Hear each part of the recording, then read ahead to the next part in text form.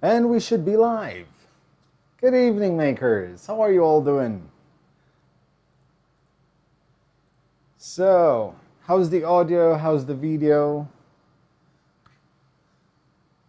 Hey, Fish Wheels, Robin, Keith, Spanner Hands, Martin. Let me just... There you go. Non-productive, Spike, how you guys doing? Hey Patrick, Don. Wow, filling up fast, I see. Excited much? Hey Karsten.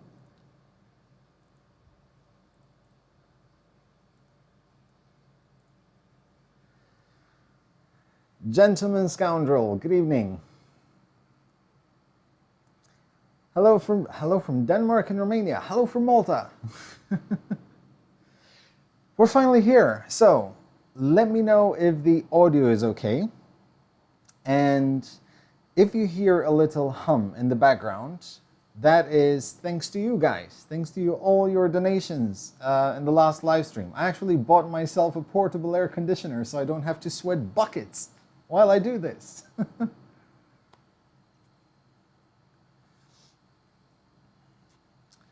Everything is ready, Don. When will I do auto leveling for the ANET A6? Hopefully soon. Hopefully soon. Hey, Gabriel. Of course I remember you. Hey, Lewis. From the Sahara Desert. Wow. Hey, Denny. Earl. Ritual. Kung Fu Kitty. Okay, so this is filling up very fast. Hey, Ben. Right, so let's start talking about this awesome thing I have in front of me. Finally, it's here, the multi-material upgrade for the Prusa I3 MK2 or MK2S, the holy grail. We've been waiting for it, and it's finally happened. It's here. I have done some work already, nothing major. I just assembled the spool holders, so I don't have to fiddle with that, and I disassembled the extruder because I figured I've already disassembled it last week during the live stream, so if anyone wants to see how you disassemble it, look at last week's live stream. Hey Gordon, the Guinness. Hey, the 3D print man. Ontario, Canada. Wow, we've gone really global today.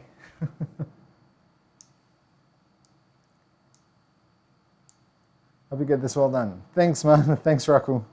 Okay, so as always, I'm going to start getting into this. If you want to follow the steps that I'm going to be doing, I left a link in the video description for the instructions, the assembly instructions. I've skipped 1A and 1B because I've already done the disassembly, so I'm going to start with Step 2, which is multiplexer assembly.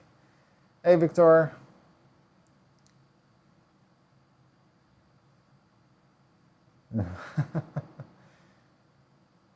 Hey, Ottavio. Bavaria. Thank you, John Falke. Austria. Okay, awesome. So, I'm going to get going. As always, I'm going to be concentrating on this now, because this is a bit, not intimidating. I've done kits before, as you know, but I seem to be the first doing this live, so it's going to be interesting. Canary Islands. The axles, they're like, actually, I can show you. So, the axes, I honestly, I think it could be carbon fiber or something similar because it's very light, slightly bendy. It could be plastic as well, but I like the feel. They feel nice.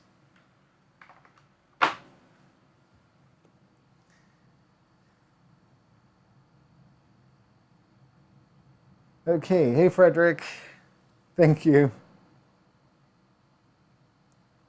Put something on backwards. Portugal, Germany. Okay, so we definitely have a lot of Europeans, which is yay. Okay, I'm gonna go. I'm gonna start.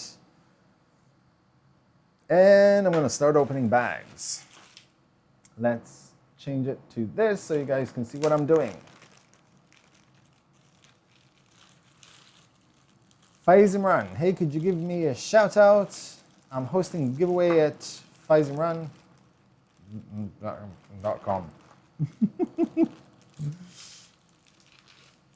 I'm slightly bendy. No, it's a very different plastic. It feels like it's not 3D printed. It's definitely not 3D printed. It's fabricated somehow. It's like injection molded kind of plastic, but it feels very different than plastic.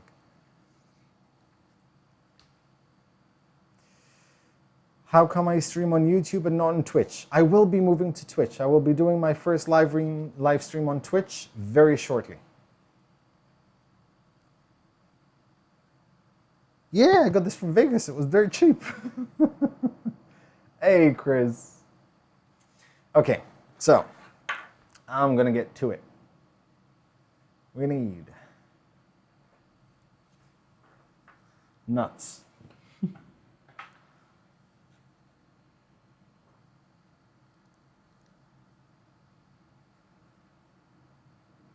We're closest. True. Insert the entry nut.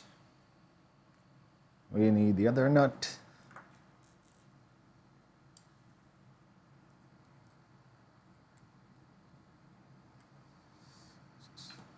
There we go. Hey, Eddie. Going great. Well, we're just starting out, so the night is young. It could go south very quickly.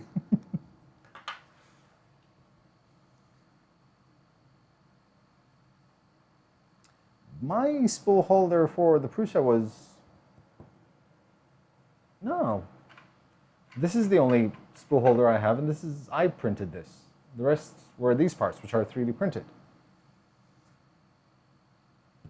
Hey, Ryan. Thanks for making it, man.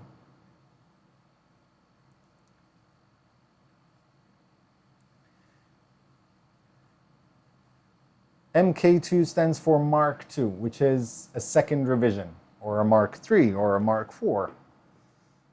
I wonder how many years it will take till we get to that point. Maybe Prusa drops in tonight, so I can ask him.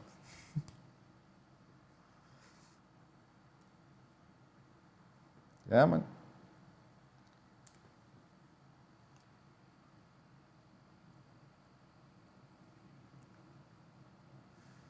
Mine, actually, I printed mine. It didn't come with it. I actually printed it myself. Probably after I complained in my video, in my review.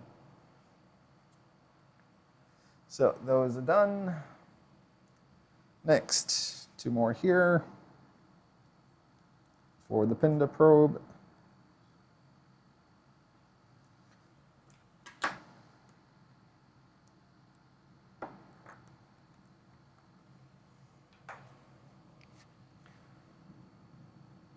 With this upgrade, the Prusa will go from direct to Bowden extruder. Any thoughts? I've seen the prints, and it's still as beautiful as ever. So I don't think it'll be like, there won't be a lot of downfall to it.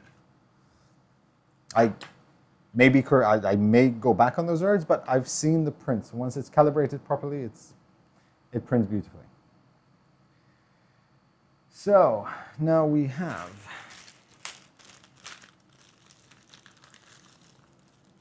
the new hot end. Well, actually, it's not the new hot end. It's a normal E3D V6 hot end. However, the difference is here, which is that PTFE tube. It's kind of done in a concave slot way. The old one was just normally cut, just so the filament can slide in much easier. And they said they did a very different heat break for it, specifically for the multi-material upgrade. Would it still do flexible filaments? I don't see why not. Possibly, Victor, not Ninja Flex because it's way too flexible, but if you print slow enough, there is no reason why it shouldn't. Yep, all these parts are printed, all of them. Is it possible to reduce top camera vibrance or saturation? That color is not good for video. It's, let me see what I can do.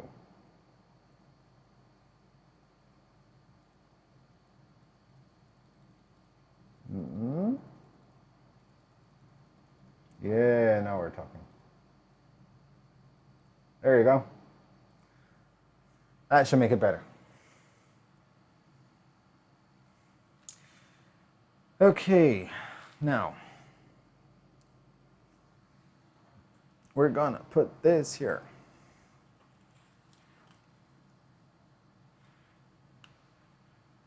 My sock.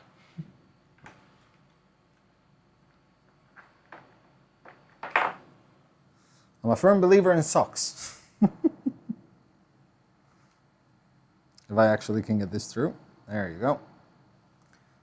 There. The heat block is unchanged. Apparently it's just the throat and the PFE tube. At least that's what I got from the updates. Hey, Turnkarn.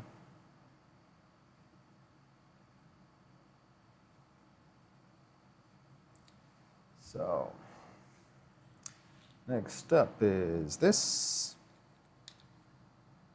We throw this there already? Yes, we did.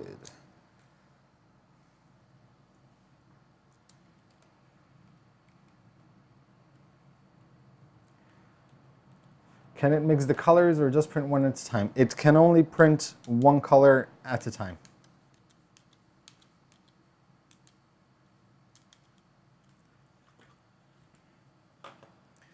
Mixing two colors together has to be like a dual feed into one nozzle.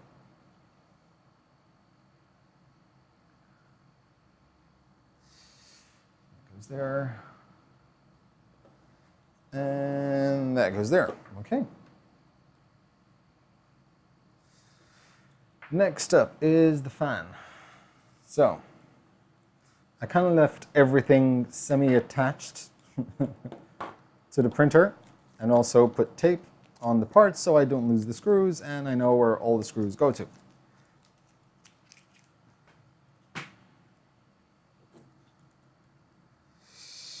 Okay.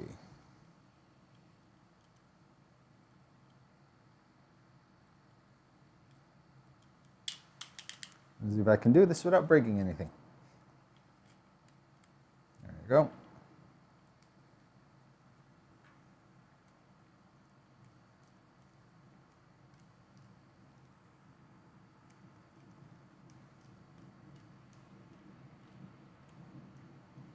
Hey, Charlie. Hey, Michael. Guten Abend. Yeah, Cosmin, it's force of habit. When you start losing enough screws, you have to adapt. Ladies and gents, Michael is, well, one of the others of Kodama. So if you have any questions on the Obsidian that's coming up, now is the time to ask.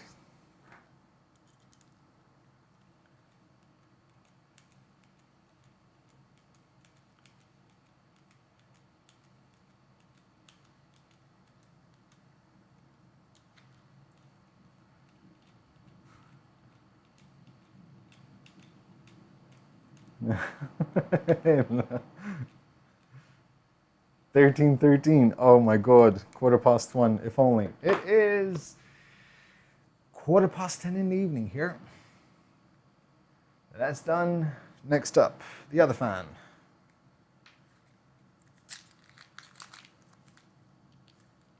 Oh, look.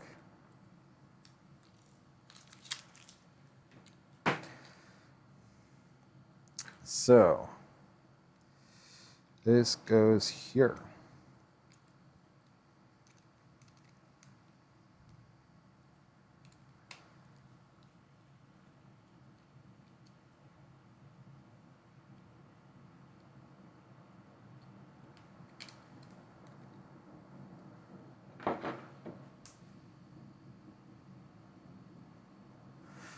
It's true, the retarded cuber, that is correct. In order to print with PLA and a flexible material, you have to find a flexible material that prints at the same temperatures as PLA. How many Maltese here? Me. Okay, so that goes on that side, that goes there, and that goes there. Next up, Pinda probe.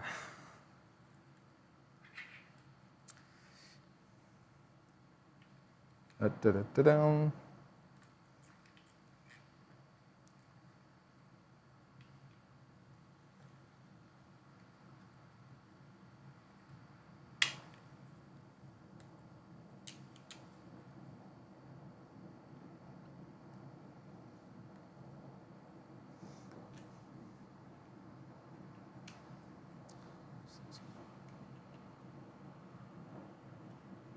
Good evening, Roy. Prusa or Creality CR10? Yeah, I can't really compare it. Prusa, in that case, it would be the hands down always Prusa. But I'd say get both. And then get an Obsidian.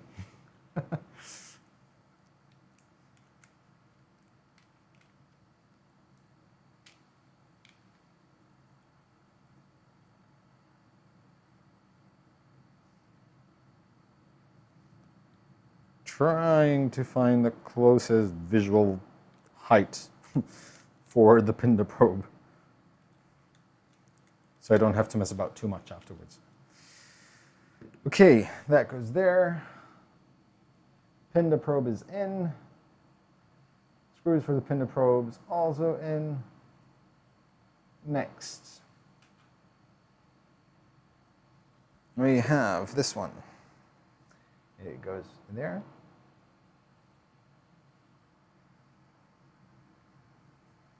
Holy crap. Okay. Jim showed about 3 dependent stairs from Europe. Hey, Otterman.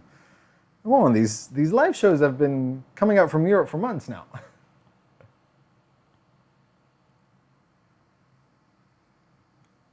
Okay. Let's see how I'm going to insert that.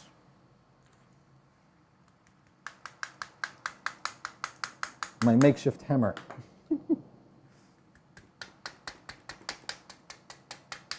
Yep, it's working.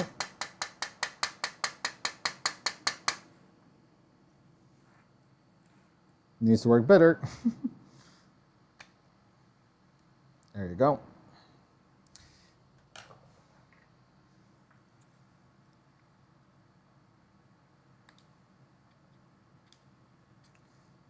Okay, a bit more. There you go.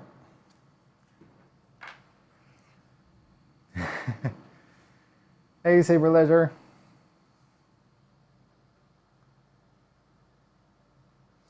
Hey, Thomas. Hey, Mark. We have a Mark Murcia. This is so. I'm actually really happy to see so many Maltese coming onto the live streams. It is really awesome.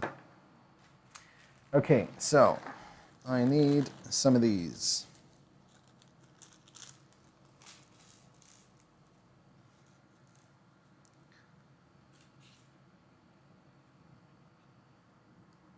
Three, Victor. Don't forget me.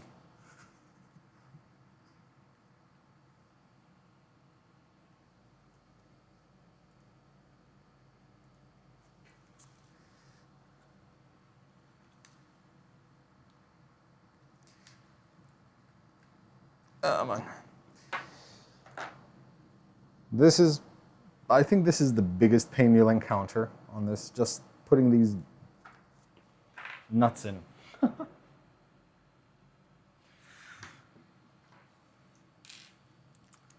Hola, Raul. Raul.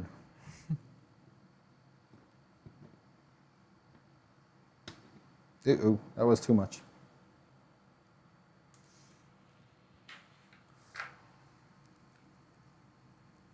There you go. That's done as well. Hey, Z movies. Hey, Lionel from France.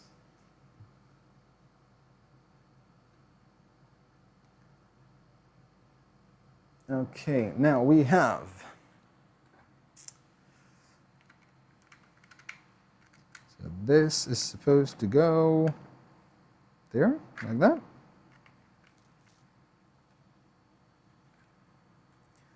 That's it? Okay. Okay. Have you 3D printed a Maltese Falcon yet? Icicle Japan, I haven't. The reason being that it's, even though it's called Maltese Falcon, it's not really Maltese. Same with the Maltese Terrier. Hey, Chaos. Wow, South Africa as well. We've covered pretty much all continents. Anyone from Australia or Asia? So that goes there, and we need this one.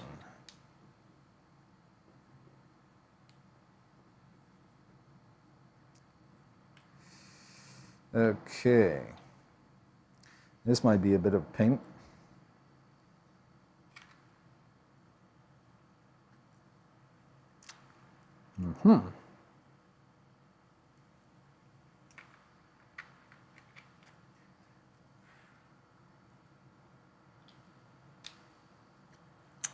Let me see. H2PLA and flexibles at the same time. It will be very difficult to do that.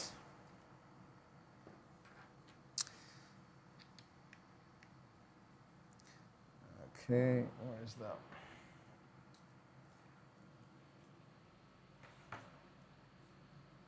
Where did I put it? There you go. Post.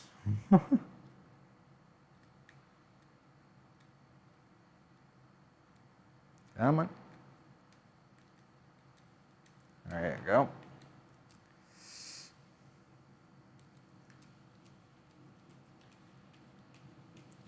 What are people's opinions between the CR10 and FT5? I can tell you a lot about the CR10, but unfortunately I have no experience yet with the FT5. I might actually buy an FT5 because I've had many people ask for it on the channel. So I might actually buy one. So I can maybe do a series live builds of it.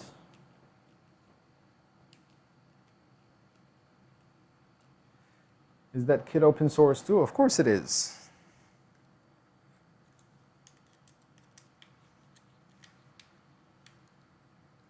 There you go, we're there.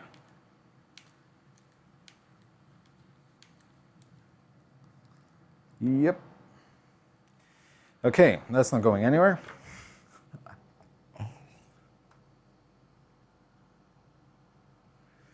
So now we have steel tubes. We have 4 steel tubes over here, which are going to go, whoa, just like that. Push the steel tubes in all the way. Okay. Okay.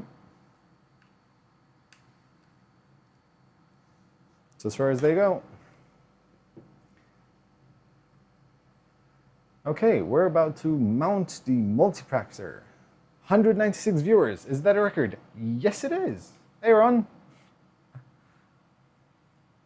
It definitely is 199 now. So 200. So yes, definitely, definitely a record. So thank you guys very much.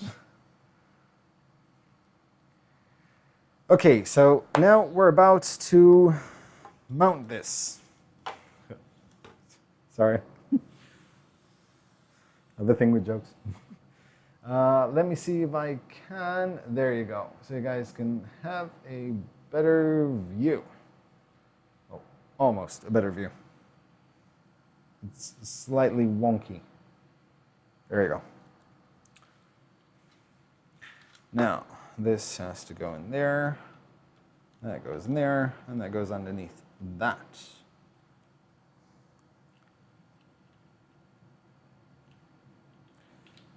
Okay, so this has to change because that's too long. That's too long. So most of the screws I had before are now way too long.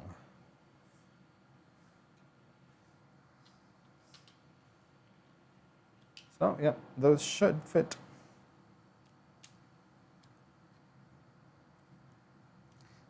That's one.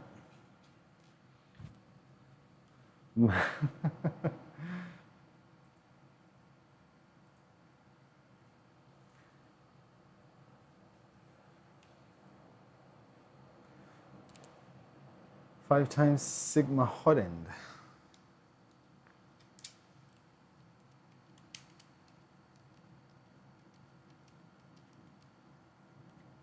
It's a bit too small. There you go.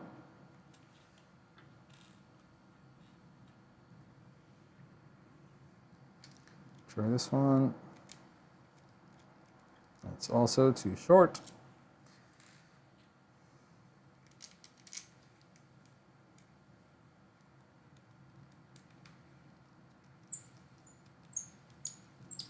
That's way too short. Well done.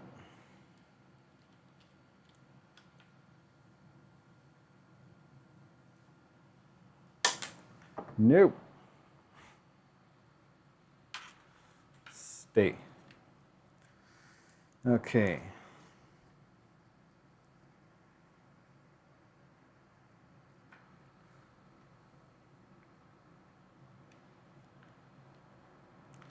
I know what I forgot to do here. There you go.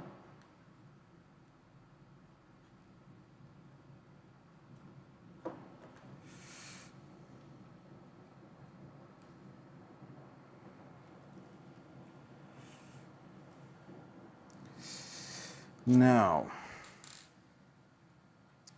these are a bit too long. Way too long.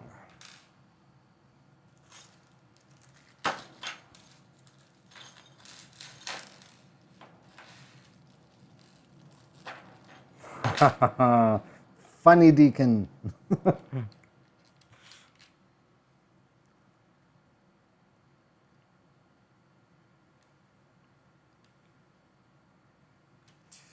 Okay, so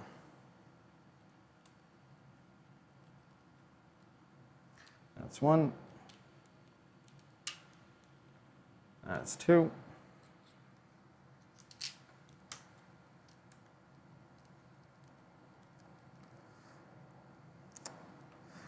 This seems a bit too short.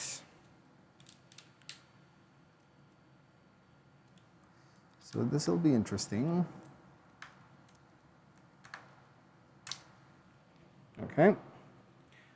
Seems good enough. So we'll keep it at that for now. Hold on, because I'm still sweating. Okay. Now that's there, that's there. Ah, see, there you go. M3 by 30. There aren't any M3s by 30.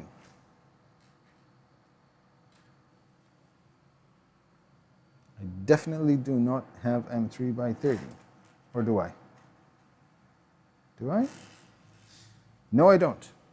Also, by the way, there is a chance that you won't hear anything anymore, just in case the batteries go out. I'm sure you'll let me know, but the reason why I'm using this microphone instead of my Snowball is because the Snowball will pick up more sound from the AC. This is more directed towards me. Okay, so this will go here.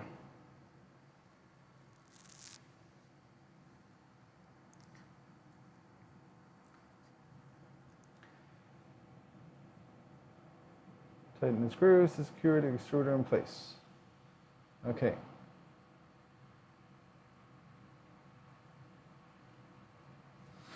Cable ties.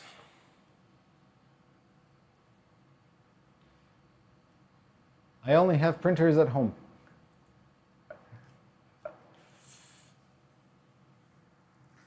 Okay, so this goes there. And back up there.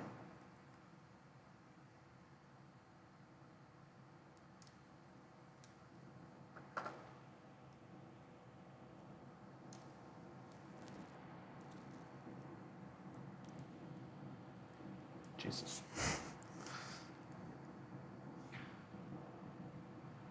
All right, okay, Joe. Let's do it this way. 1, 2.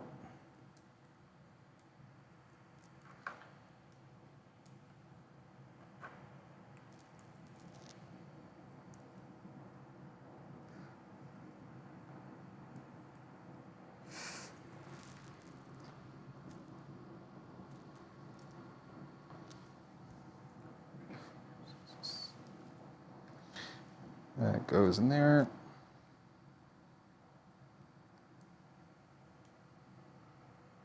Hey, cat. Long time no talk. Hope you're doing fine.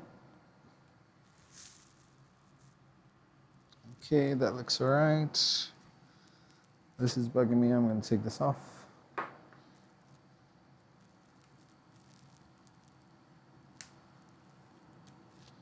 There you go. That's more like it.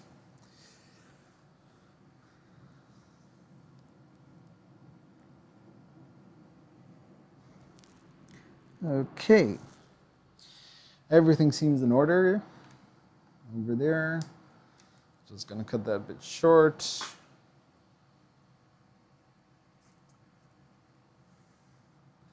And I'm going to have to do it again.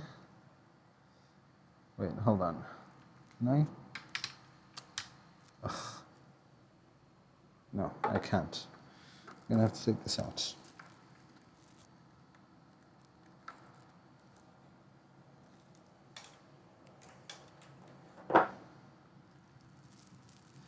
So, I'm going to have to cut the zip tie again. Because I forgot to pass all the other ways from it.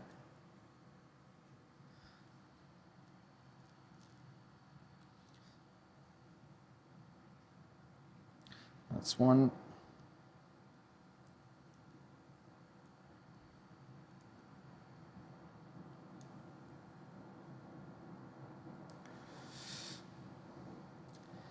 And that's 2.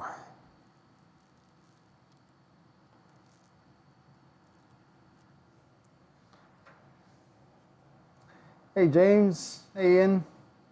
Good evening. Ban Hammer came. Who did we ban? Jigsaw.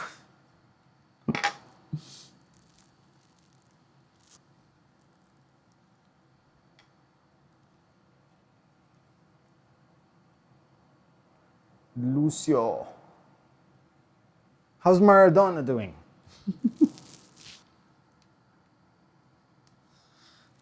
Okay, that is there. So now all I have to do is put, well, something up there. Cable ties, okay, that thing, and all right. Okay, so next up is this thing. It goes in here. And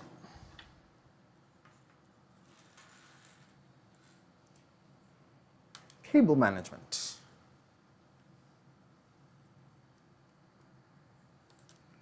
We're kind of getting there. Hopefully, famous last words, my hashtag now, shouldn't take too long and will be done soon enough. What printer do I recommend for a beginner? Do you want something assembled, a kit? Does it make any difference to you if you need a hotbed? Do you want to print in any particular material?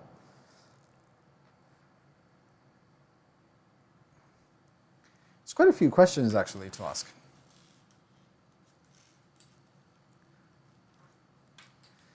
If you're okay with building a kit, depending on the size, the build volume that you want. This is a very good example of a very good beginner's 3D printer. It's relatively easy to assemble. It takes a while, but you get to learn a lot about how a 3D printer works with a kit.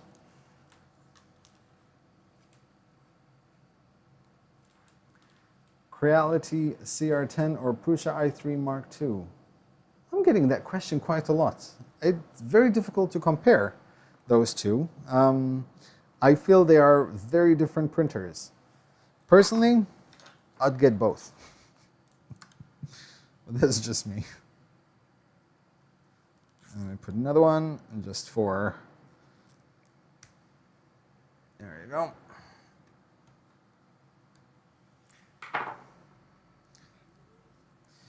Okay.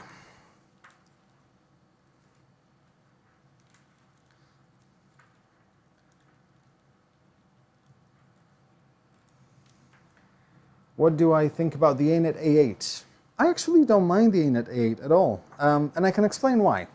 A very good reason why I don't mind the ANET A8, and that is because it's a very good tinkerer's printer. You can do pretty much anything you want to that printer, and if it breaks down, it's like 150 euros. Hey, Joey.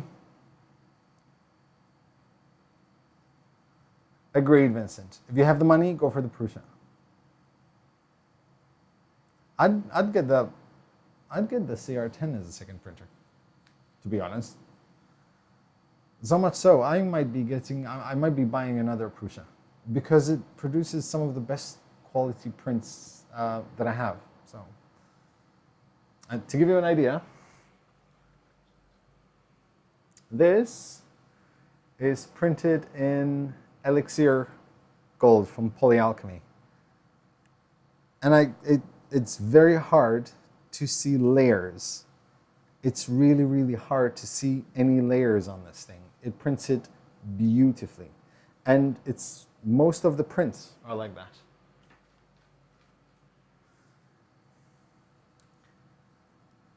Hello from Portugal. How is the CR10? CR10 is actually a very good printer. Very, very good printer.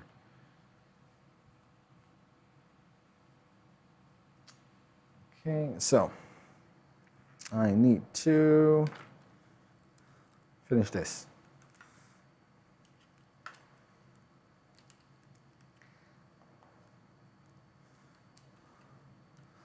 Hope nothing else needs to go from there. Okay.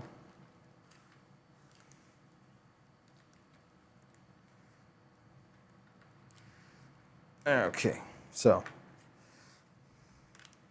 these go in here. That goes in there.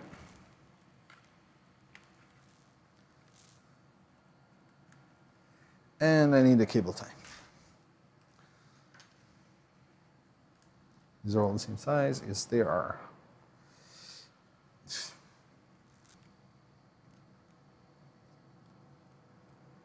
My take, Mark2 for quality of prints as well as device, CR10 for print volume, needs of use and build, 2 sections and few plugs. Can get much easier. Completely agree. Her arms and under her thighs. Is that under her thighs? Under her arms? Nothing whatsoever at all. Under her thighs? Nothing. A certain orifice? That's a different story. That had a bit of overhangs. Sorry.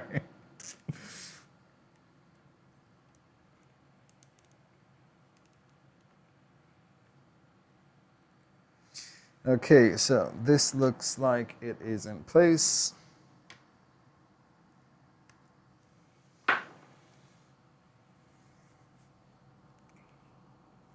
Okay, now, leave the cables unplugged for now. We will connect them later. Okay, so we are in too much information. Step 3, extruders. So I'm going to move this slightly out of the way for now. And we're going to start assembling the extruders. Actually, that, you know what, I'm going to put this on before I forget.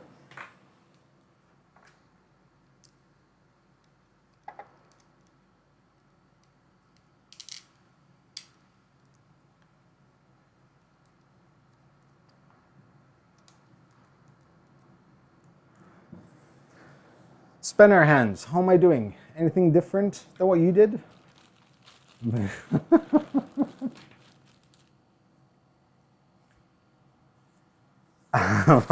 Yeah, he hinted that production times were drastically down. I mean, strictly speaking, they have a massive printing farm now, so I wouldn't be surprised if their production amps up very quickly.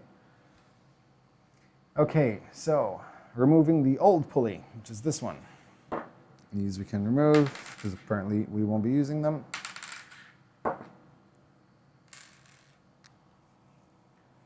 PLA or ABS to get started? PLA, definitely PLA. Okay, we need to take this off.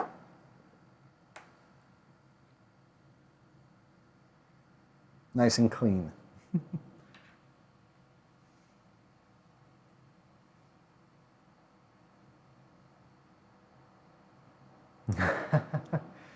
Time-lapsing this, very difficult, but I can download it and then sort of cut it. Okay, now we need extruder parts. So let me just clear up some things here. Let's go there. That goes there.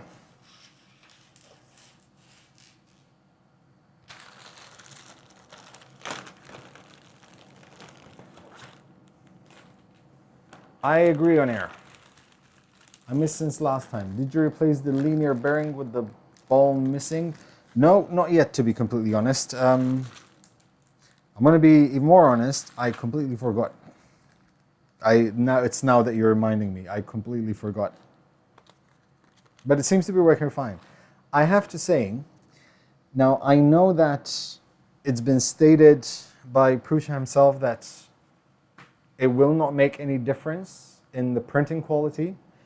I found it to print better. Now, it's not necessarily because of the Mark IIS upgrade. It's possibly because I took apart a lot of things, reassembled it. I feel I reassembled it much better than I did the first time because now I have a bit more knowledge on the printer, and possibly that is why it's printing much better. Do you know if the ANET A8 comes with a heated bed? Yes, it does. Hey, Heather, our 3D Pink Mafia Queen.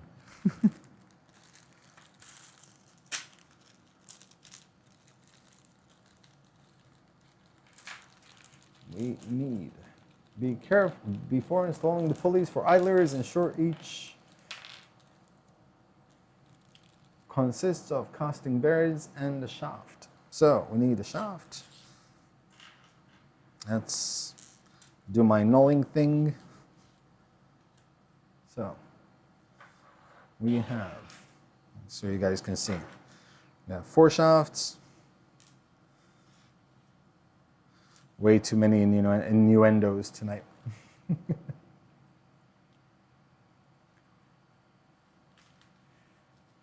Does MMU not waste lots of filament? Could you test how much it wastes? I will, Michael. I've seen it. The purge block is actually very decently sized. I will do a full video episode on purge blocks because I have the palette. Now I will have this, and I will explain exactly the concept and why it is as big as it is.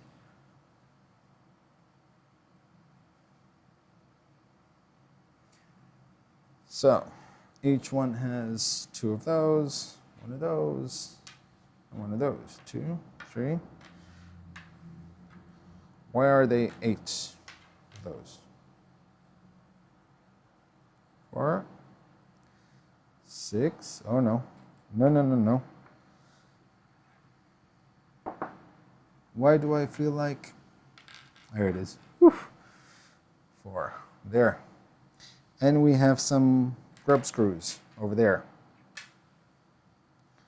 Those have it. Those have it.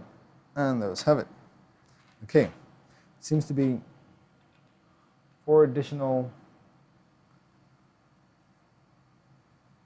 casing bearing. No.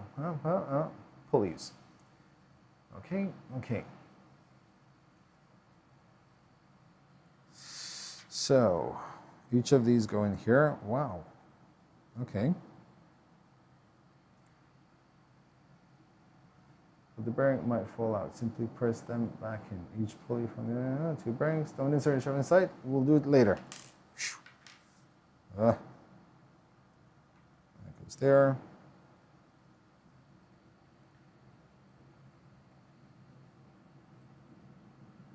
Does have a filling. I'm Maltese, okay? Any Maltese here will understand. We have very dirty language.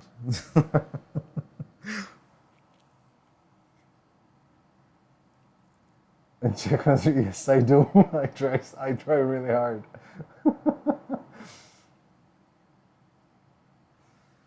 Okay, so these, depending on the amount of extruders you have, to assemble either 2 or 4 idlers. So this goes there. So these have a mark on the back. I'd love for you guys to see this. So usually when Prusa prints parts, it's a really, really flat surface. You can actually feel it. All the parts that I have everywhere, they have a really flat, shiny surface against what sits on the PEI sheet. And actually, I have it here. I don't know if you guys, you can actually see the shine. Now, if you look at the other one, it's not exactly shiny. It feels like it has a texture, a very particular texture. And it got me thinking whether or not Prusa are experimenting with a new sheet for the bed. I don't know, but this is not printed on a PEI sheet. I am 100% sure this is not printed on a PEI sheet unless there's a PEI sheet that has sort of a pattern to it. It's like a gravel type pattern. It's not smooth. Okay, so those stay there. Let's go like this, and let's go like this. Then we have another 2, first one, second one, those 2, and those 2. Hold on. There, so you guys can see.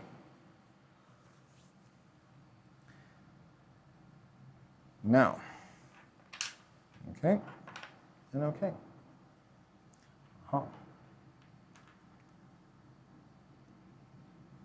Like that and like that. That's what I'm thinking. Falling from his belief in using Build-Tech. I'm actually, honestly speaking, once I installed the new PEI sheet on the Prusa, I'm loving it. I think my old PEI sheet was just a bit weird. Exactly, spanner hands. That's exactly what I want to say. It literally looks like sandpaper. That's exactly what it looks like, sandpaper.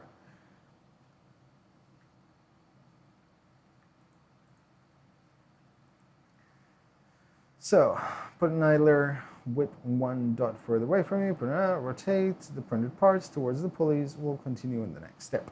Okay, so this one goes in here. So these go in here. Let's go in there. Let's go in there.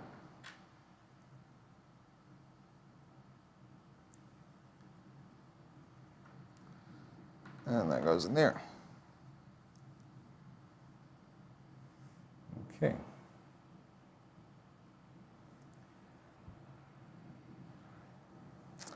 Then we're going to insert this. Ooh, okay. How?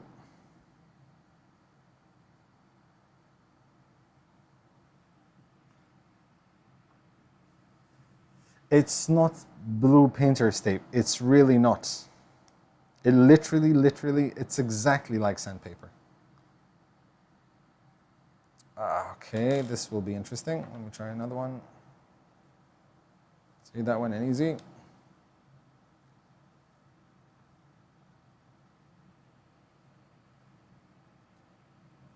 Sanded PI. It's not even sanded PI. It's literally you grab a piece of sandpaper. It's got the sort of the feel of a sandpaper. Oh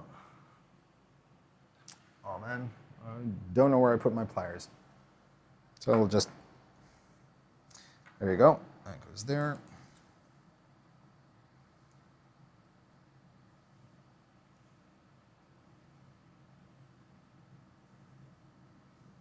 Belt bed system.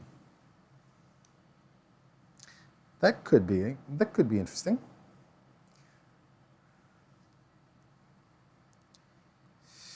Okay.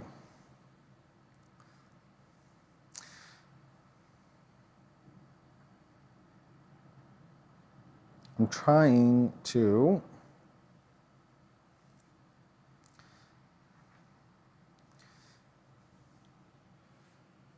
I need a pair of pliers.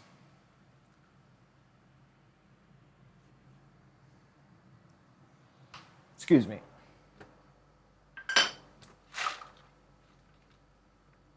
No idea where I put my pliers. There you go. Managed.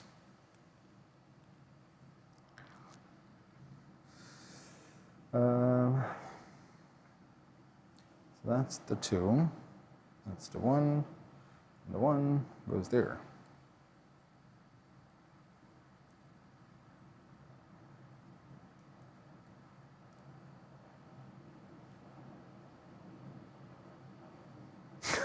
Industrial.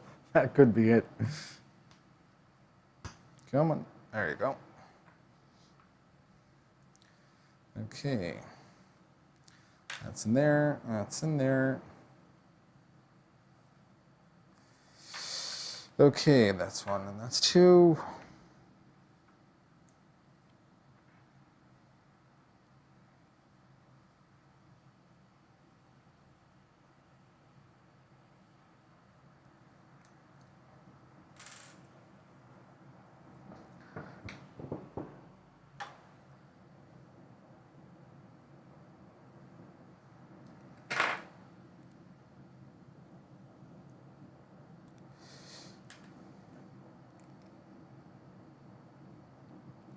That's the way to do it.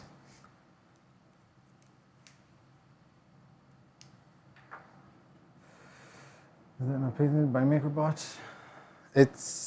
I don't think it was patented. That's 1, that's 2, because it's available on Thingiverse. No, I did it wrong. No.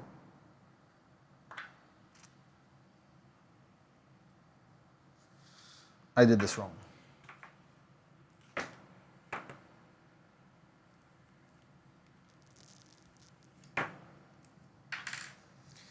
I stuck the pulley in the wrong way around. So getting it out is going to be interesting. Not that difficult.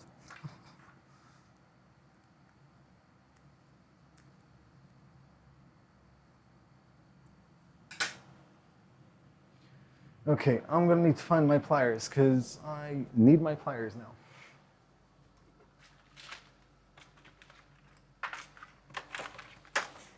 Ask and you shall receive.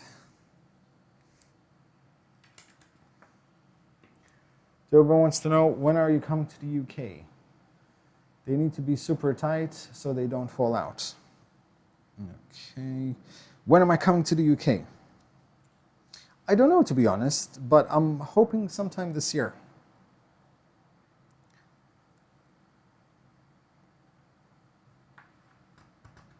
Okay.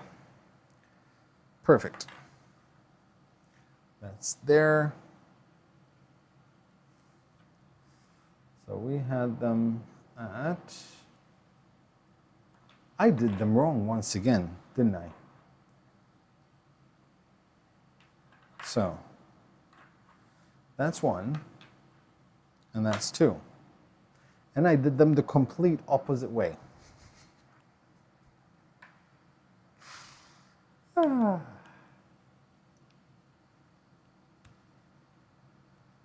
Hey, thanks, just me.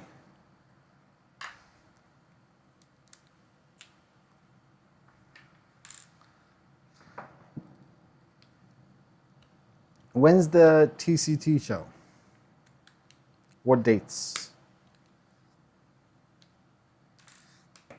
So let's try this once again. This was there, and this was there. This is like a really important part.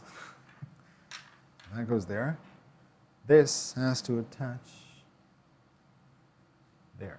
So this has to go there like that.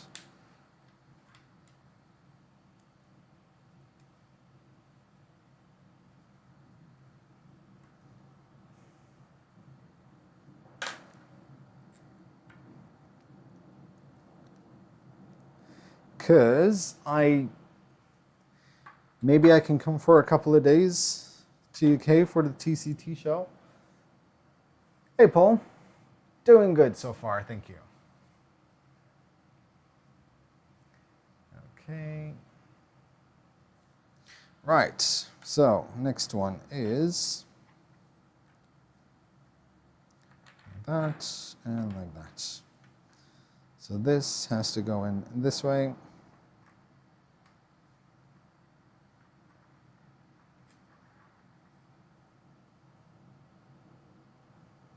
Oh man, everyone's going to TCT. September.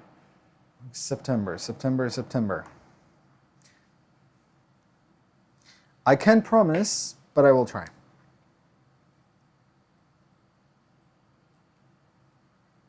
Oh, crashing at Ben's house.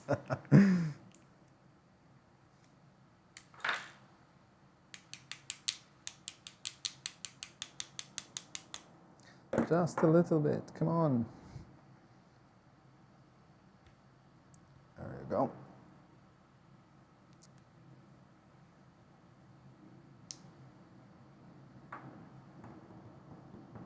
Come on.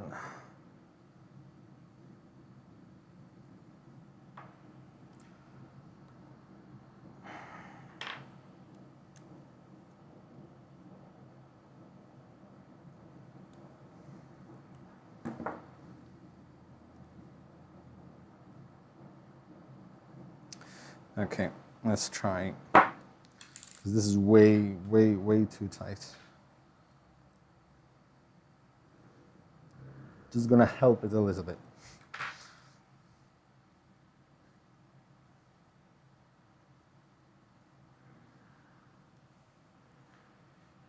My table. Oh. Denting my table is fine.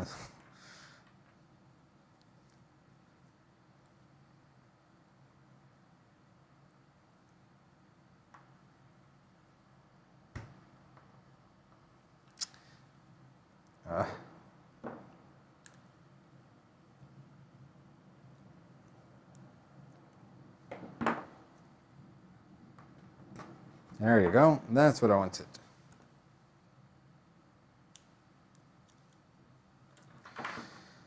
That's one. And the last one.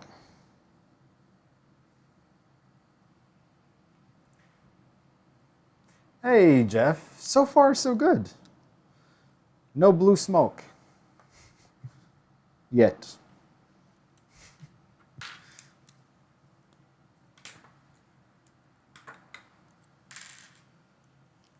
Said they need to be really tight, so don't... Yep, I know. But the thing is, they have to be tight, okay? But I also have to be able to get them in. Which is why I'm just slightly helping them. There you go. There. That's done. Now we have, let me get rid of this, I don't know why it's in the way. These two. Who said bacon? Bacon. Or bacon.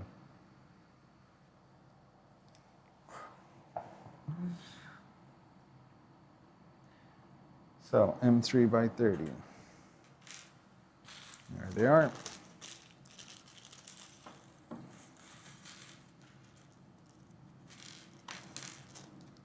I'm guessing they're these.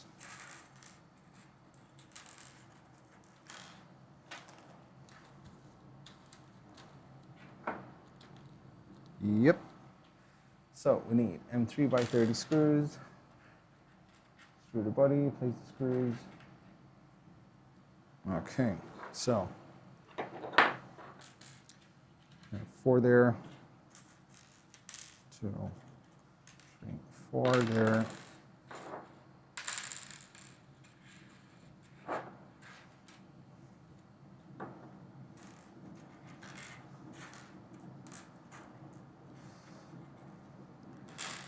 Four on one side, 2, 3, and 4 on the other. Check the filament path is good on the extruder body before you fully assemble it. Okay. As in this one, right? Like as in that it goes all the way through. I can actually check that out in a very easy way.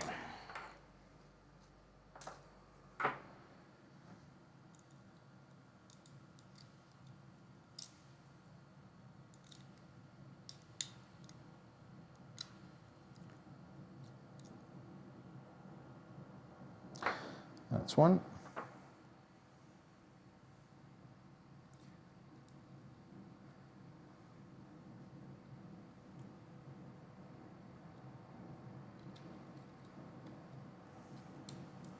Two, 3. Okay.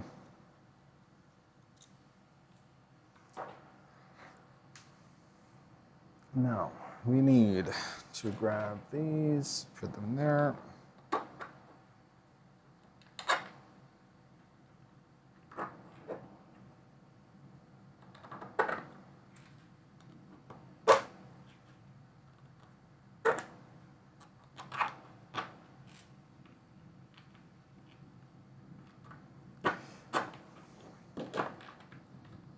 Okay.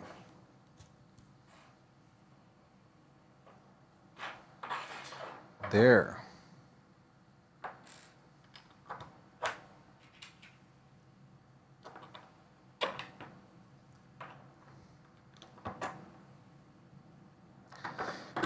$500,000 for the best 3D printer. I don't think there's any more need to spend that much for a very good 3D printer. Hey, Skylab, doing good so far. I think.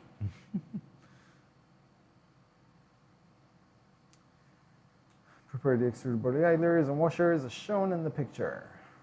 So, buddy,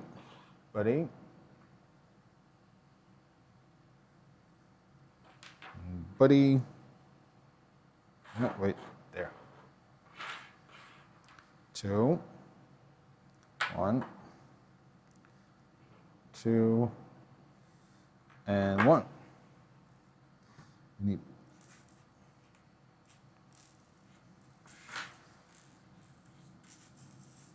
washers.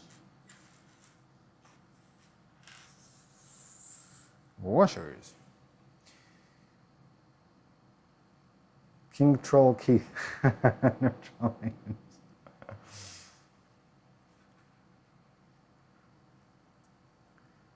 But did we say if this could be done on the ANET A8?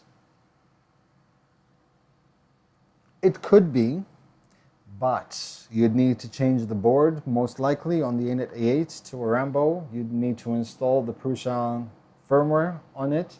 You also need to change the full hot end assembly to be exactly like the one on the Prusa. So,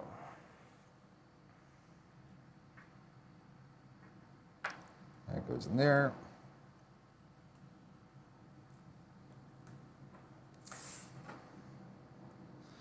Or they're much easier to do it like this. Now,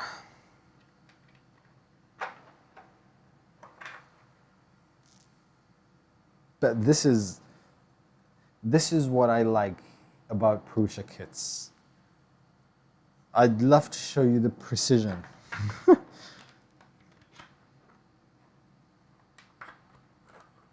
Okay. All you would need is a multiplexer and the latest Marlin firmware.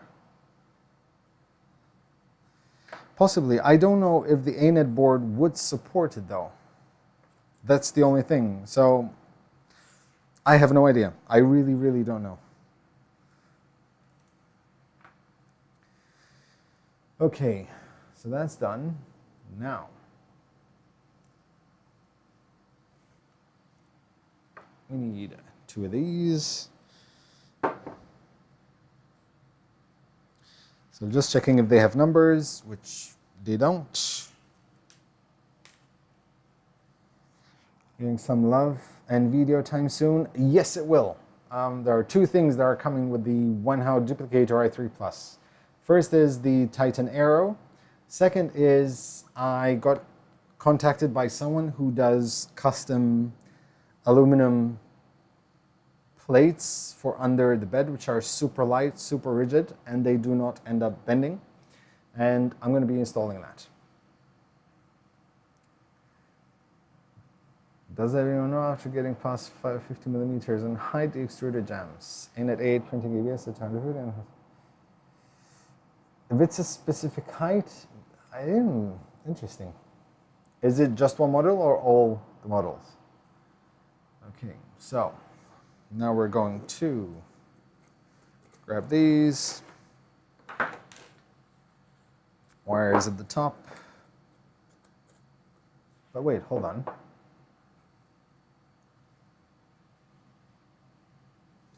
Okay, so I'm guessing you put the, wait, what? Okay. The reason why I look so confused right now is because I haven't put any, like, these things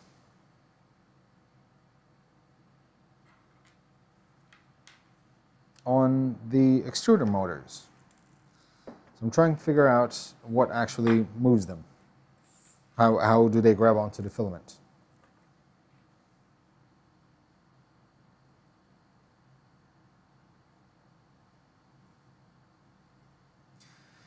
So,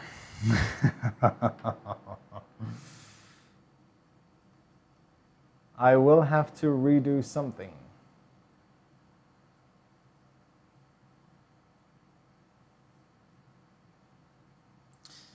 Okay. All right, so I can see the first without screws, with screws. Okay, so I need to redo something on this. Now, there are spanner hands. I'm going to blame you for this. You should have told me. So, these actually have grub screws in the pulleys here. And I have 4 without grub screws. I was supposed to use those. Which is probably why they were so tight. Okay, let me do this quickly. Oh, it wouldn't be a proper stream if I don't do it. Thank you, Cosman. Thank you very much. So let's try it. Let's try it one by one so I don't have to stay messing around too much.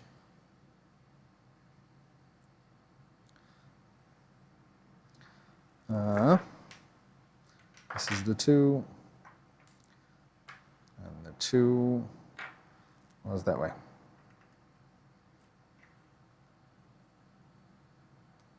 It does look like a Bondtech set. It's like a dual gear kind of thing. That's more like it. That makes more sense to me now. Because like, why is it so hard to turn? The funny thing is that I actually managed to pick out at random. The reason why I didn't notice is because I managed to pick out at random the four shafts, the four thingamabobs with the grub screws. So I figured they're all the same.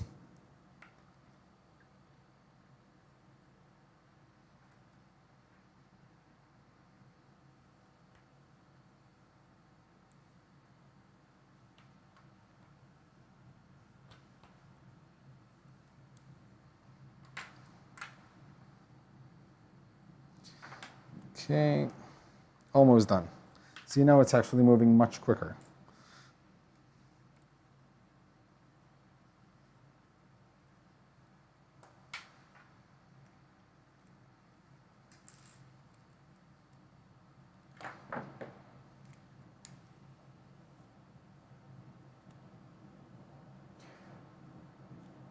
Guys, banhammer. And if it only takes 17, you have a problem, my friend.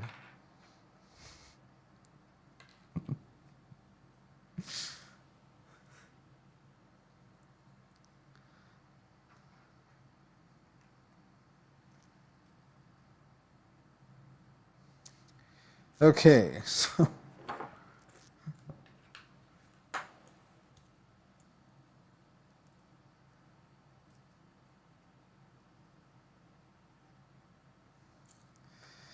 that goes there. Did I just, okay.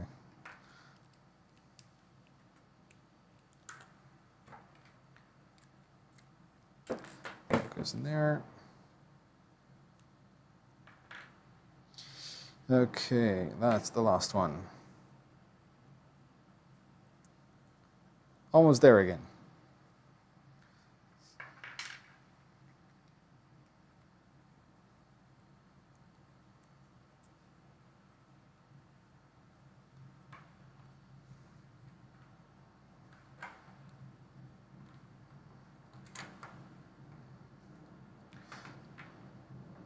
Okay.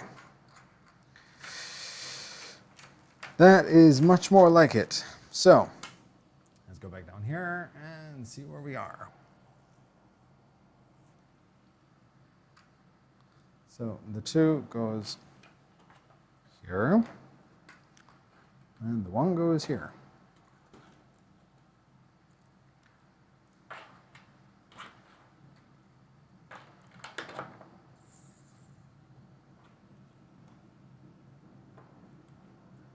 Big boys Lego. Yes, Igor.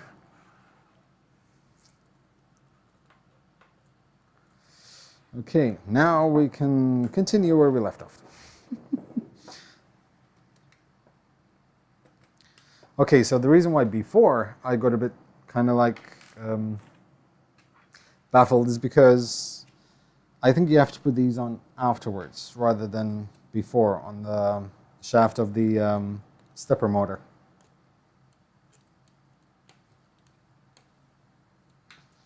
There's the other one. No.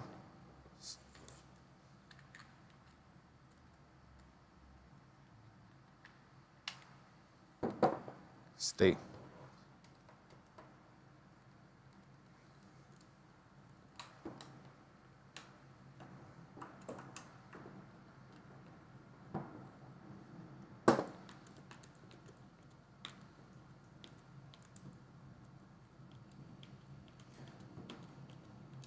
A beard? Why would I need a beard? Joe should drink more. Yes, he should.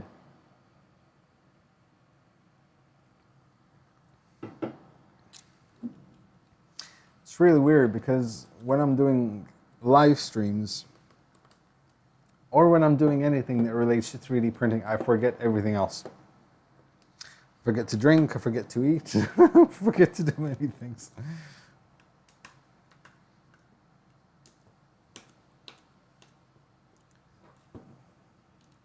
Use some filament to align them perfectly. Understood.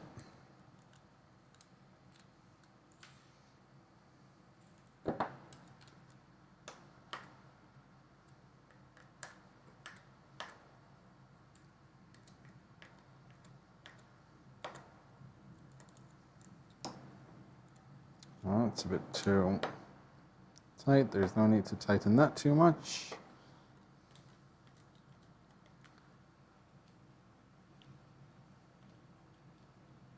Come visit the family to try and make it to Malta to vacation. When it comes time, I'm going to hit you up on what to see. Absolutely, Eddie. By all means, do.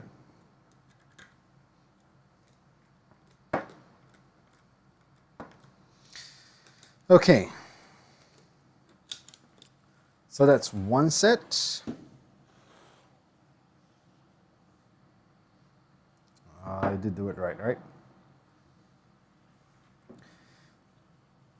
Although I'm just checking that I did it right. Yes, I did.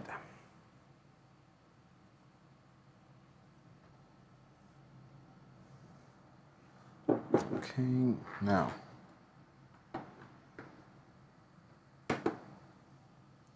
That one goes there. Coming in late, but I haven't missed too much. Hey, Robert. Nothing major. We're just almost done. No, just kidding. I still have a bit to go.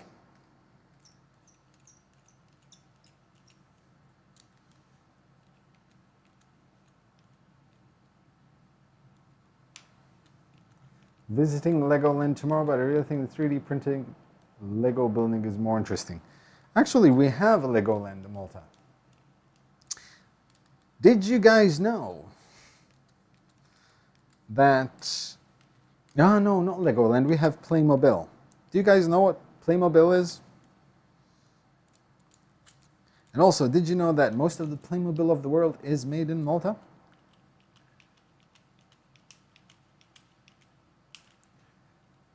Are the gears facing the right direction? Yes. I checked and double checked, and now I'm triple checking, and it's fine.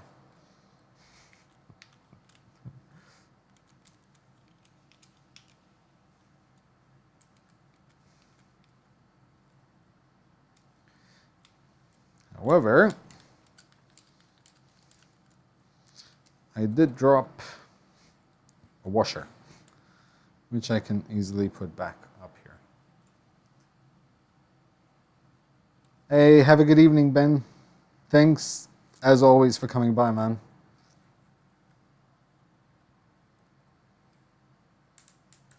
Come back here.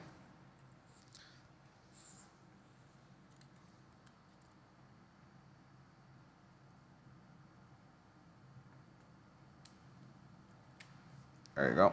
Stay.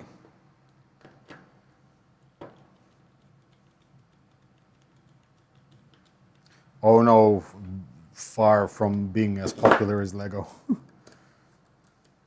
It's funny because with Playmobil in Malta, a lot of those families who do not go out to work, or they couldn't find work, as a part-time, Playmobil use would give them, I don't know if they do anymore, like literally big bags of Playmobil characters, like thousands of them, and they would just have to assemble them, like put the hair on the head, you know, or the arms into the body.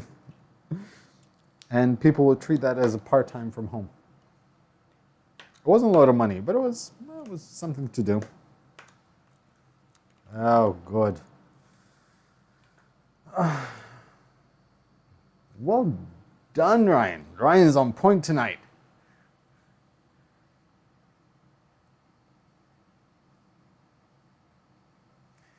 Okay, so before assembling the pulleys, ensure you have rotated properly the motor shaft. Take the pliers and rotate the shaft in a way that its flat part faces the idler C direction. Okay.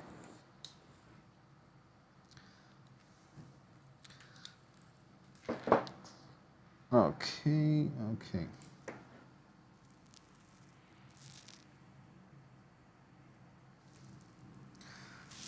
flat part is facing the idler on that, and also on that. 241 watchers. Dear God.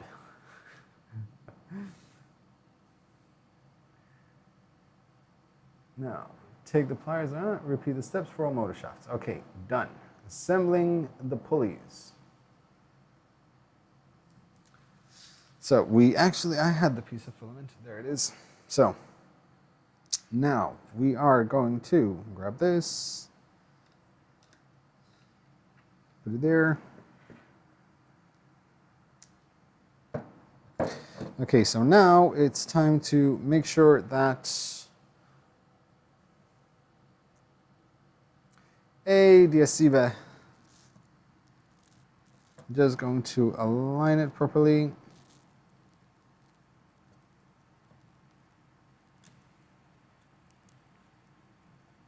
There you go.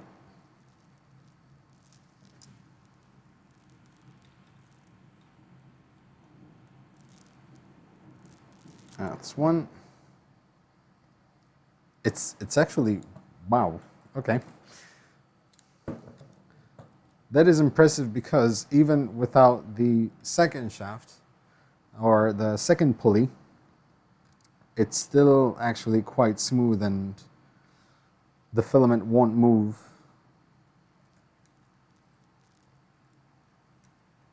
There. That goes there.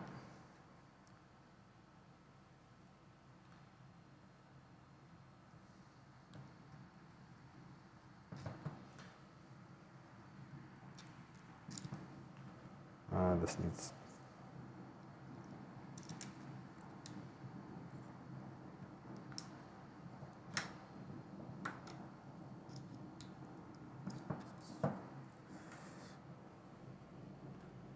I know what I need.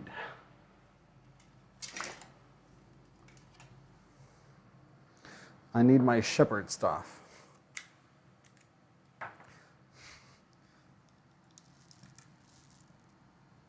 There you go.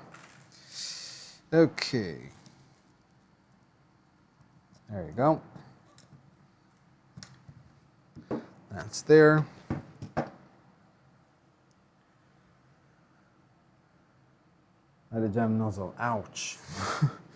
Yeah, unfortunately, jammed nozzles are, it's inevitable. It will happen. At one point or another, it will happen.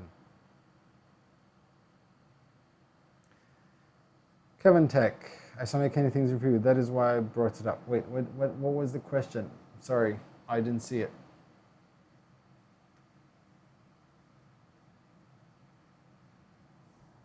Would you recommend the Obsidian printer?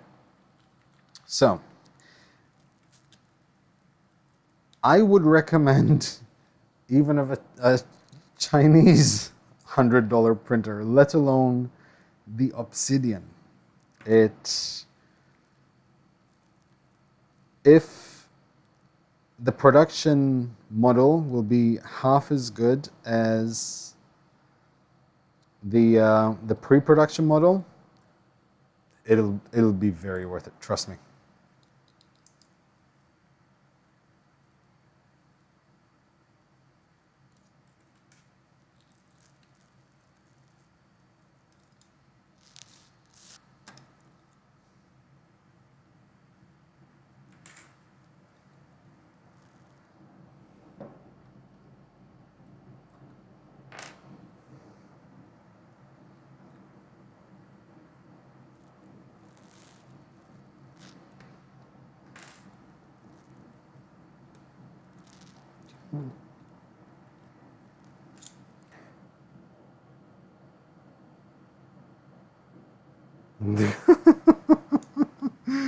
It's actually a very good point. Happy Extruder. The quickest way to unjam your nozzle is to switch on your other 3D printer. While I'm funny, I'm laughing because it's funny. It's also funny because it's actually true. And I'm gonna admit, it's not the first time. I didn't use a 3D printer for a while, simply because it was jammed, and I just couldn't be bothered. So I ended up using another 3D printer instead.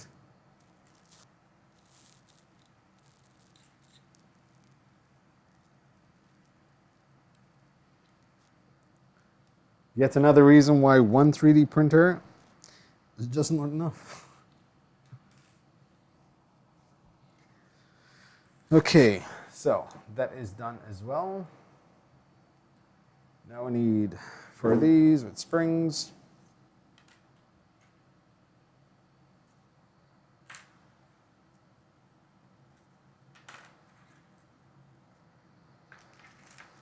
Oh, they're all here.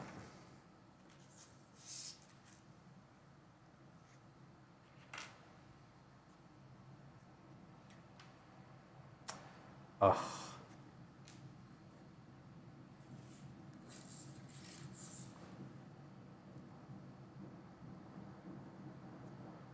That's one.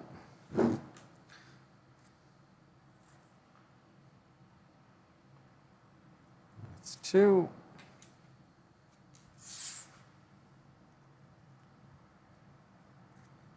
Three.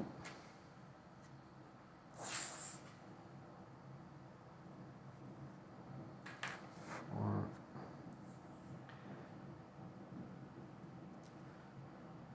The cool pull. The cold pull. Yes. Some printers, like for example the BCN 3D Sigma, actually has a feature on it to help you clean nozzles through a step-by-step process of a cold pull via a nylon filament. Because they do send you a piece of nylon filament, and then you put it through the printer, and yeah, it tells you when to pull it out.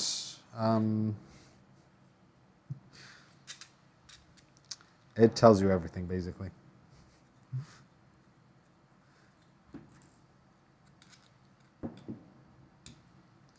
Okay.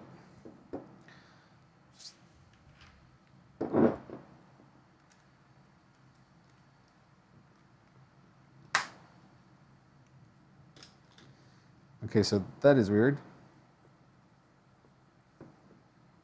Ah, okay, I need those. That makes sense.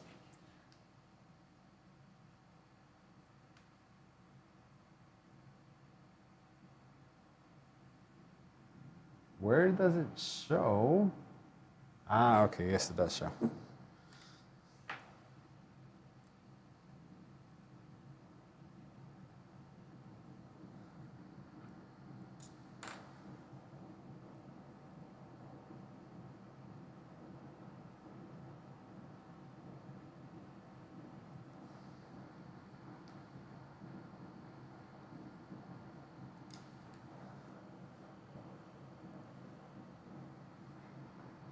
Also, by the way, because I don't know if any of you have checked the video description, and something I've mentioned a couple of times, sort of hinted at.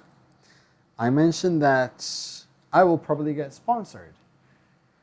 That sponsorship has happened, and I am now officially sponsored by Filamentive. So that is absolutely awesome. Now, Filamentive do recycled PLA, they do recycled PETG, recycled ABS, and it's a UK-based company.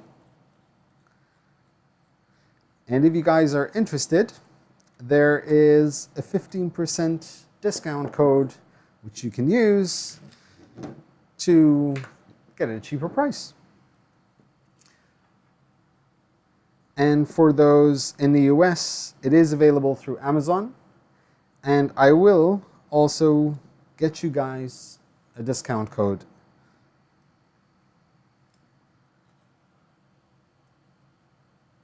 Thank you very much. So yeah, which is why tonight, as a first print, we will be using Filamentive RPLA. I have 4 spools set up. I've been testing out their filaments thoroughly. As you can see behind me, a lot of sort of torture towers.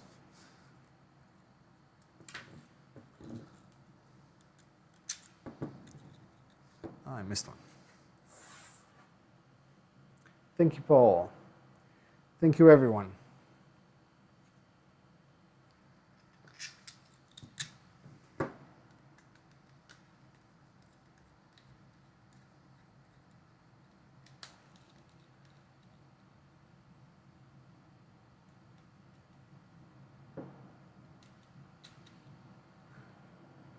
Also, I want to point out that using the code, I will not get any money out of that. That's not what it's there for. It's there for you guys to get a discount code. And there's a period to look for code in description. And also, they will assist me even more so when I'm doing giveaways.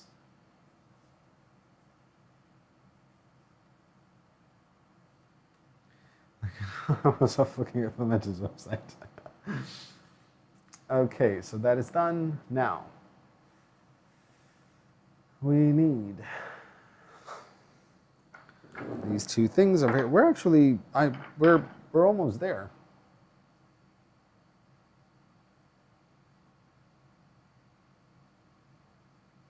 I think. So we might need these two, and we might need these two. And I'm going to grab these and put them over here.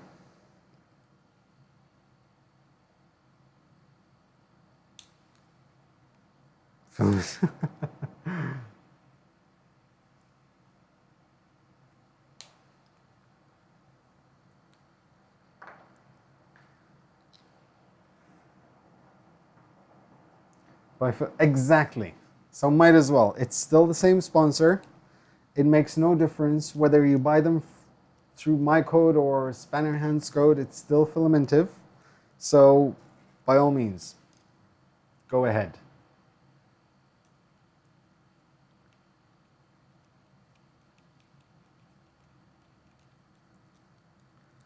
At the end of the day, as a sponsor, they need to get promoted as such. So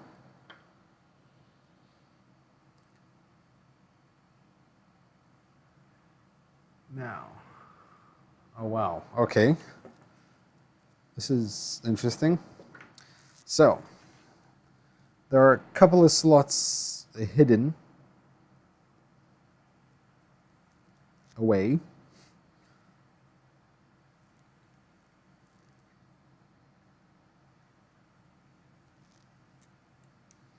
It's funny, a little bit of detail. The square nuts, they're not the cheap Chinese one. They are tapered so that the screw can find its way inside the thread much more easy. And it's little details like that that I really like. So that has to go in there, I am guessing.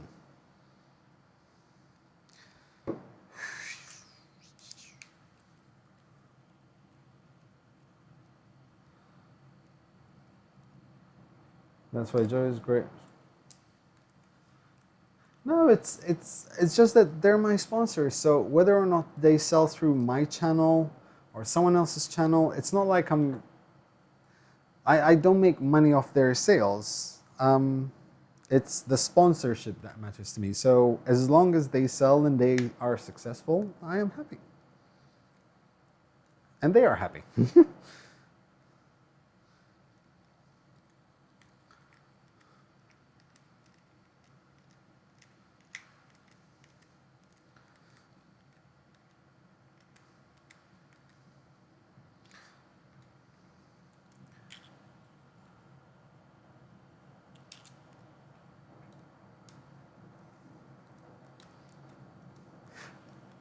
Something interesting though, because I've been printing sort of like tower tests with every single one of their filaments. I received about 11 spools of Filamentive, PLA, PETG, ABS, pretty much everything just to test them out.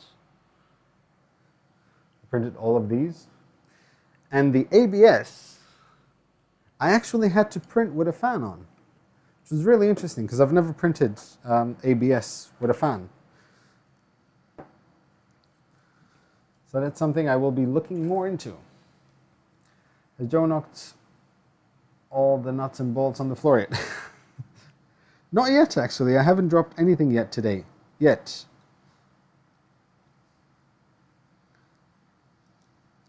I'm actually taking good care.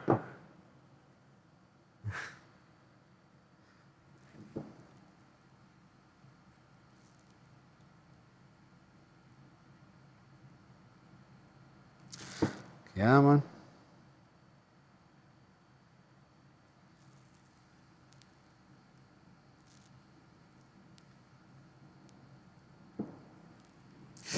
Okay.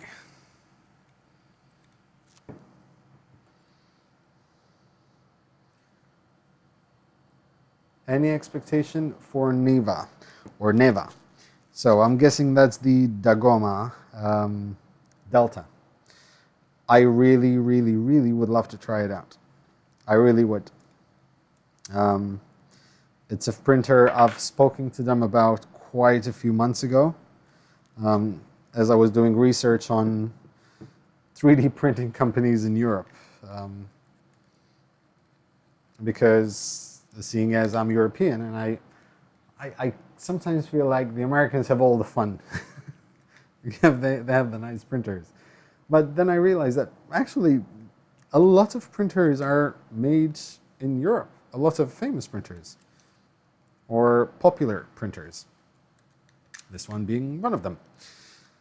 But along with Ultimaker, BCN 3D, and TOE between us. That would actually be a very good idea.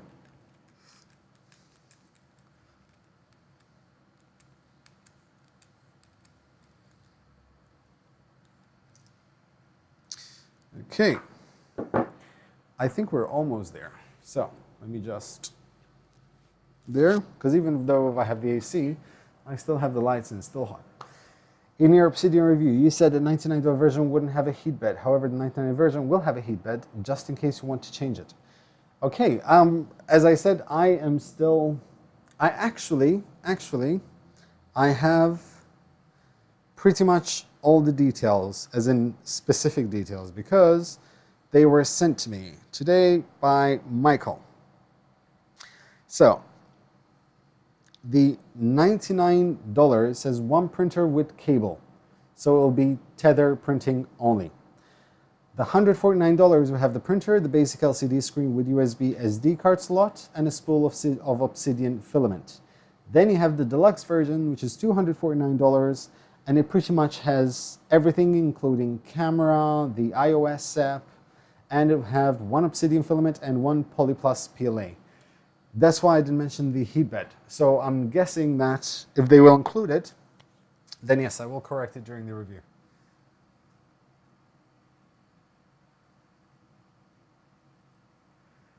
Now, tubes, PTFE tubes.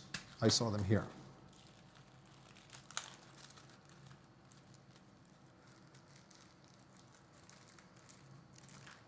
There you go. So,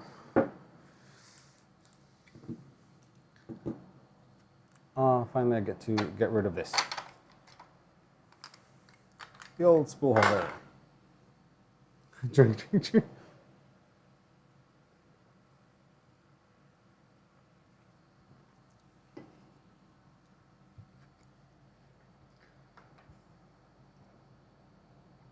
I'm a pixel. What happened? What? No, I'm not dropping frames. Everything's fine. Health is good on the stream. Okay, so we need PTFE tubes inserted and right to the extruder shown in the picture. Okay, and then the fittings. So that goes in there.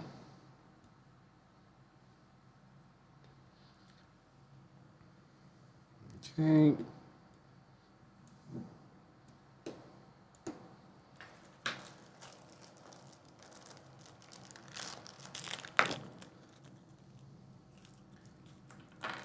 We are almost done.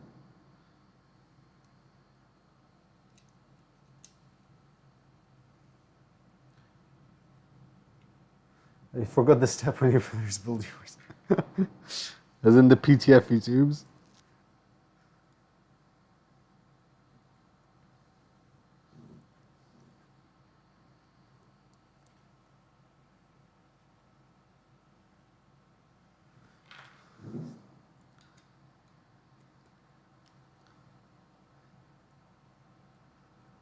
Artiva about getting you a litter monster or a tarantula. I actually have a tarantula, Eddie Moser. It's right behind the camera, actually. I will be doing a live stream of the build.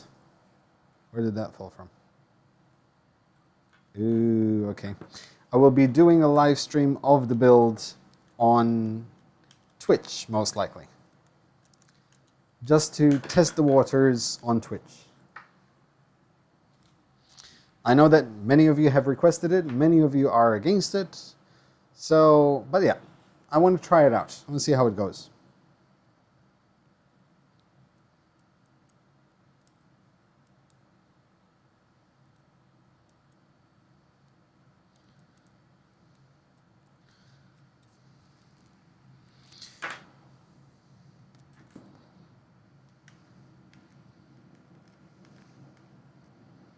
Come on.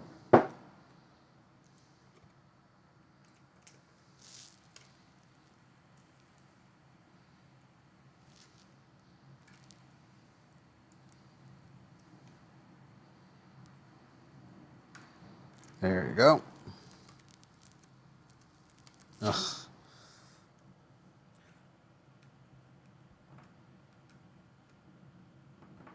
Awesome, Eddie. Thank you. Doesn't seem to want to grab on. One of the screws doesn't seem to want to grab onto the nut. I think this needs a bit of cleaning.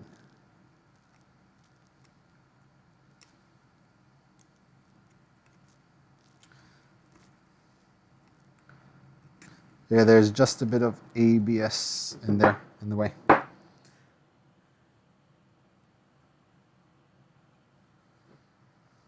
Yeah, but what I will do is, while streaming, you also record. So what I will do is, I will then upload it to YouTube. Where is it so?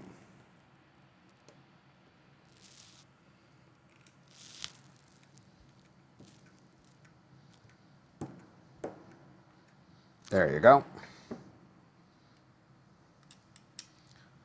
Oh, not even this? Okay.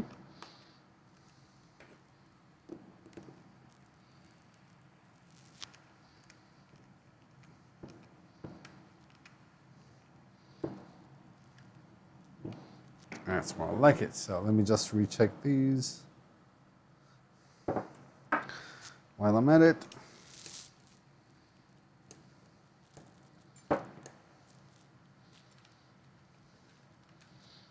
Yep.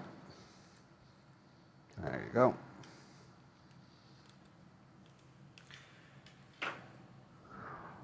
As I missed the nickname with auto completion. Twitch doesn't seem to have that.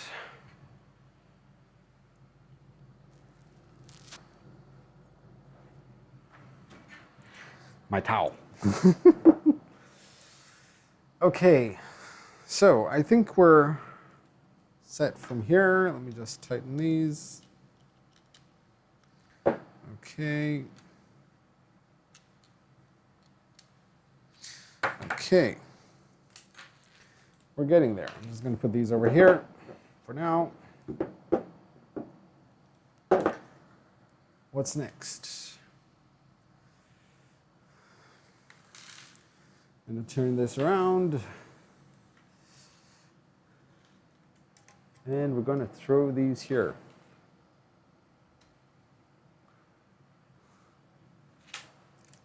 Okay, you guys cannot see.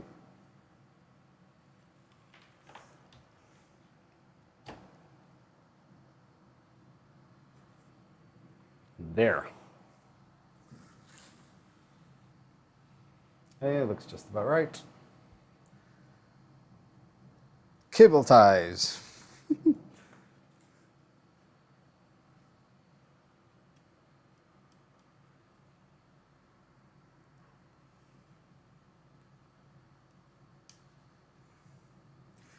As if that's gonna do that bend.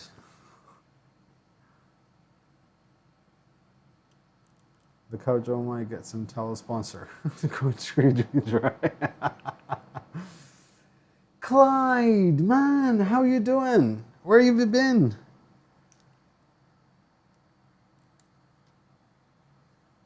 So that, how?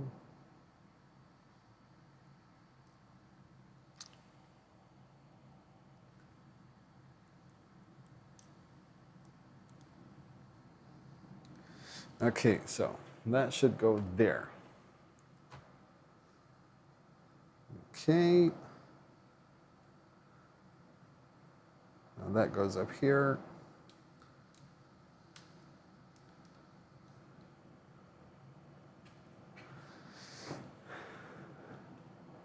And that goes there.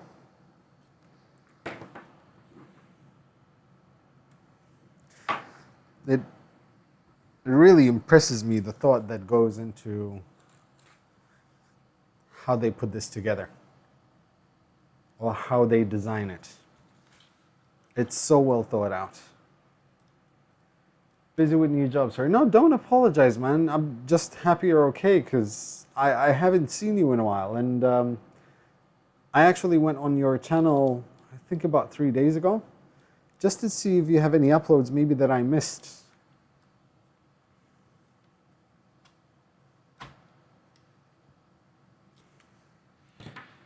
So that is there. I like that I'm not making a mess today. The Prusa has Joe's DNA on it. Yes, it does.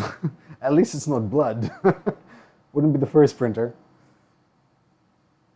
All right, Frederick, thank you very much for coming by, man. Truly appreciate it.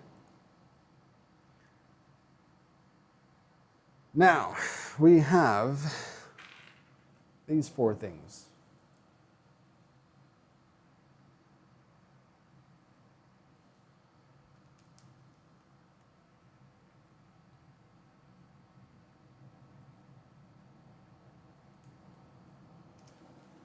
You see if they're still there? Yes, they are. Steel tubes are still there.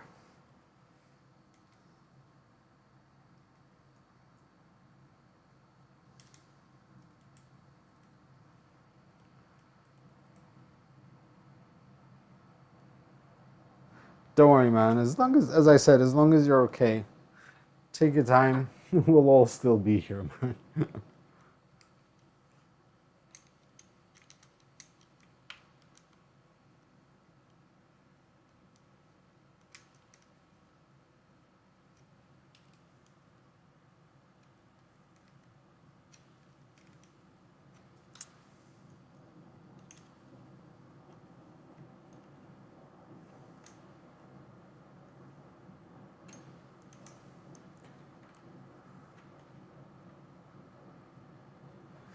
Okay.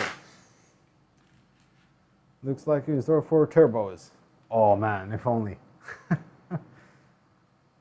And your explosion in the vendors, buddy. You are rocking it. Thanks, Clyde. I appreciate it, man.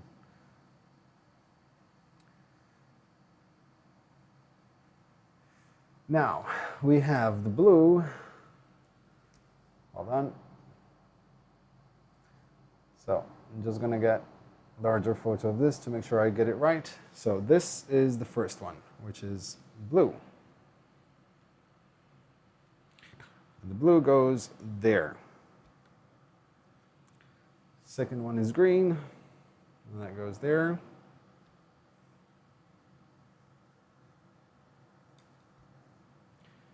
Third one is pink, and it's the back one. Seriously? Third one, yep, that's the one. Fourth one goes in there.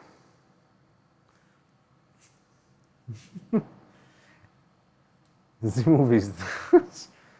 I see space for at least another 2 steppers up there.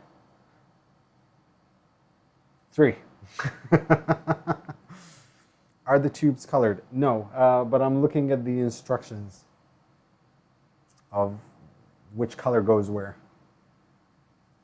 Okay, and this I already put together. Okay. Wow, almost.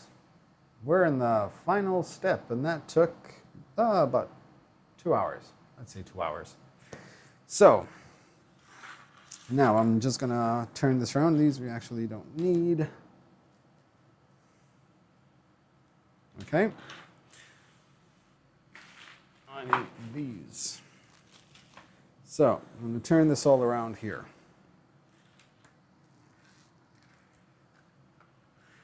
So for example, this is, I mean, I wonder if they thought of it before. There are actually holes in the frame, in the aluminum frame, which this attaches to. So it makes me wonder, did they think of it when they created this already? Did they know something like this was going to happen? Or is it just they found a way to place it in, or why were they there in the first place?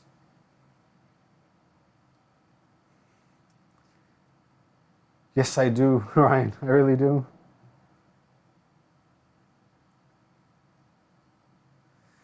The board connects where? I have no idea yet, but somewhere in there. I actually think that, well, it only has like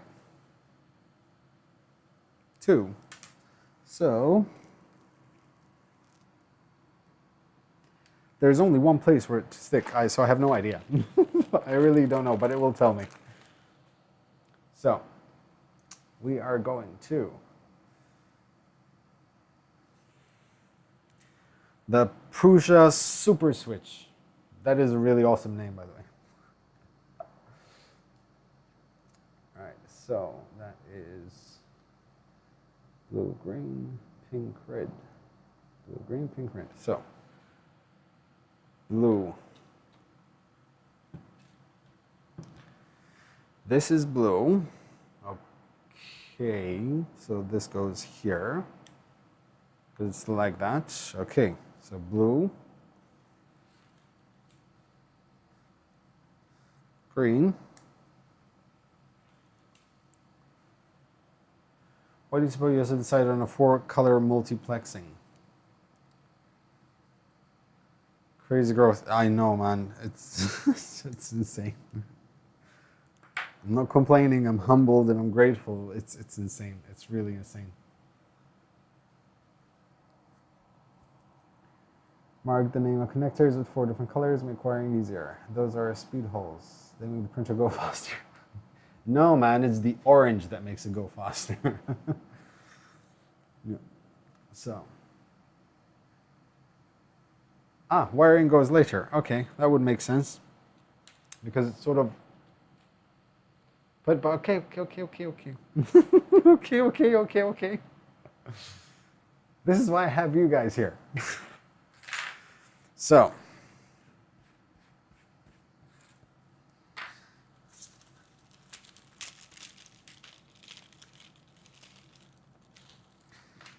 Take those out. I'm going to take the box out. Can you multiplex an array of multiplexers? I am sure you could, but the question then becomes, how many extruders are you going to fit on a printer? Okay, so we need these. 1, 2, 3, 4. 1, 2, 3, 4. Either way? No. That way.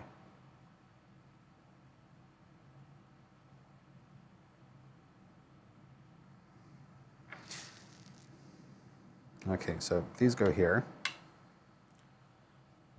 And okay.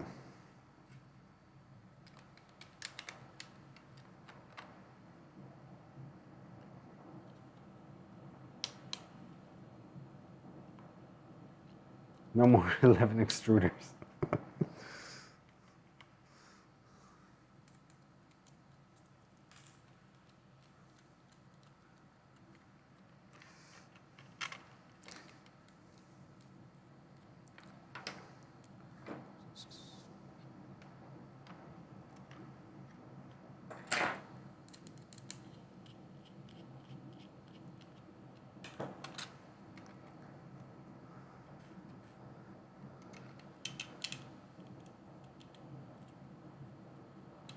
Need to bury those extra wires. Anything less is unacceptable. If only. But I will. Somehow I will. I promise. Not today, though. Today we assemble it and we do a test sprint. And when I say a test sprint, it cannot be a quick test sprint because I've been through I've been through the sample G codes, and the quickest one is the gear. It's the multi-gear, and that's like 3 hours something. So yeah, you're not going to see all of that. You're going to see the most important part.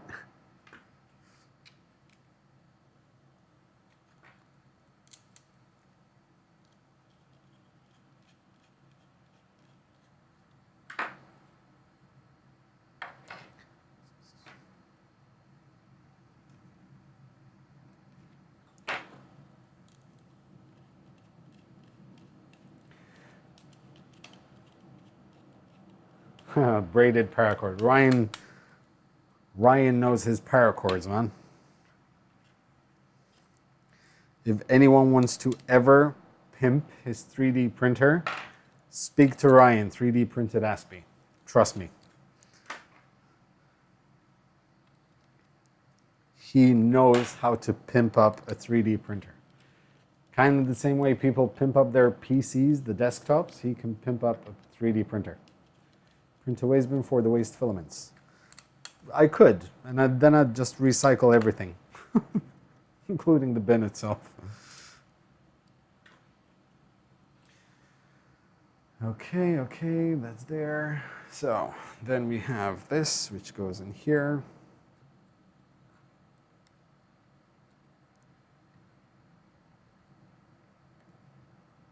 And hopefully it doesn't fall out. Okay.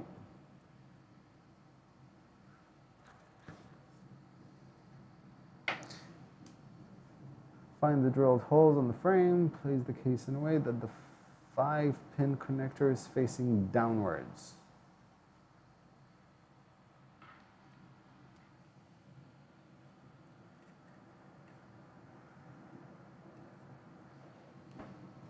That way, Joe. That way. So there. Okay, but okay. So these are already. Place the case in a way that the 5-pin connects. Place the screws in the case and tighten them. Okay, sorry. I'm going to have to turn this around quickly because I need to make sure I know what I'm doing. Can you see there all those are boxes of filamentive.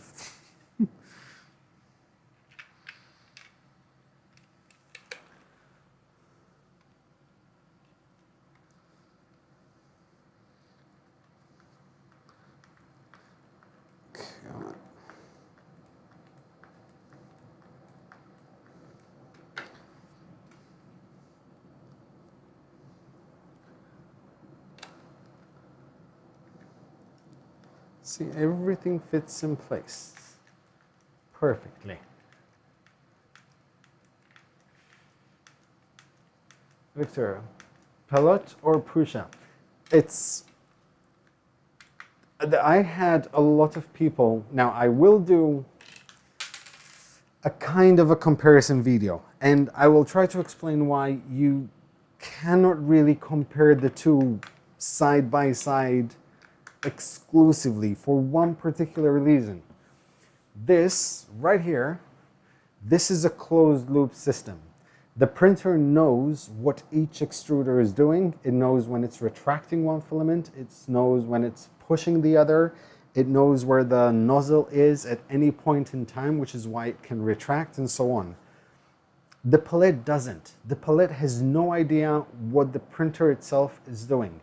The only thing the palette knows is how much filament is going through the extruder. That is it. So it's very difficult to compare the two. Thank you very much, Shane. I appreciate it.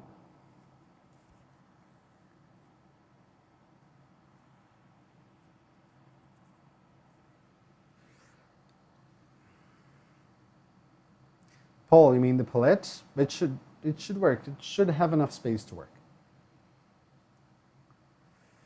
Okay, so that's done. 5 pin on one end and 4 pins on the other. So, okay, this is 5 pins on one end and 4 pins on the other. It's funny because I saw these cables, which is white, blue, black, and red, after I chose the same 4 colors of filaments.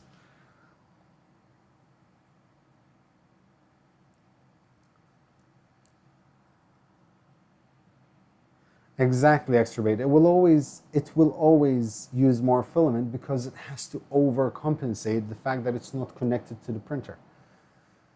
Not by much, but it still has to. So the green is this one. Cable number 2 is this one. Okay. So take the cable with 4 pin connectors on both ends and push most of the length through the opening in the case. This one. Okay. Locate the lowest 4 pin connector available and connect to the cable, which would be there.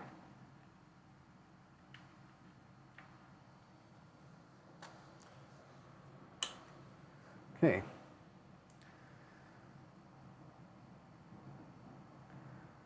Proceed to the other end of the cable and connect the 4 pin connector as shown in the picture. So this actually sticks on where the old extruder would have connected.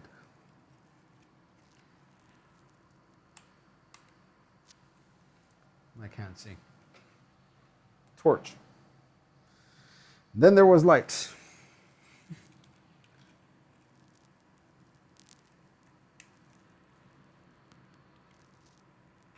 Out of the way.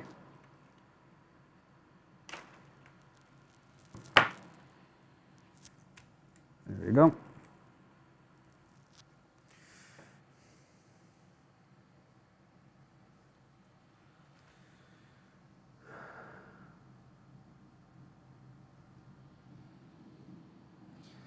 Okay, now take the cable with 5 pin connector on one end and push the other 4 pin connector through the opening in the case. Okay. Okay, so the 4 pin goes out from here. Sorry guys, I'm ignoring the chat. This is wiring. This is the part where I need to make sure it's fine. It's done well. And I'm going to connect it.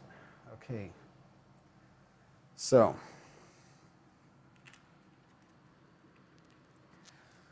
excuse me. I need more lights.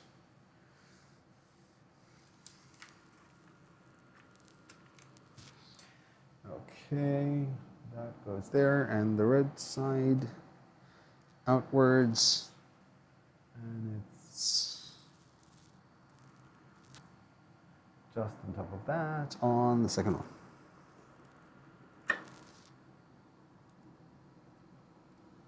There you go. Okay.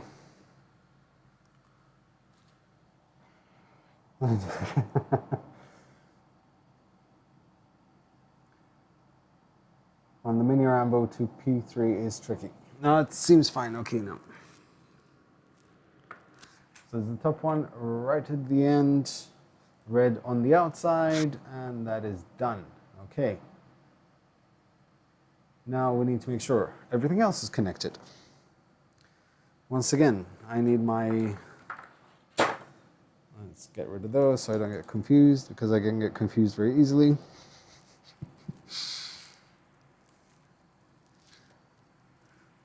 So all I took off was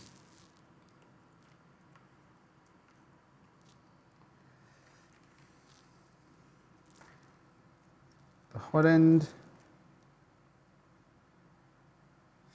So they've changed, I've noticed something. They've changed the connector to the hot end, the connections to the connector. which is nice. They seem better quality.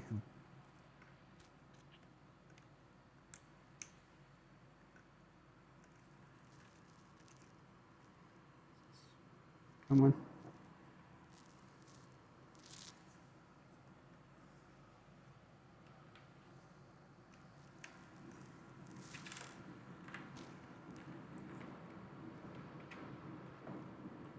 There you go. That's one. So here we have the hot end. Okay. The extruder fan. The part cooling fan. We have the thermistor, which is that one, and 1, 2, 3.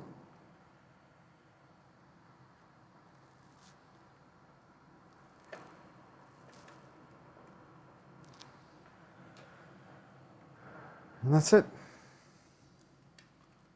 This we can close up. We can actually close this up.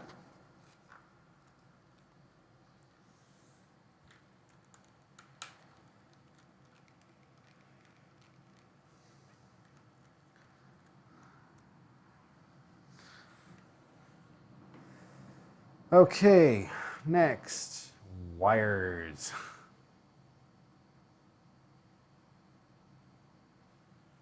So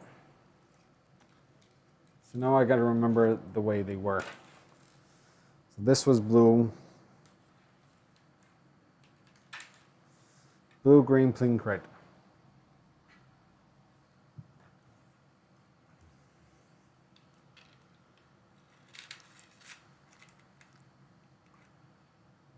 Blue.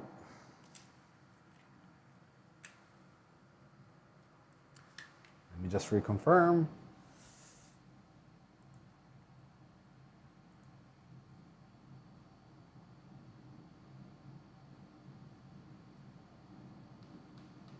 Where is it going? Where is it going?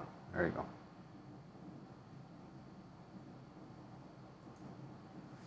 So it's blue, green, pink, red. Okay, so I was right. So it's blue, then it's pink,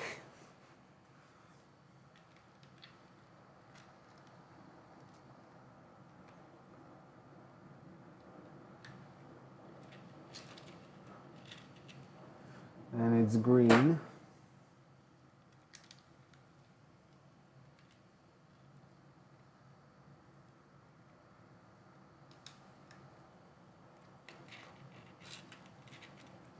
and then it's red.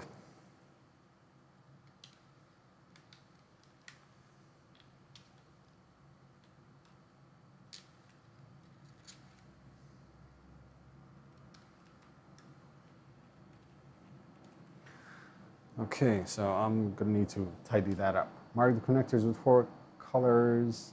Makes it easier later when you have to tinker again. Yep. Okay, so that has to... Okay, I'm going to...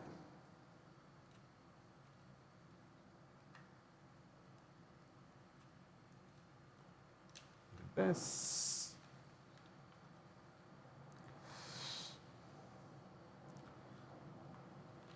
Just way too many cables in a box. Oh, but it fits. Stay.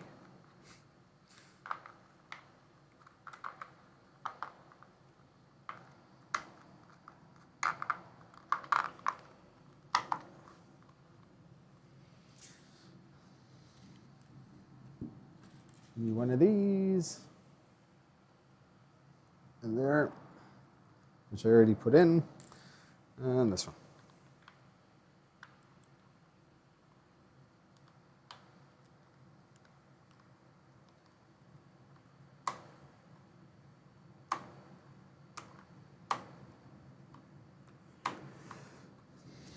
Ladies and gents, It's here. Instructions say stuff the box. That's exactly, Happy Extruder, that is exactly what it says. That is exactly what it shows you. Literally to stuff the extruder box. Stuff the box with wires. So, I'm just gonna put these here for now.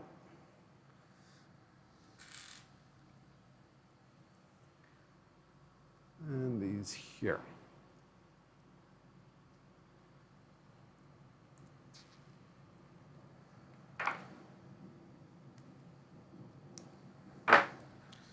I'm actually quite happy. I didn't make a huge mess.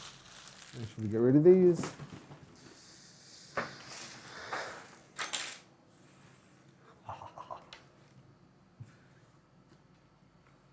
We also need this. Now this is going to need to find another place. We need to find Tigger another place. Ah, we can throw Tigger here maybe? Yay. Yep, this should fit. Come on. Nope. Ah, that should fit. There.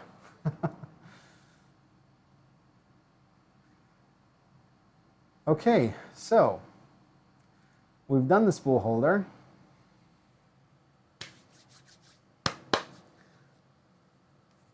Okay, logical base. So now it's time to set these up.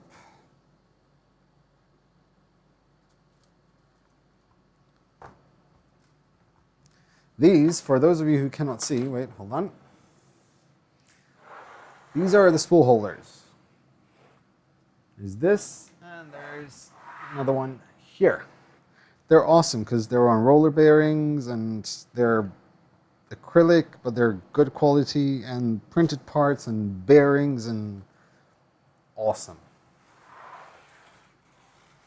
Okay, so let me do this so you guys,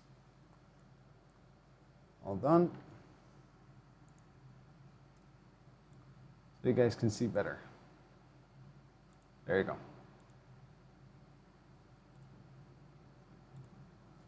There. So you guys can see what I'm going to be doing. There. I really cannot make this any more straight for some reason. There. The multi-material firmware. I have updated the firmware when I did the Mark IIS update. I put the latest firmware on.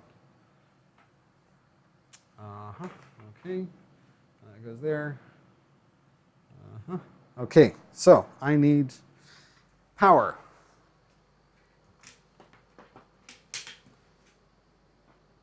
Excuse me, I'm getting power.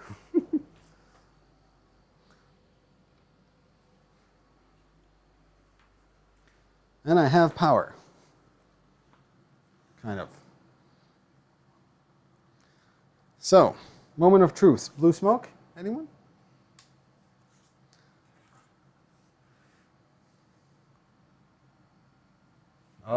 No, not this cable.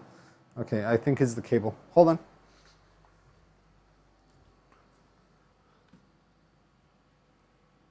Whoop, whoop.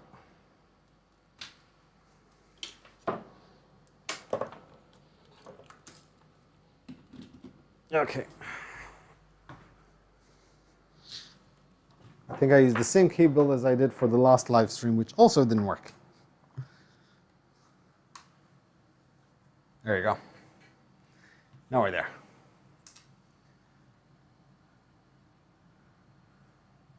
Was.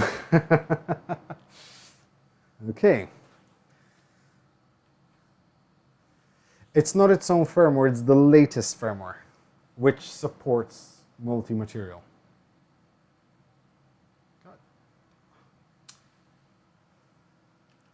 How am I going to fix this so you guys can see it properly without it being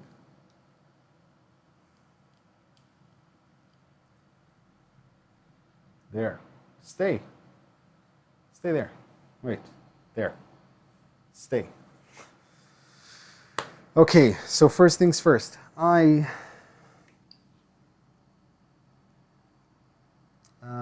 need to level the bed.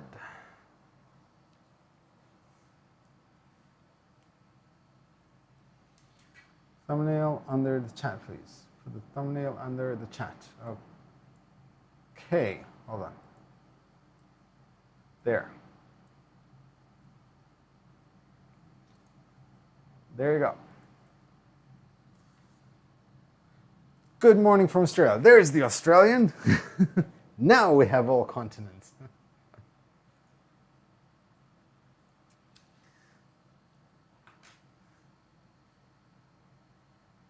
There. Better like this? I need to get a drink first. So the first thing I need to do is I need to calibrate it.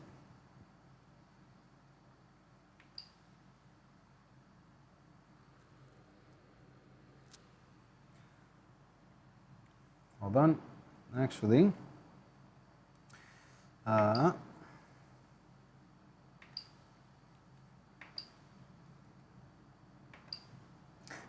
right.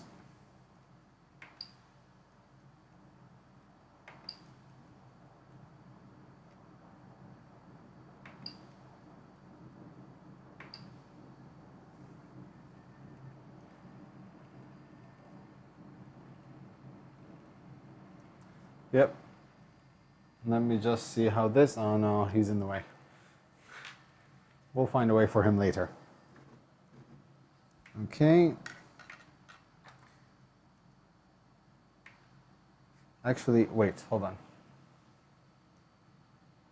Okay, I can hear that. Hold on. Let me do a self-test as was suggested, because that is the way to do it. So, calibration. Self-test. Start.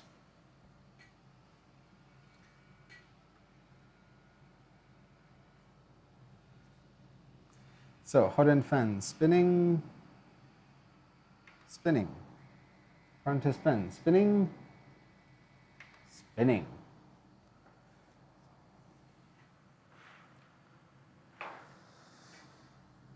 Checking hot end. Can actually clean up a bit. All that's being done.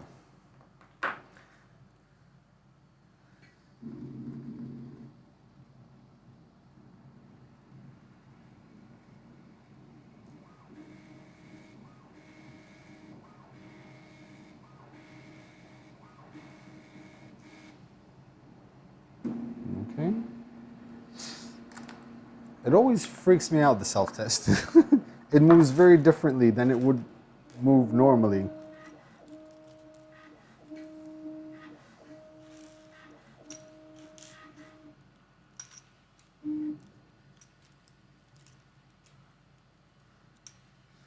And yes, that's how it moves when it does the self-test with the new firmware. Okay, that goes there. Don't forget the filament. No, don't worry, I won't.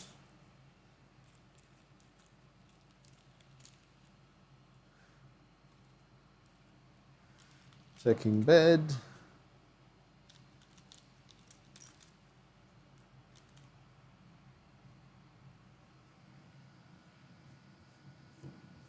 Need to clean that up a bit.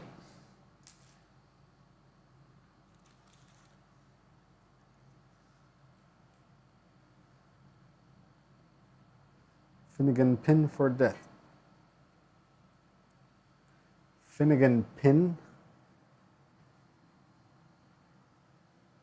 Okay, that's heating up as well. What's a Finnegan pin? You won't need. For now, 300 people watching. Good evening, everyone. Self-test, okay. So now, we're going to do XYZ calibration.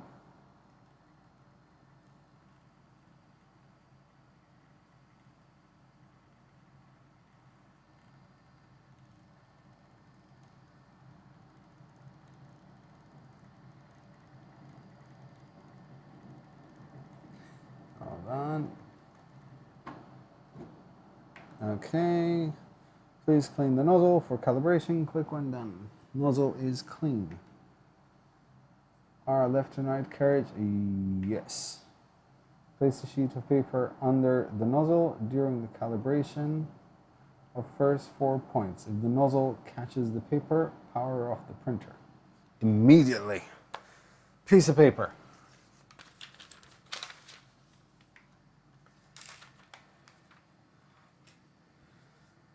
Piece of paper. See, that instruction wasn't there before.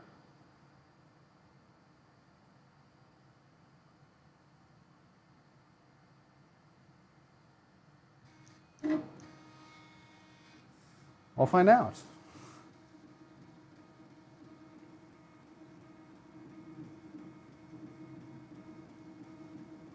I might be hitting it, that's why it's moving. Sorry. There.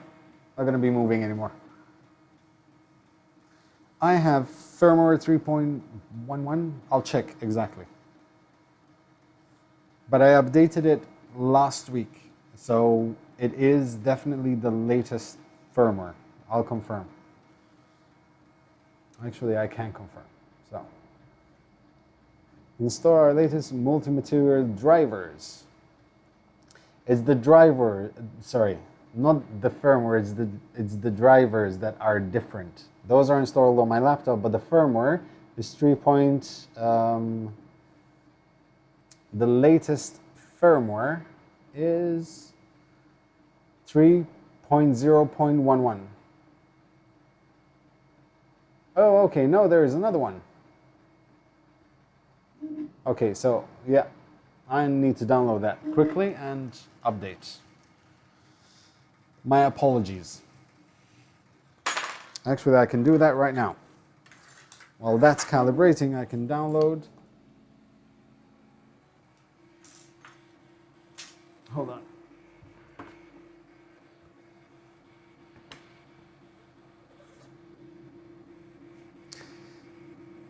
Updating.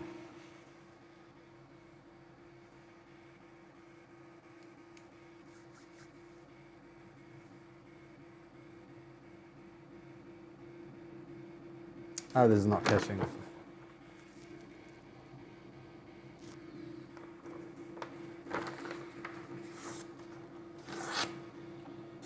Yep, I'm going to download the 3.12 and update. I'll leave this here for now. And I was just here. I don't know why I didn't download it.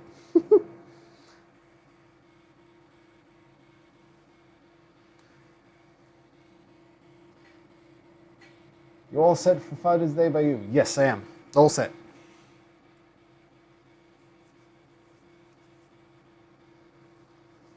Download some water. Oh man, Extra Base is my designated hydration manager.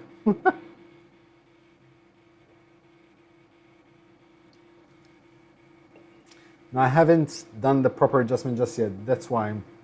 But this kind of is fine, I think.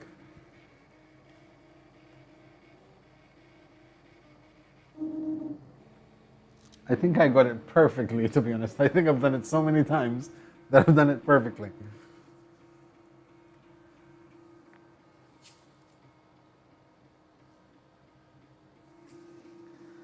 So we'll see there.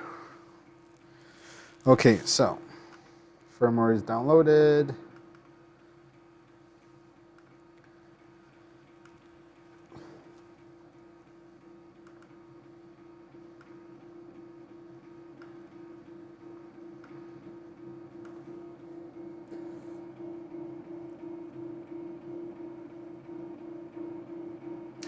Hey, Lars. Hello. I didn't see you there.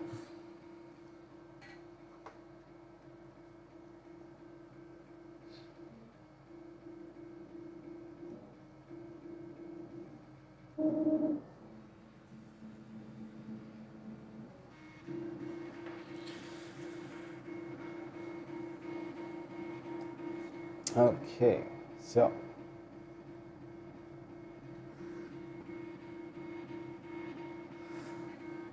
let's see.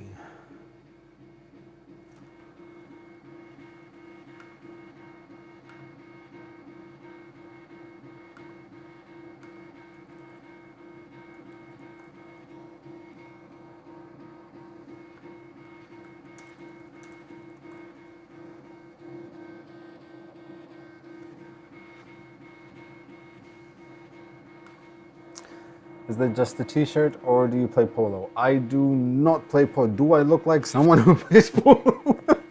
No, no, no, no. Just a t-shirt, just a polo shirt, a polo t-shirt. I do not play polo.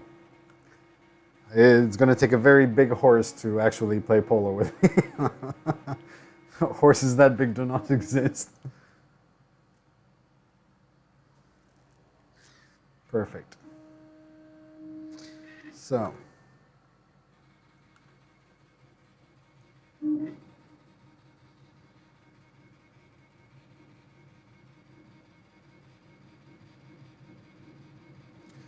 Not 11 with the multi-material or not chosen option for this build. Auto level, yes, of course, there is auto level. It's actually calibrating the bed right now.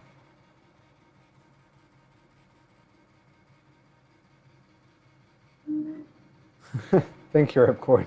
I actually like them. I went to Vegas, they were dirt cheap, so I got some.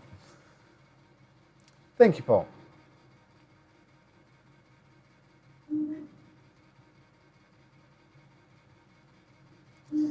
Polo on a bull. Now that is a sport I want to see. Not a sport I want to take part in, but a sport I want to see.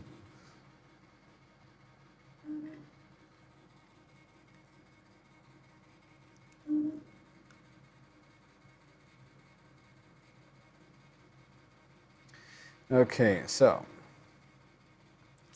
just chat to you guys a bit. Well, that is calibrating.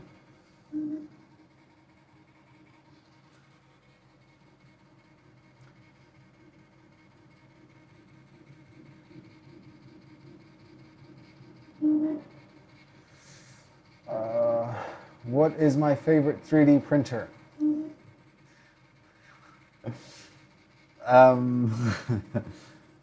Right now it's this, because this is the most exciting one. Tomorrow will be a different one. I don't really have a favorite 3D printer, but every printer has its own thing. Juicy Moose! I did enjoy it, man, but I so would have loved to meet you. I have to drink more, yes.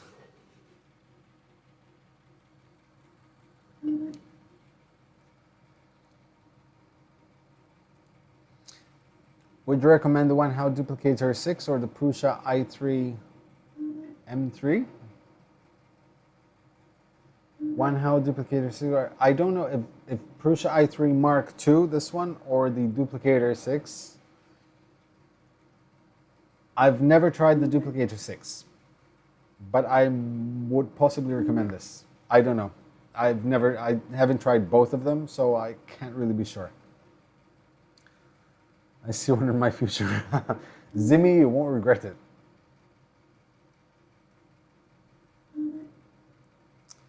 How did you print the two-color logo thingy? This was actually printed on this with dual color.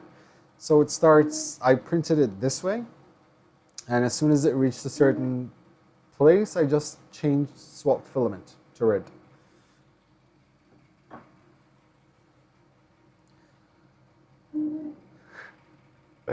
Pretty much the happy extruder. You've got a Maker's Muse sticker. I have actually almost everyone's sticker. I have Make It with Calvin, Practical Printing, Maker's Muse, Lucky 13, Printed Solid, Chaos Corteg, Buzz Designs, Protopasta, 3D Pink Mafia, Filament Friday.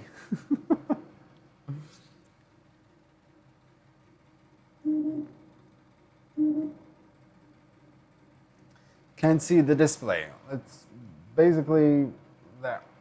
Oh, come on, there. Because it keeps... Whoa, stay there. Ah, it keeps going up by itself, that's why. Hold on. I can fix this. I can just tighten that, and it stays there. I don't want to move it too much. There. Maybe a time for a community stream for Europe? Yes. 3D printing Iceland? I did see that question. I think that would be a very good idea.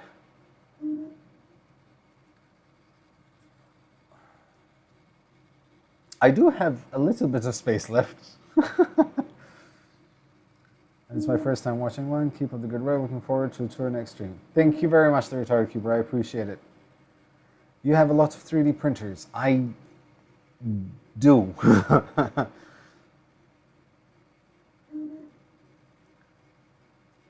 I have a Duet Wi-Fi. It arrived. I just have to... I probably will install it on the CR10, to be honest. And can I hear Joel in my head? You get a sticker. It's true. Actually, that's what I told Joel when I gave him one of my stickers.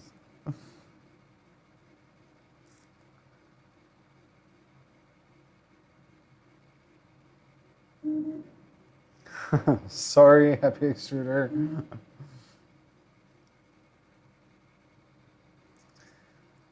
Good morning, Panzerschrecks.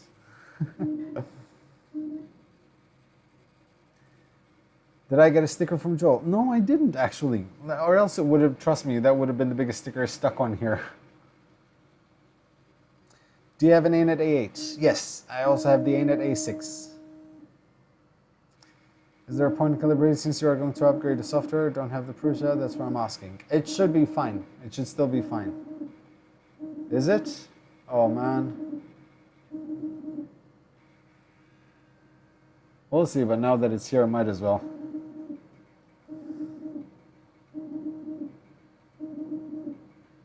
This is the table. The table moves a bit. The printer slightly moves because it's on a slightly uneven surface. See, it moves less now.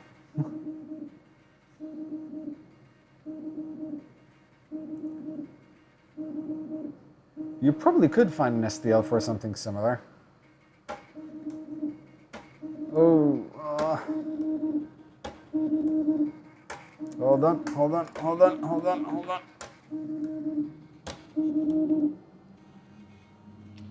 Okay. So what was happening is that the cable tie was hitting the holder for the wires, the cables. But that's fine. For now, it's okay.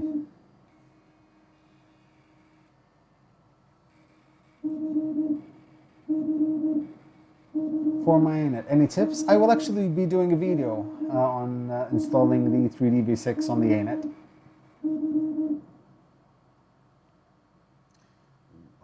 you need to get Joe 3D printing nerds to get. Yes, you should. If you don't have any more space for 3D printers, I have plenty of it and it won't cost you anything. Thanks, Victor.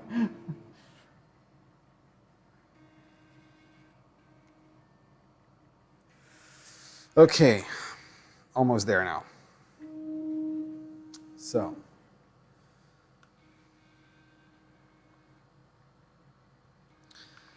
now I just need to find where I put the Prusa stuff.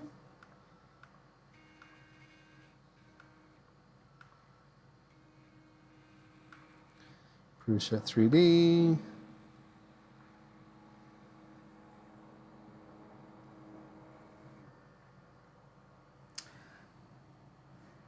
Okay, their distance between tip of the nozzle and the bed surface has yet to be, that's fine, but I can do that. Okay, so I need USB cable. I just had a USB cable somewhere. Excuse me.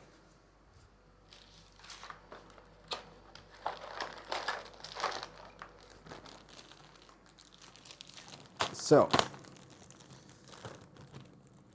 of home, good luck, and hope it all goes well. Thank you very much, Ben Hans. Thank you for dropping by, man. Have a good night. Okay, so I'm going to be updating the firmware.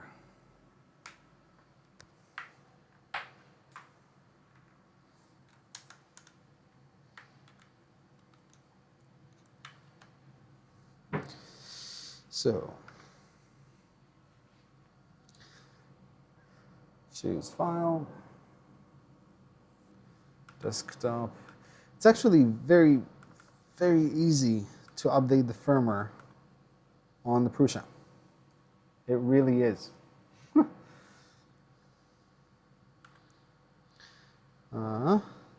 Update. That's it. You just open an app, You choose the file, the COM port, you click update, and it starts updating. Are you going to set up Octoprint? I actually have set up Octoprint. I want to do a video about it, but to be completely honest, it's not going to be much different from what Tom has done. I can possibly try and simplify it a bit more, but basically it's using the same things. Joe, what is your day job? I am the head of payments operations for an online company. How goes the business of selling all the USB cables you acquired from your printers? It's funny because they all disappear. I keep opening new ones. I can't find the old ones. That camera is moving because of me, by the way. I keep hitting the table. Those who don't mess with perfection have not achieved perfection. Me.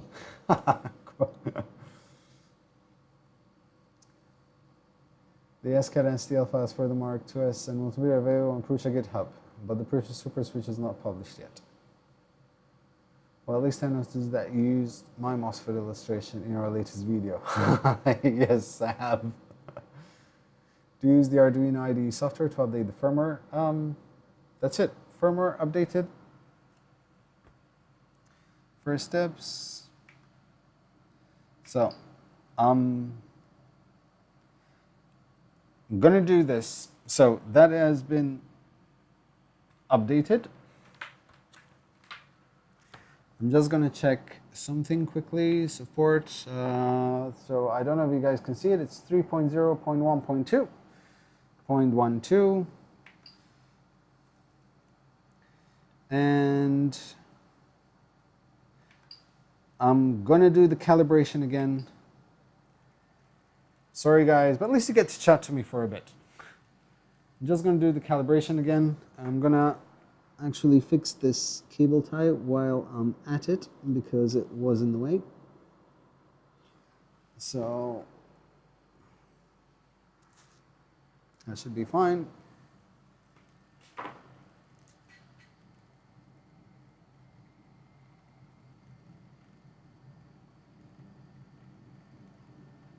So sorry, it's going to take about 5 or 10 more minutes, but I'd rather do it right. So let that go. So you get to ask me more questions now. Actually, while that's doing that, we can do that.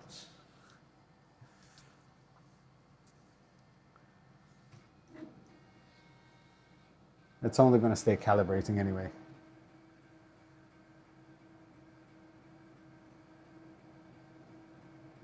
I don't see, no, but it's fine. Let's, now that it started.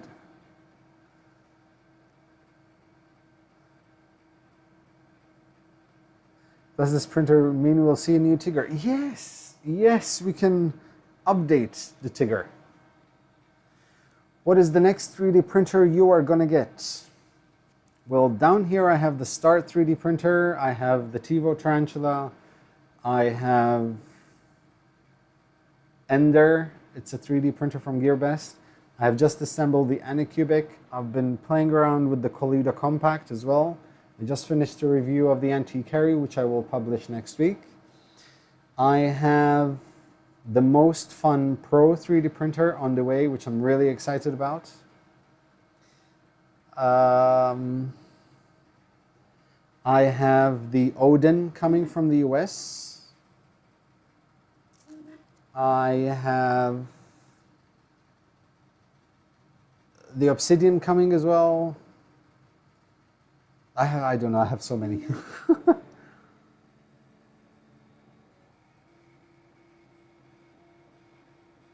Tiva Bomb. Nah. I opened, because I heard a lot about the instructions, so I opened the box, and the instruction book is massive.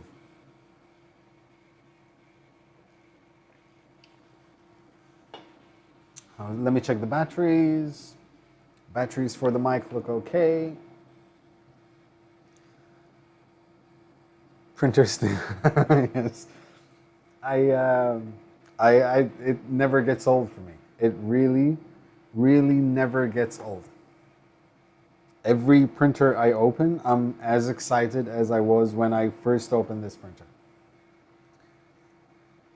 Pink Mouse, not much. What are you going to do with the RC box of goodies you tweeted? I'm going to be printing the OpenRC. And I have all the electronics now. I'm just waiting for the Bondtech extruders for the Sigma, which are coming from MVO Engineering in the UK. They should be arriving here next week. And I'm going to start a dual colored OpenRC. 3D Maker, do you plan to place the printers all over your house like 3D Printer Nerd is doing? I have been doing that for quite a while now. So the Sigma will go in the kitchen area next week because it will be constantly printing, so I cannot record and have it here. I've had the CR10 outside as well, doing 70-hour prints. So yeah, I tend to do that as well. What's your impression of the Anycubic? It was my first.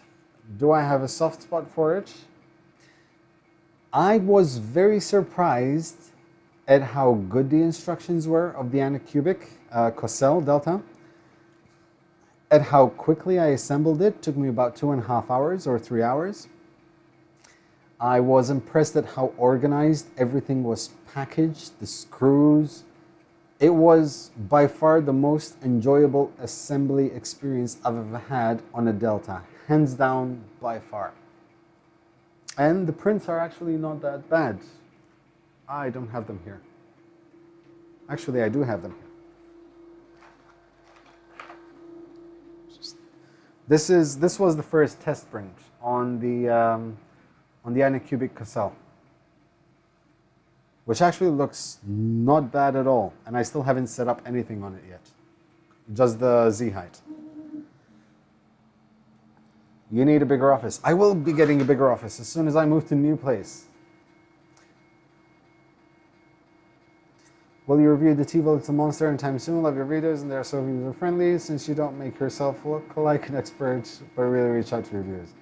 First of all, thank you very much.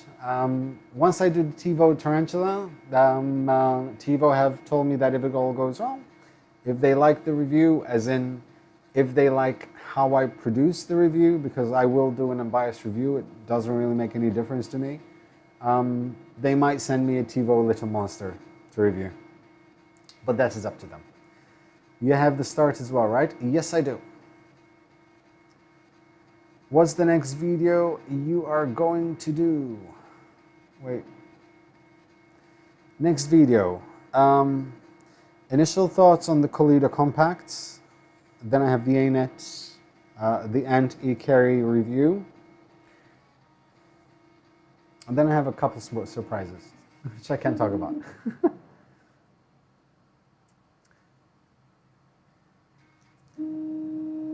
What about the paper for the calibration? I didn't put it because I had put it before and nothing has changed except the firmware. So the height of the Pinda probe is still the same, so it's fine. Do you have the new Matter 3D printer? No, I don't.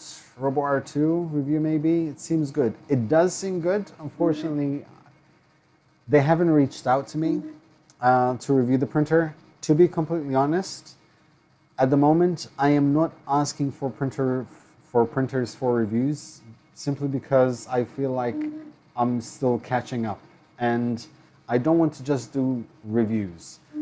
But I like doing reviews, and I especially like doing reviews of unknown printers for one simple reason. Because if someone is about to buy this printer, the first thing they're going to do is look for a review, some information on it. And if I can help in any way give out some information on that particular printer where no one else did, then why not?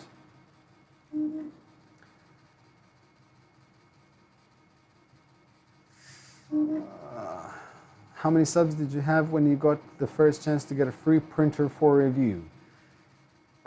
I think Kodamo is the first company that replied to an email stating they will send me a printer for review. But I think by then I already had about 200 subscribers.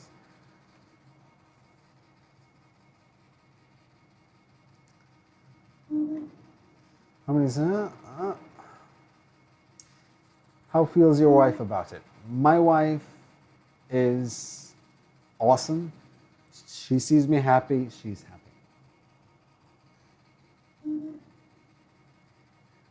Good, I can't get my first printer running. You're growing your favorite by half a dozen at a time. It's true. I currently have 16 assembled. Can you use the printers you are going to review in the description? I could, but it would probably be too long of a description. Delta Assembly, you really need to look at the Ultibots guide. Amazing, nearly on par with the Prusa in many, many ways, and better in others. Awesome, Ultibots. How many more printers till your wife makes you sleep in the garage? Actually, I'm going to be using my new garage, which is still being built, as my kind of like a printing farm. And then in the apartment, I'm going to have like my studio. Well, it will only have like 2 or 3 printers, the ones that I will be currently working on. I need to print a bigger office.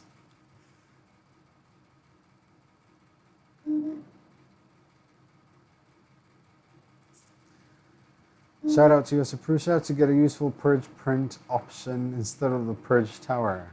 It's actually true, rather than purge block. Maybe it would be awesome to kind of like imagine where a purge block is kind of like a Lego brick, okay? And this is the idea I've been having of a purge block that looks like a Lego brick, but always kind of like the same width and length, but always different height. But it always finishes with the same notches. So then you have all these purge blocks, which you can just put together like Lego.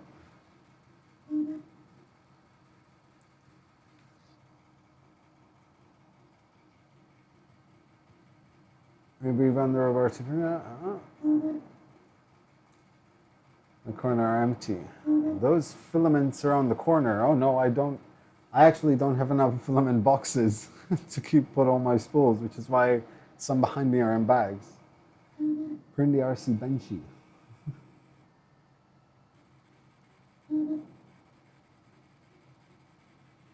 Ones that work okay. You get a CraftBot. CraftBot Excel. I'd love a CraftBot Excel to try actually. Duplicator i7. If yes, I'm gonna try.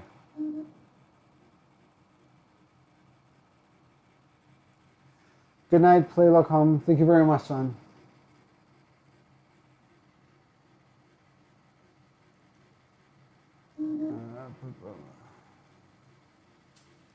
A purge vase or a purge vase. As a family man myself, please thank the first for sharing your precious time and letting you spend some of it. I don't know, man. I am constantly grateful for my family being okay with all the time I spend in here. Are Filamentive the ones that recycle empty spools? Yes, their spools are 100% recycled ABS, and also, if you send them the spools, you get 20% off your next purchase.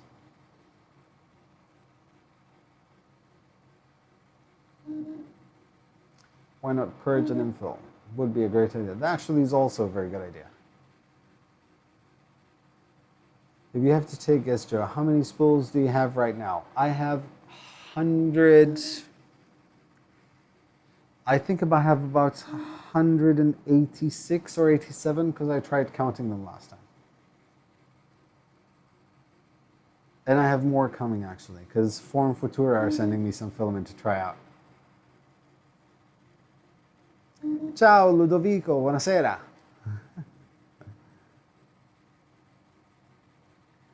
I have the 2 TiVo printers and building my Prusa now, considering a CR10, building my own, or getting a CNC. Thoughts? Having a CNC is fun. It's a lot of fun. The CR10 is a very good printer, and building your own, it would be awesome, but might be a hassle. Changing the stepper drivers on the Anycubic Cassell to TMC 2100 and 24 volts. That will give you a super quiet printer. Awesome. Good to know.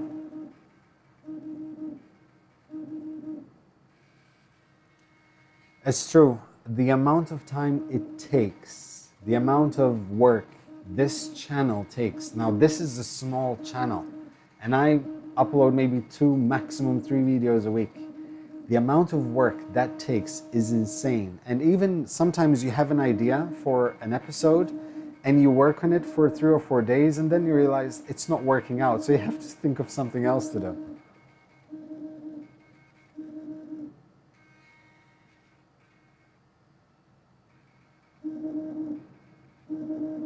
Yeah, 110. I actually have one of those. That's 6 volts. I have the 101 Hero. It's actually hidden behind my iMac. How is filamentive postage cost to Malta? I'll check, Victor. It shouldn't be too expensive though. No, this cannot mix colors.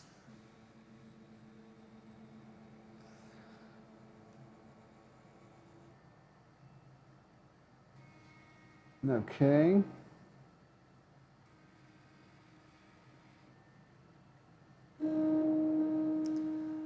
Yes, Gabriel, I appreciate it, man. You have been here. Thanks, Yakov. Cordina, are you Maltese as well? Ah, Proset, of course you are. Thanks, man.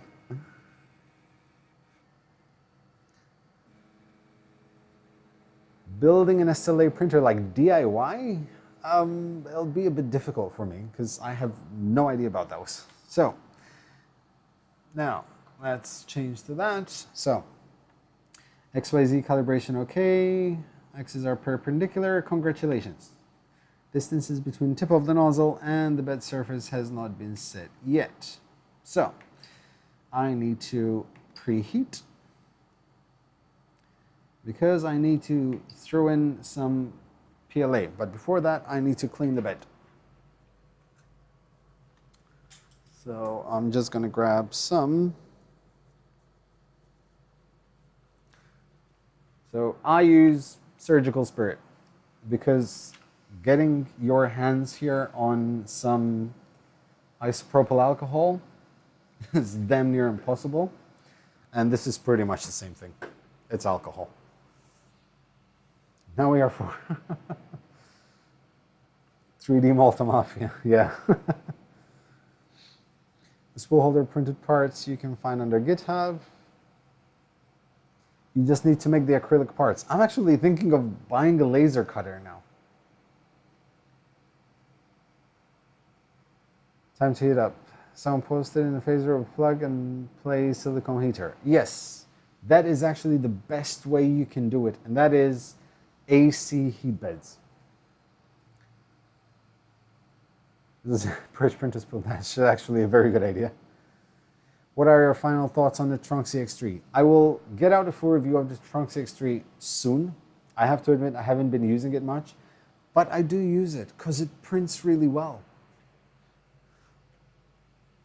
It prints insanely well, and I have no idea how. Because it doesn't even have a part cooling fan, but it prints beautifully. This is the Trunk CX3. It does print well. It's just a pain in the behind to put together. So, how do you load filament now? Let's see if we can try it out. So.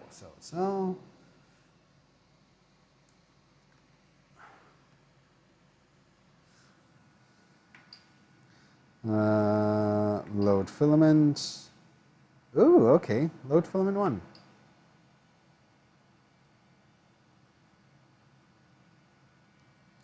Insert filament to extruder. Click when done. Oh, this is sexy. This is so awesome.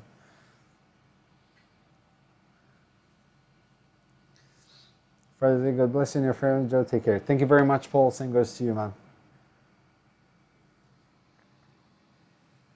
So, that didn't load.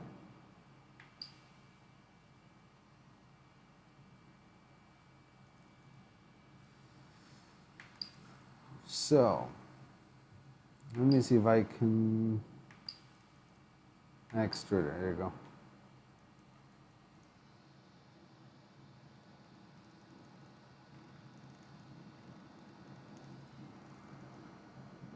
I'm moving the extruder motor so I can feed filament. I'll just move these slightly back.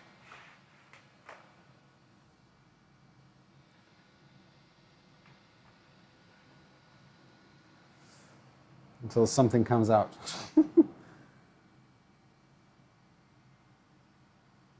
I got a spray bottle that I got locally, but we'll be checking on bottles of IPA and Attn. I have it. I actually went to a pharmacy and asked for isopropyl alcohol, and she was like, huh? Guess that print. Well, yeah, okay, can actually do that for a giveaway. Raise the camera a bit. How's that?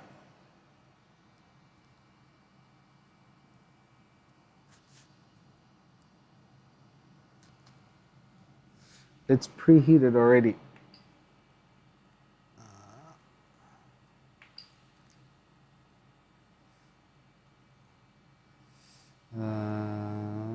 Hold on. Move axes.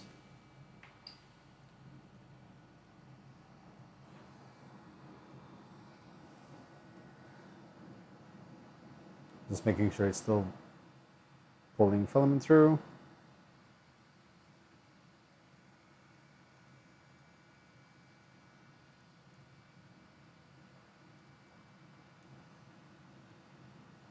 And the thing is, I don't know if they would ship it to Malta.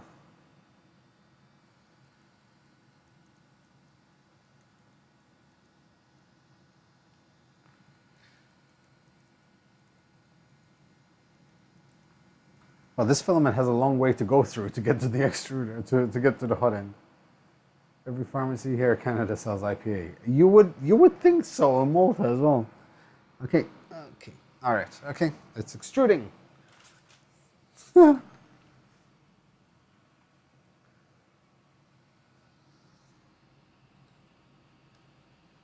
Okay,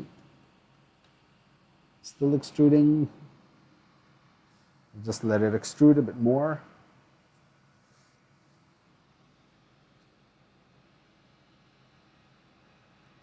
Okay, so now I'm going to print from SD. And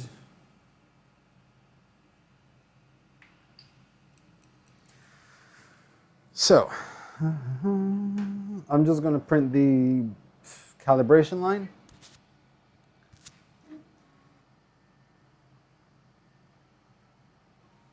The V2 calibration code. Let me move these a bit back.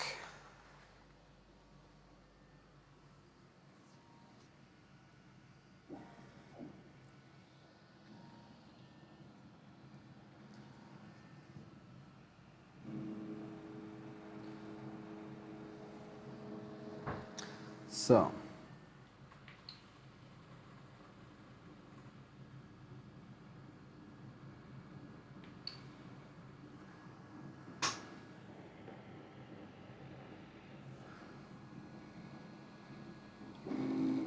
okay.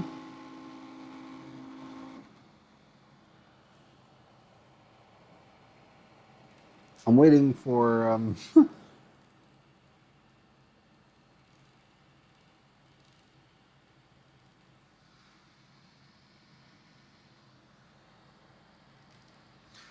waiting for something to come out.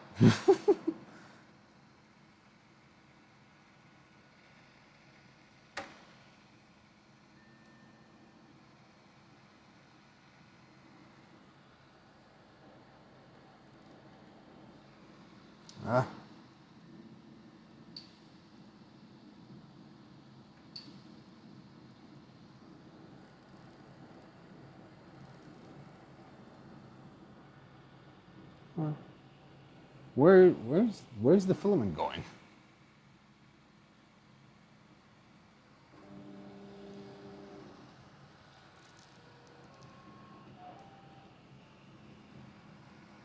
Ah, it's pulling filament out.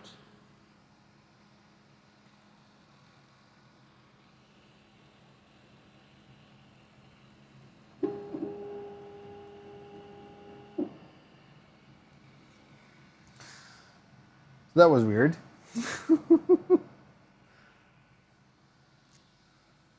So, let me, hold on. Unload filament.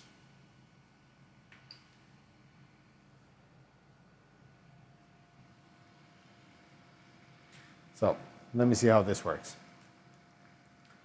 So that's been unloaded.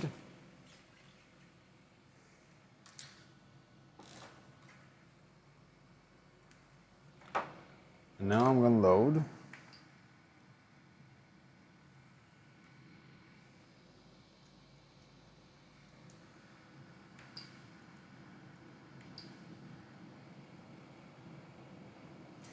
These code may not work with Multimaterial Upgrade. There's a new version slice for MM. Yes, that's the one I'm using. I'm using the Multimaterial V2 code.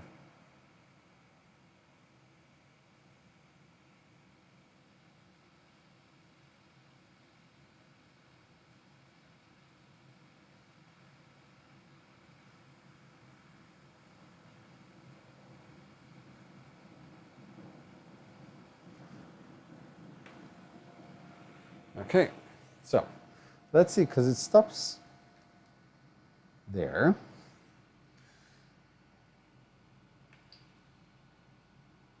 Confirms the version V2 multi-material calibration PLA. So let's try it once again. Let me get rid of my laptop. Leave it there for now. Cable we don't need. Did you use the Lumix 4K camera yet? I actually haven't. I'm still using my Canon. Hey, Kevin.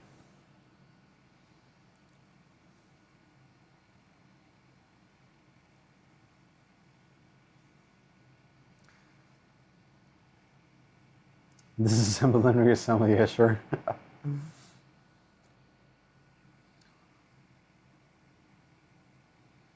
It's weird because I don't know what to expect because it moves even differently. Even the calibration code is done differently.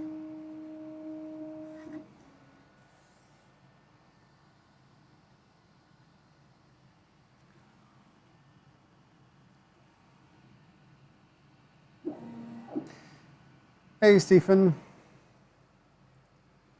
Well, it actually is good morning. It's 1 o'clock.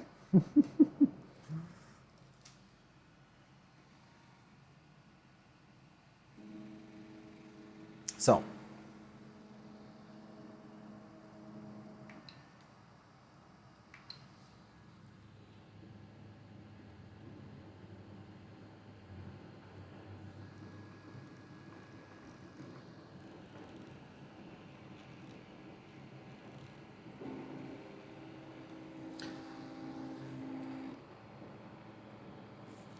starting to look much better. We have a print.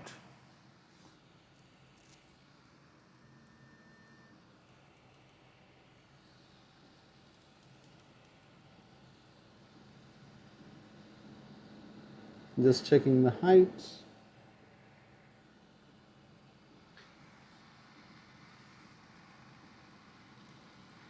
It seems pretty.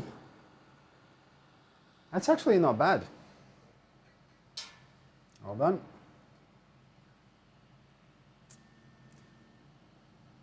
I'm gonna have to fix away. That is actually not bad at all.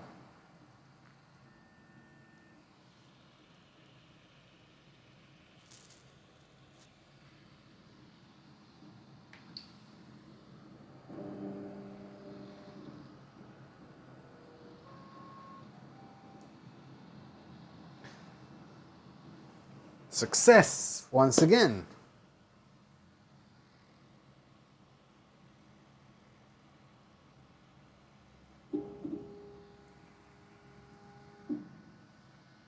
Woohoo! So, we have V2 calibration done.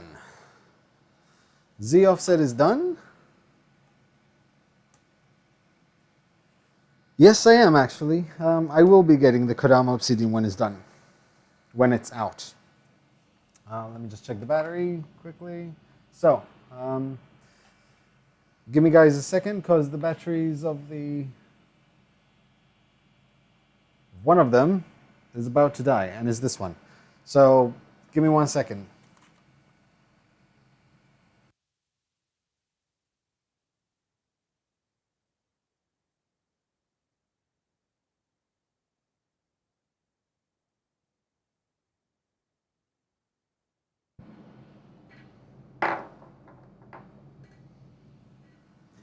Should be okay now.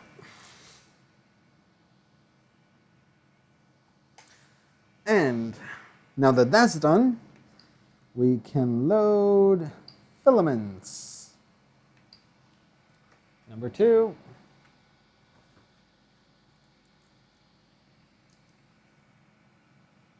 Right. So this is number 2.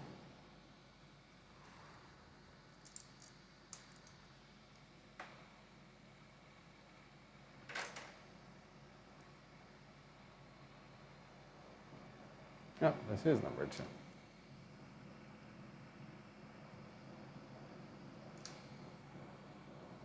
Come on.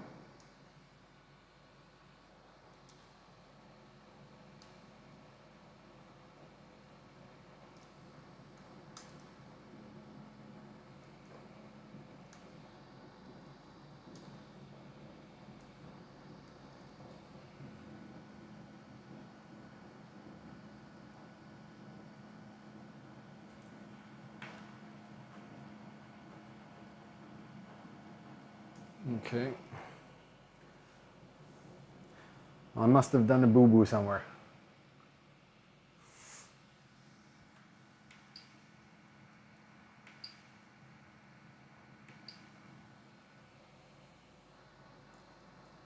Oh, wait, hold on.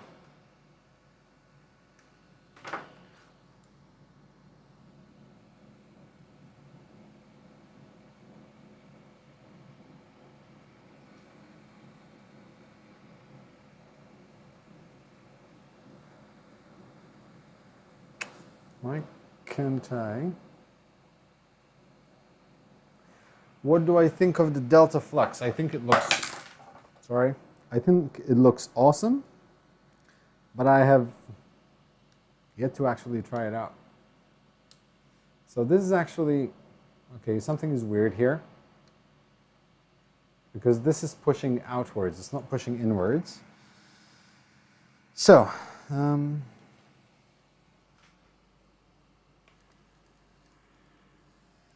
yep.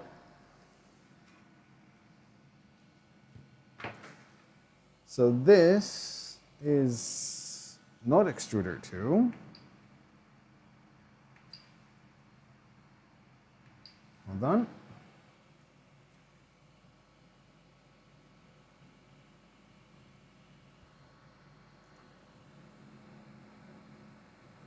Okay.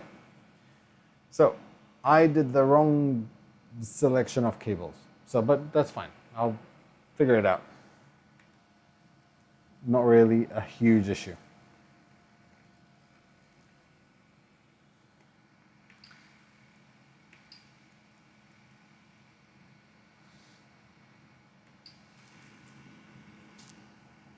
I so got them all wrong for some reason.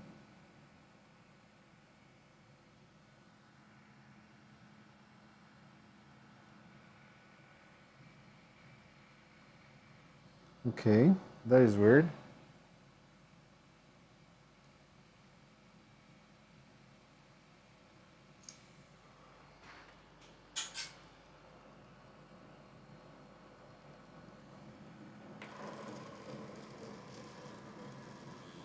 Okay.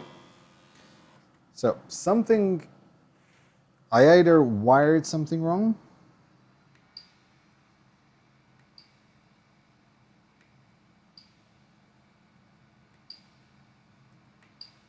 Hold on. I'm going to switch this off for a second because I either wired something wrong. Sticky labels, yes. I'm going to do it now. Yes, I should have done before.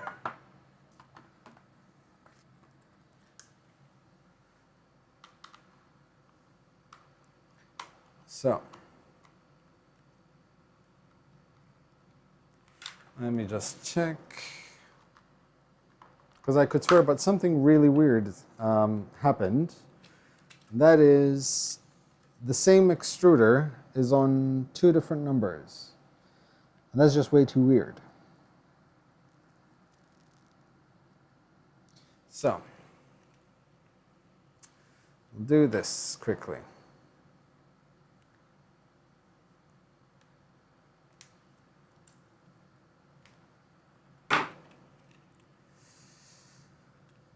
So this right here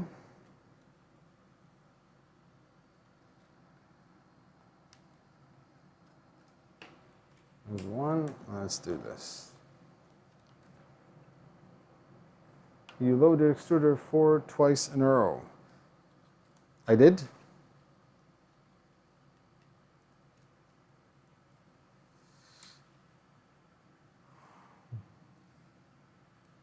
Exactly. That's the whole point. I make mistakes. I'll always make mistakes. So let me just grab all of these. And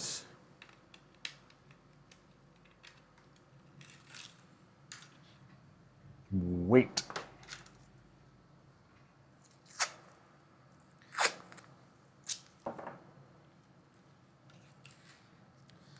So we'll do that one over there. I did 1, 2, 2, 4. Oh.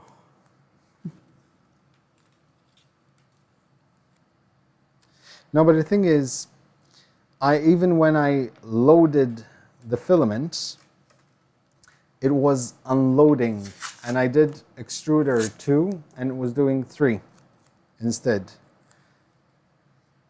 And when I did 4, it's extrude. No. When I did, oh God, I'm confused now.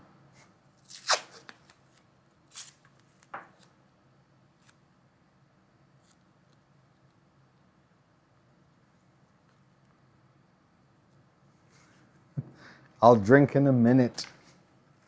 Hold on. So, let's do this first.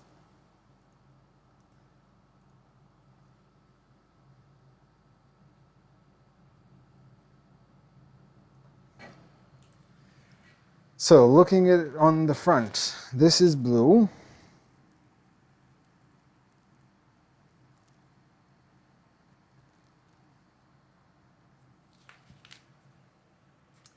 This is green.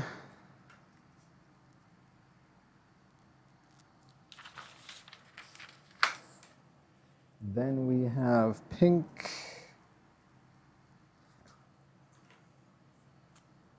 You're veritable by comedy. And this is red. Okay. Then we have wiring.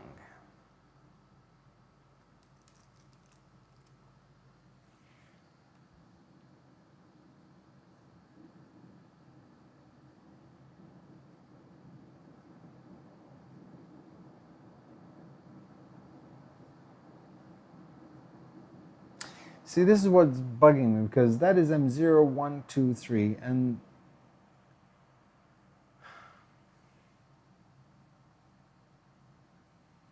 it's bugging me. Okay, I think no, that's how it is, and that's how that is. No, so.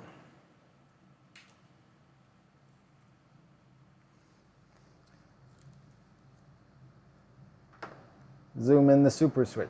Oh, sorry, I forgot that you guys cannot see. I apologize. Apologize. So.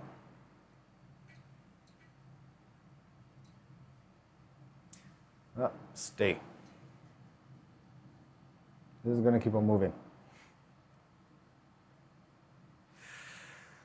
Okay, this is what's bugging me. If you look at the instructions, see, it says blue, which is this, is port M0, which is this one here. They're going to be wired exactly the same way I wired them. But it was weird because when I did load extruder 2, it went on this one. And it wasn't actually extruding, it was unloading. So, pink is M1. Then we have green is M2. 4 and 3 is red. And I forgot to put them through the hole. But for now, might not put them together. I'm just going to leave them like this for now until I sort this out. And then I can just deal with it afterwards. I need a helmet cam. Yes, I do.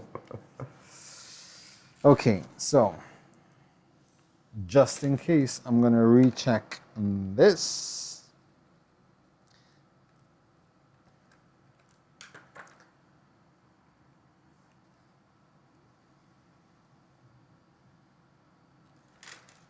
But I'm quite sure it's also fine. So this can only go in one way. That is the same way as that one, and that goes in the lower one.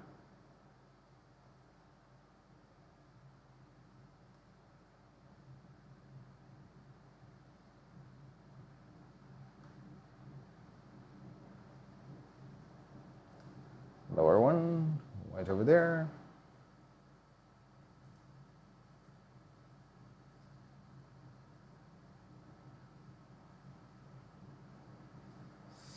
This one is green.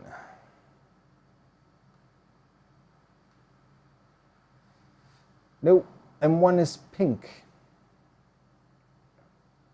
That's what the instructions say. It says port M0 is extruder 1, port M1 is extruder 2, port M2, which is green, is extruder 3. See, extruder 3 is green, and this is not making any sense to me. This is so wrong. Okay.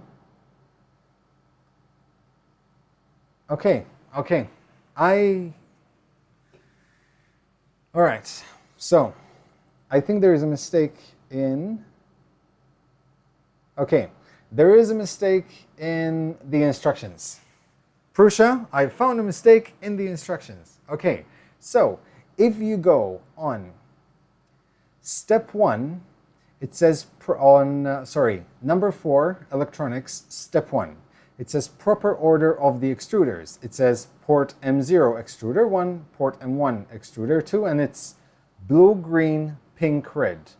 Then if you go on step 9, connecting the extruder motor, it gives you a whole different way of doing that. So M1 becomes pink, not green. M2 becomes green, not pink. So I found a mistake. You have a mistake. It wasn't my fault.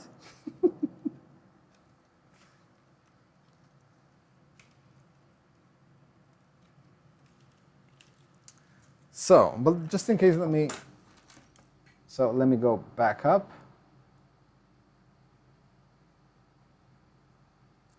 See, proper order of the extruders. And it kind of wasn't making any sense to me because everything is green, blue, green, pink, red. But this was blue, pink, green, red. So, blue, green,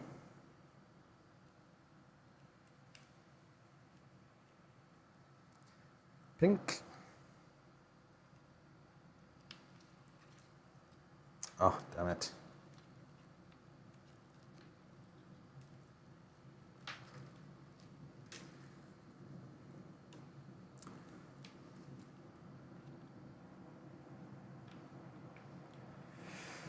Jake, as a beginner 3D printer, honestly speaking, possibly not ideal. It's not a bad printer, it just needs a lot of work.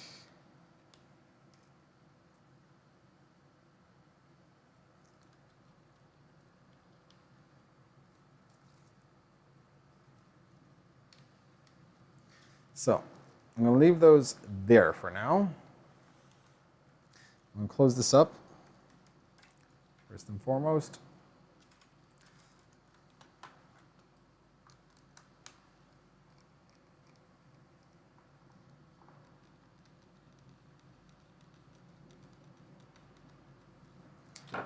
Okay.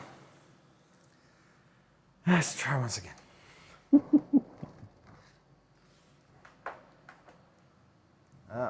Let's go like that.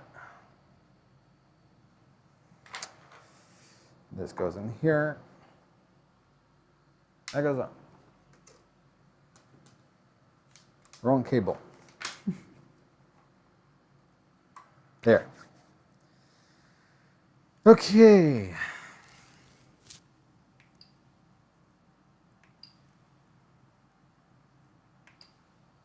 Oh, okay. Preheat the nozzle. Hey, bird on a rock.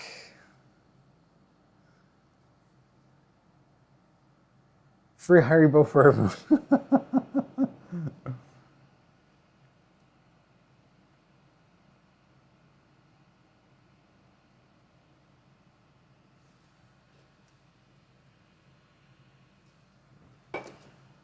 Hold on, I'm there. What would I recommend as a first 3D printer? Do you want a kit or do you want something pre-assembled? What is your budget? Do you have a preference in build size? Because the CR10 is actually a very good starter printer. The Prusa is a very good starter printer kit, but all depends on the amount of money you're willing to spend. Fire.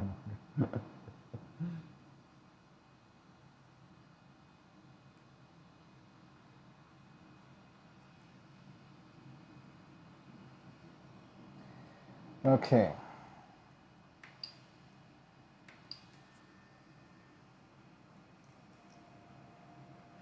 That's one.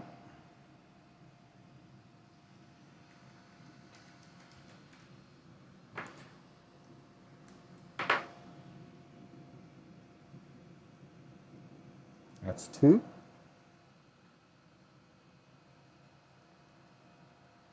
That's three. I'm just checking which one is moving.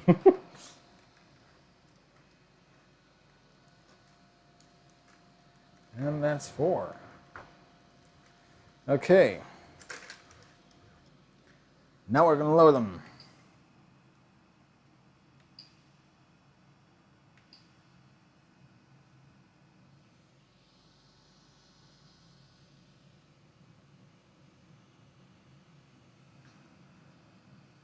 So look at the bottom of the instruction page.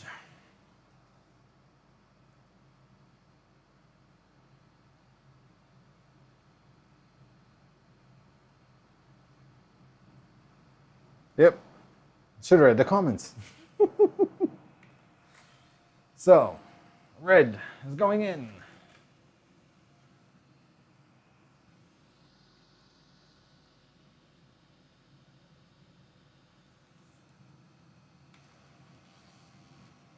Oh, no. So, oh.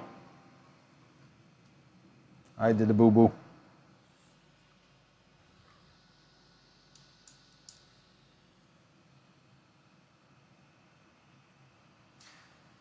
Kit 170. Kit for 170. Kit for 170.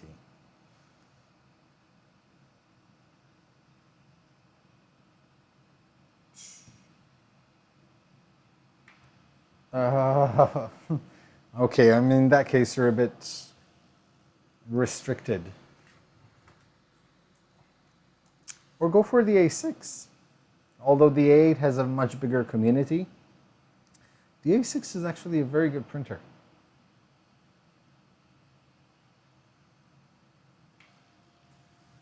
Okay, now it's working, but I still have to reload two.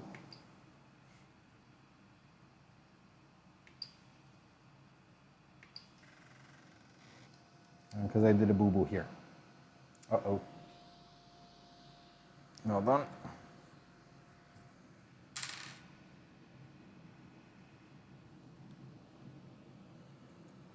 Anycubic Cosel is actually a very, very good choice as well.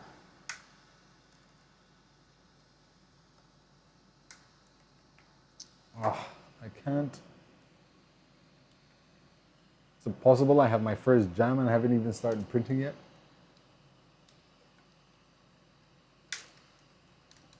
Ugh.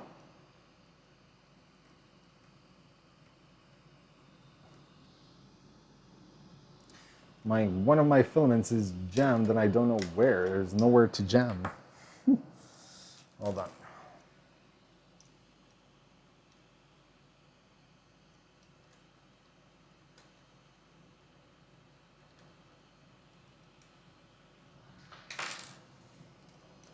Be right with you guys.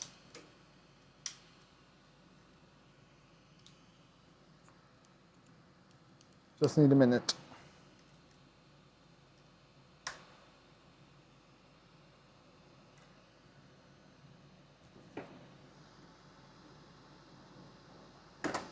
Uh-oh. Oh, I hate my life.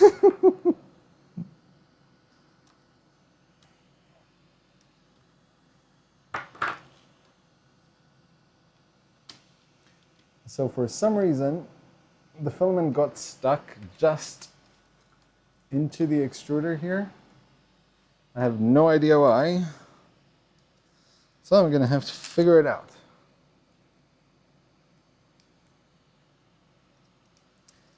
So sorry guys, once again, just give me a minute.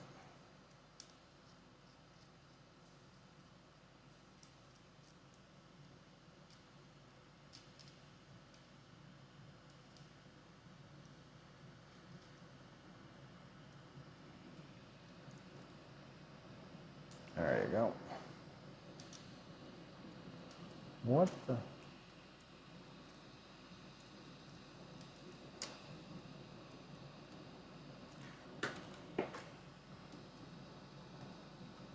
Okay. Yep, going to there.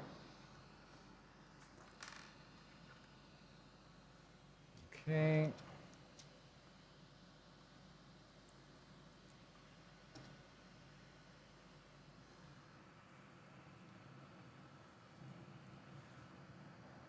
SA. Careful. I don't do bad language on my channel.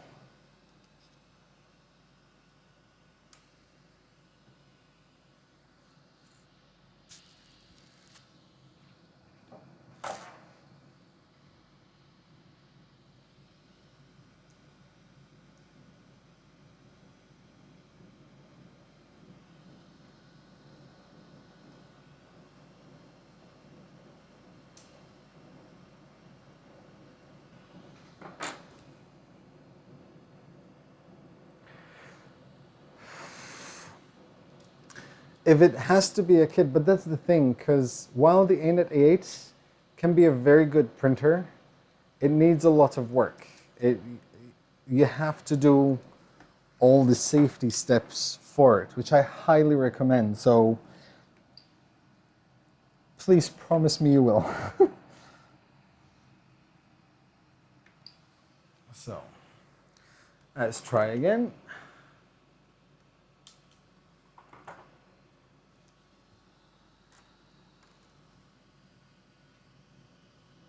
Okay, well, that's loading slowly.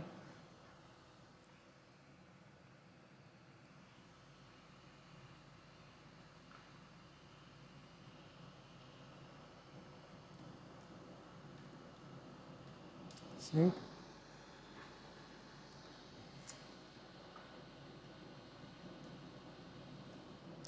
It's getting stuck somewhere. The filament is actually getting stuck with something and I don't know what it is.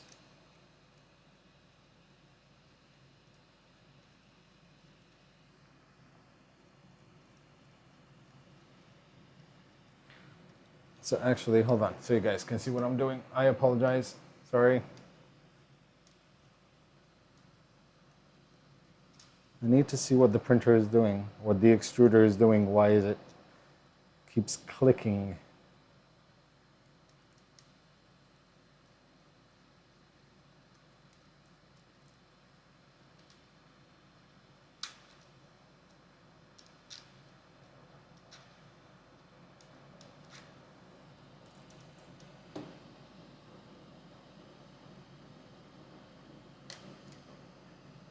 So I think the problem is actually here. Something fell.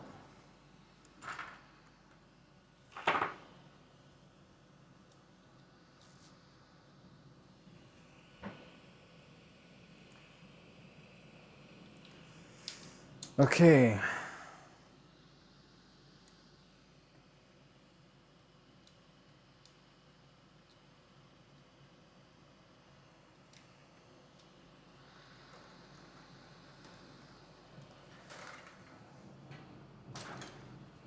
Excuse me for a minute, guys.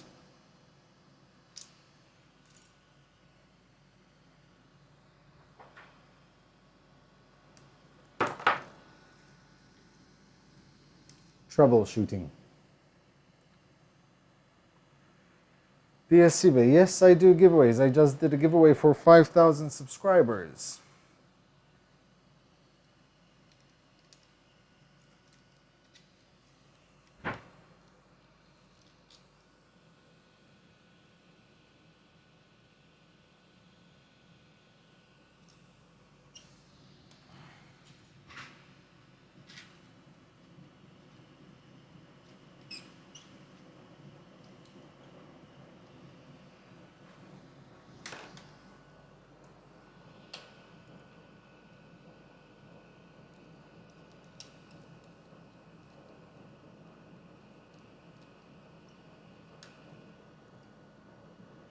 Ah, I dropped both of them. No, I didn't.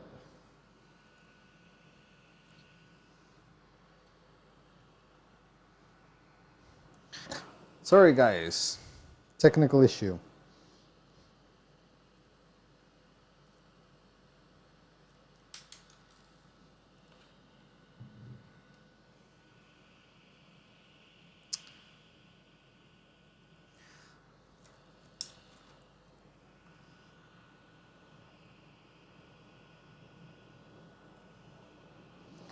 See, something is pushing this. There you go.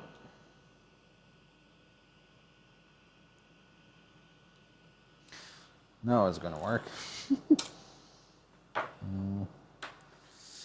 Where did I put?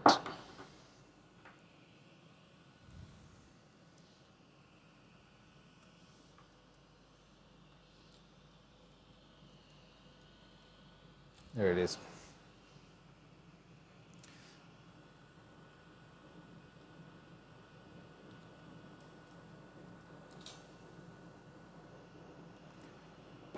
Okay.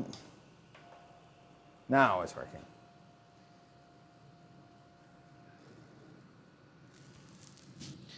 Okay, so let me just hold on, guys. Sorry I'm not replying to your questions, but I really need to get this sorted out.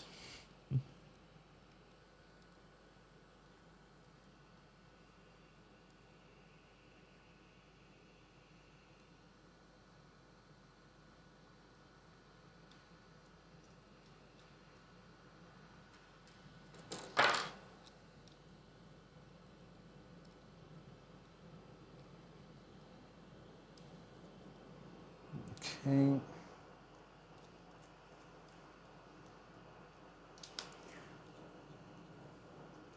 Okay. So, I think we're there now. Finally. Leave that there. The beauty of live streams.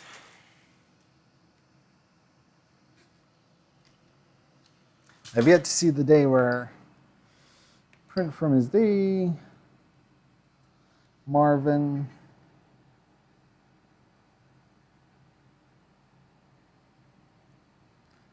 So let's see which one we're going to do. Gear bearing.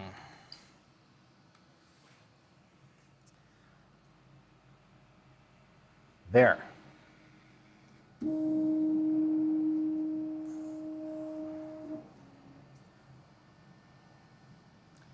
Thank you. Multicolor velocity painting. That's actually very interesting.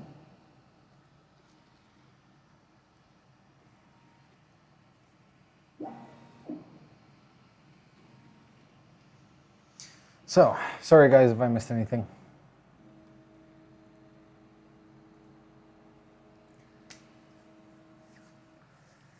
DSC Bay, I did give filament away.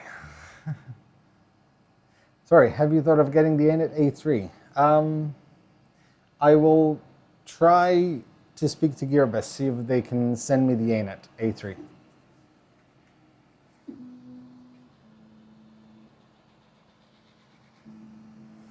Okay.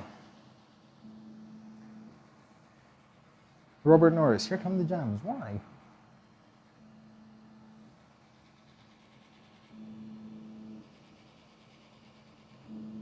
So it's printing the brim for the purge block.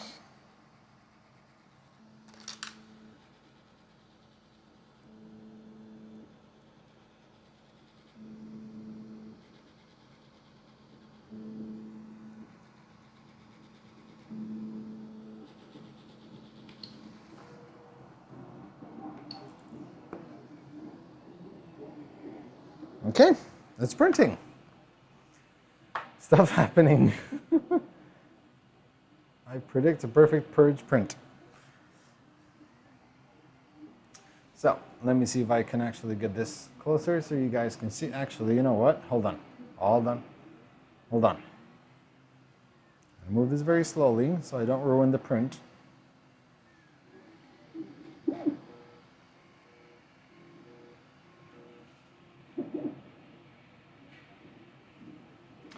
I'm going to do this. Oh.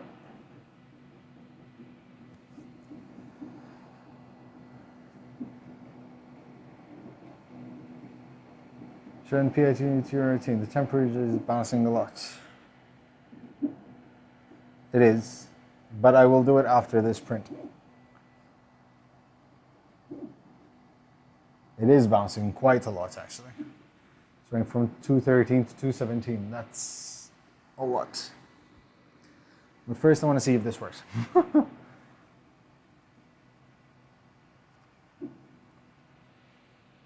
And drink more. I was about to.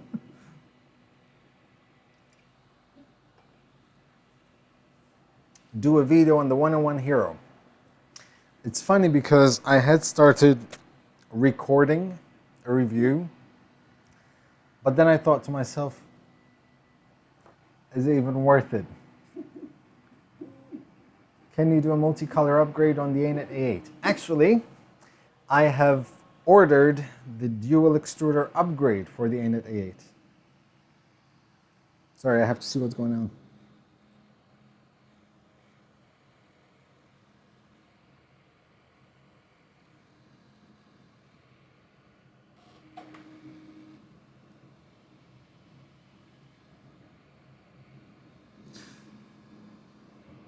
Sorry, just seeing what's happening here.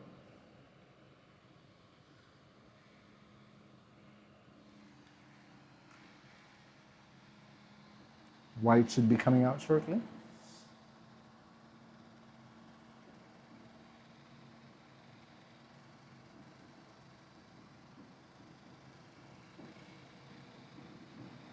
I think.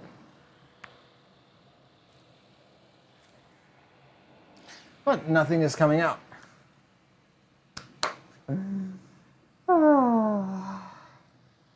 It's not actually pushing filament through.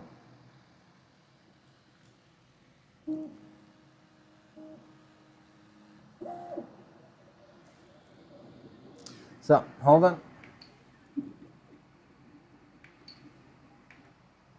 Hold on. It started, but then decided I'm loading filament 1.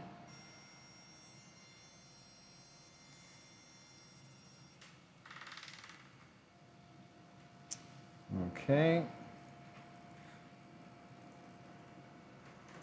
It just unloads all the filament for you.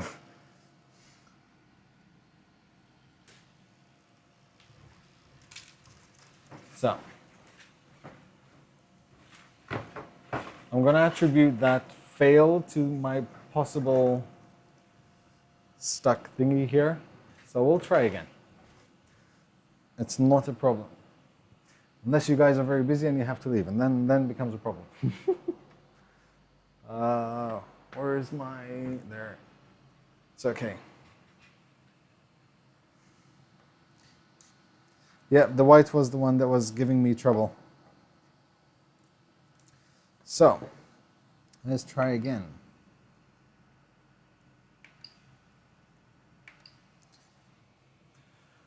The white was the one that just wouldn't go through, so I'm attributing that maybe it was because of that. I hope. I'll figure it out. Let me just do this properly.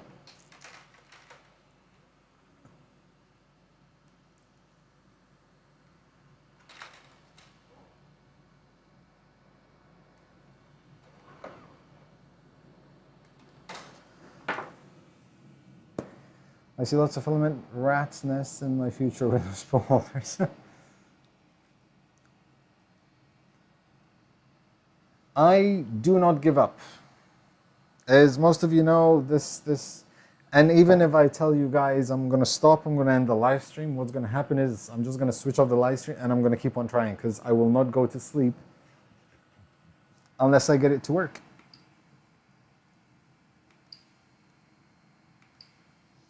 So we'll start with number 1.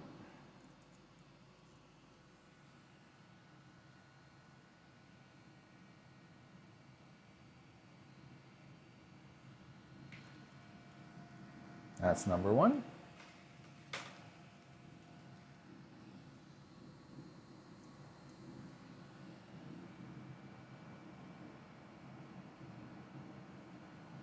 Yeah, I get that with the A8 as well. Whenever you move the printer,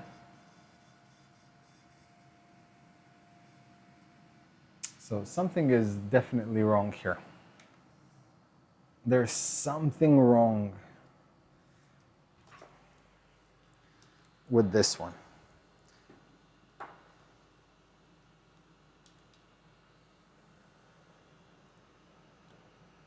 Something is just bugging me here.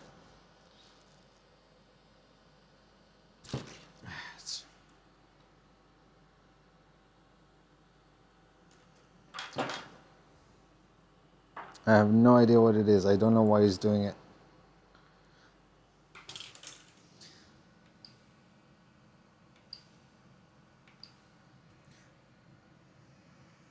Thanks, Happy Extruder. I got the blue, Jake. Okay.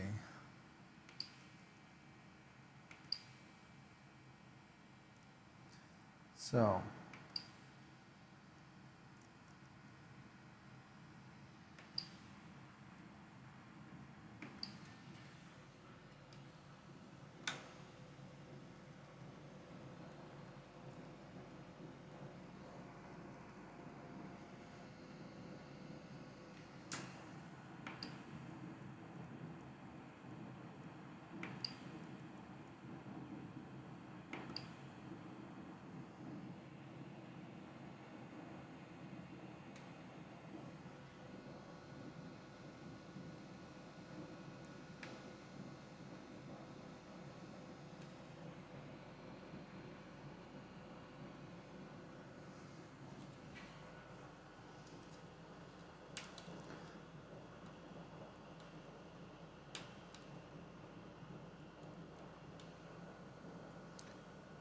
Hold on, guys, I'm just...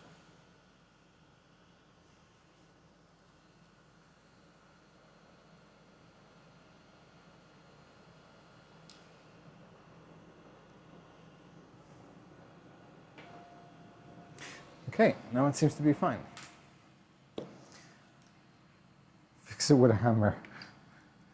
I have to admit that sometimes it does cross my mind with some printers to fix it with a hammer.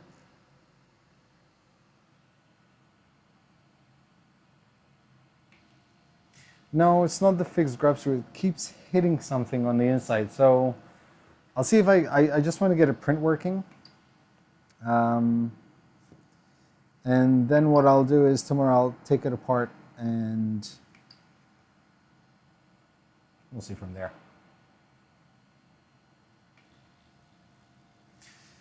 Okay, so that's done as well.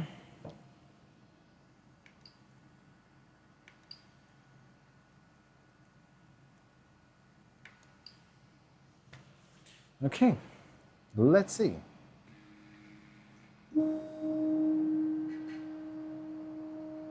Plastic once the two spring-loaded screws are tightened. I experienced that with my first mic too. That could possibly be it because it's doing something weird to the filament.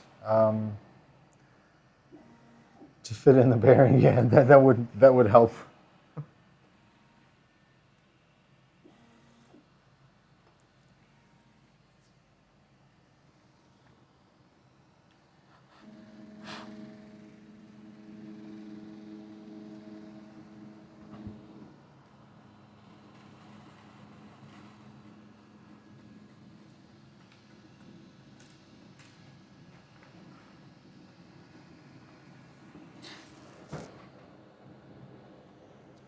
See, now I'm not seeing any. Oh, no, it's skipping.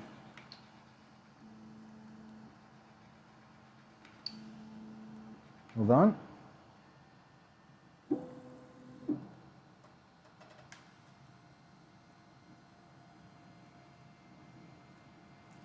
Yes, Francisco, they do. They also have a way of making you swear a lot. I don't give up. I don't care. I'll keep on trying, no matter what, until I get it my way.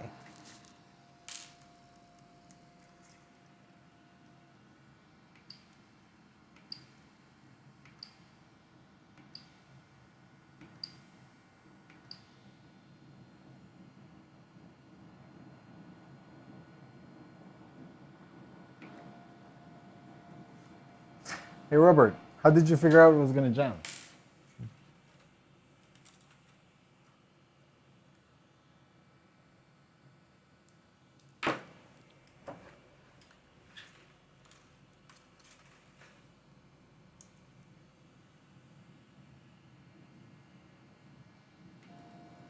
See, now the white one is working fine.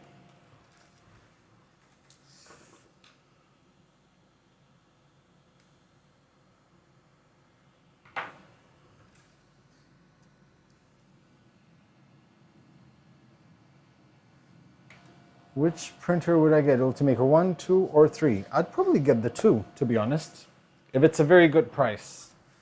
And if you want a dual extruder, get the 3. But only if you want a dual extruder. If you want the Ultimaker name, then just go for the 2.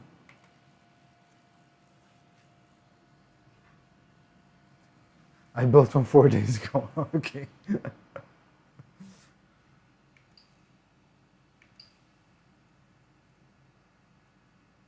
So any idea why it jammed? I'm starting to think that it has to be perfect. Hold on. It has to be perfect feed every print.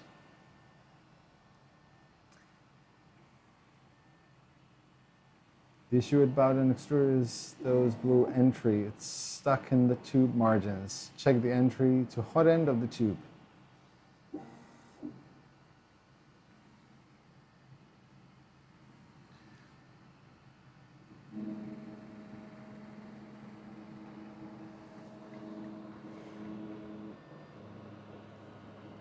Anything? Something's coming out. Something's coming out. Okay. It's printing something.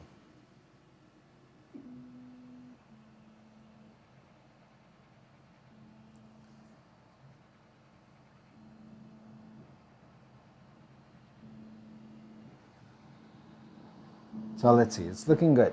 It's looking good.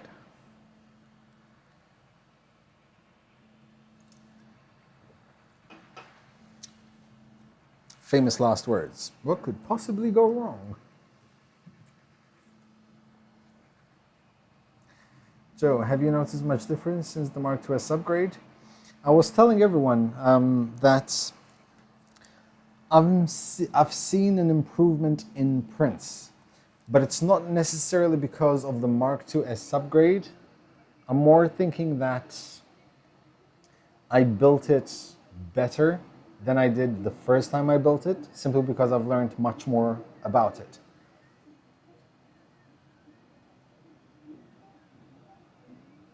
So remove the tube again manually, run filament through to feel if it has a problem there. Extra base, I agree, understood. I'm guessing through here, because we fixed those, that's the last point of possible failure.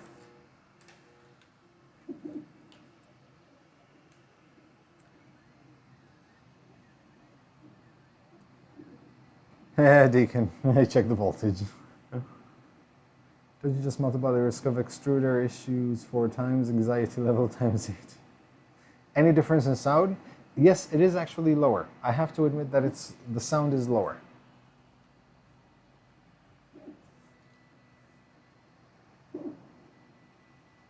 On the Y, definitely, mostly, actually.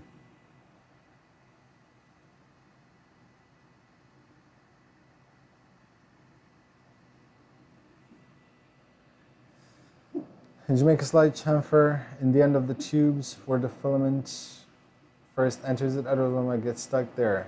You can use a drill bit just with your fingers to create it. I actually haven't, to be honest. But wait, in there, those are metal tubes, not Bowden tubes.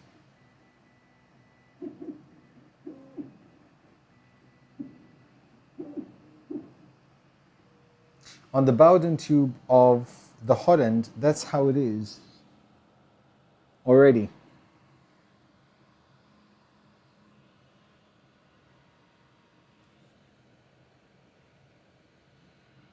Hold on.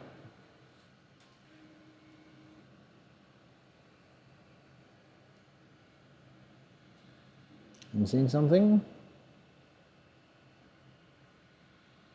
Yeah. We have a color change, ladies and gents.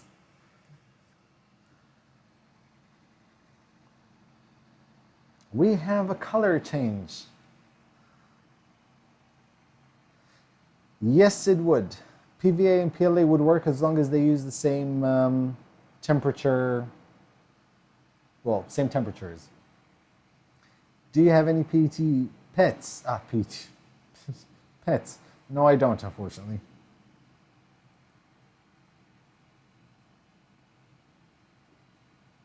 Got early, so I got the market. Yeah, exactly.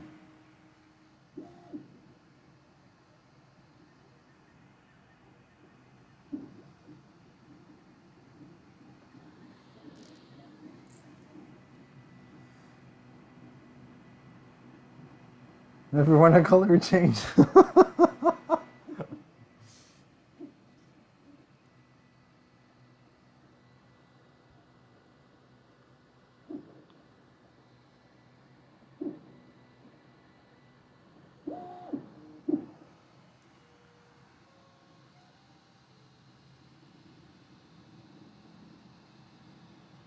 Let's see. The next color change.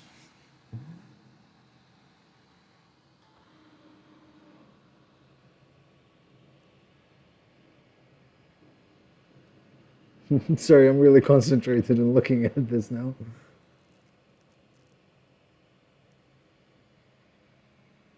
Ah, we have the third color change.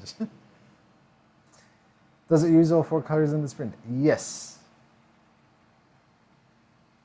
Does it blend? So far, it's kind of okay. It's not the cleanest, but honestly speaking, the temperature, the preset temperature is about 10 degrees, about 5 to 10 degrees too high for this filament. So we'll see.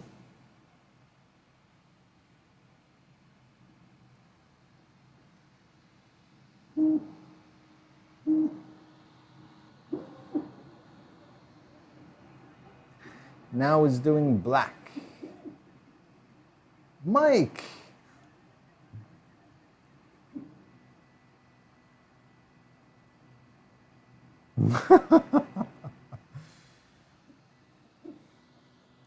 I think the trick is that, okay, there are two things that I've noticed. One, before you start a print, you have to reload everything from scratch, just to make sure everything is at the right exact height on each Bowden. Secondly, it's not just one angle, it's you have to cut the filament at a triangle or a diamond top. And we have, do we? Show me the colors.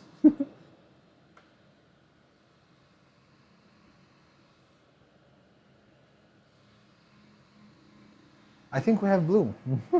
I cannot see, it's too dark. We have blue! 4 colors!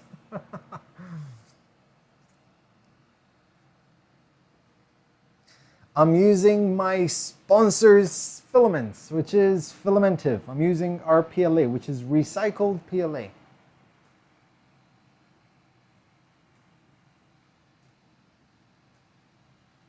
I know, but yeah, it will have to work for now. So wait, hold on. Maybe this will help out. I cannot. Here, let me hold this like this so you guys can see.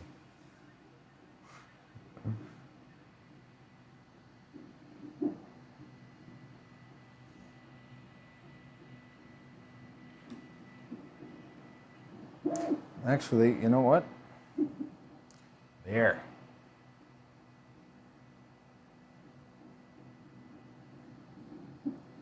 So yes, if you guys want any recycled filament, which I highly suggest you do get, go to Filamentive, use code 3DMakerNoob, and you'll get yourself 15% discount.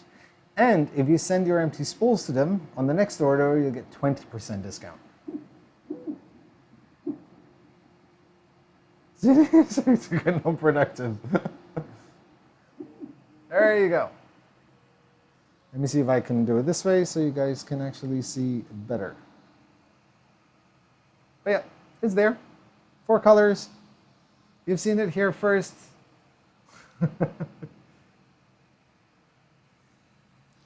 Jake, I actually do one every week, man. Almost every weekend.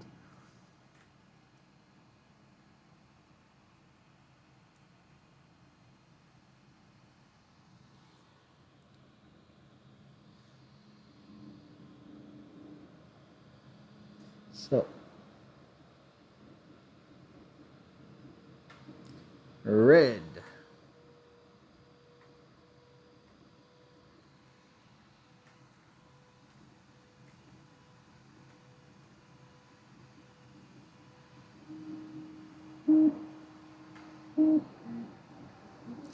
Second layer of red.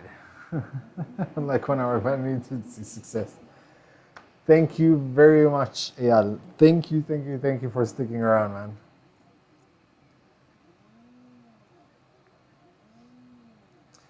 Am I going to review the Kodama Obsidian? Absolutely. I will be doing a pre-release review and also a post-release review, production unit.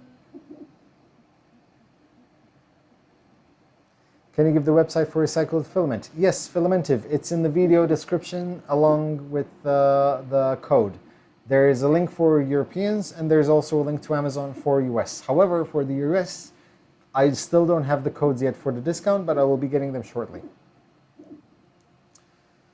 Logical waste. I will do some sort of comparison. It'll be a bit difficult to do a proper comparison to both, because now that I understand how the palette works and how this works, they're completely different systems. While they do the same thing, they work so differently between each other. Laurent, you're more than welcome. Derrière, is that how you say welcome? Derrière?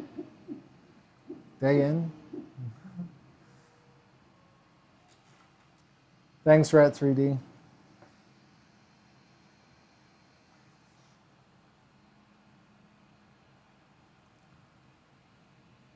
Never say that success isn't a reward. Congratulations on your persistence, Joe. Thank you, Robert. Thank you so much, man. Thank you so much.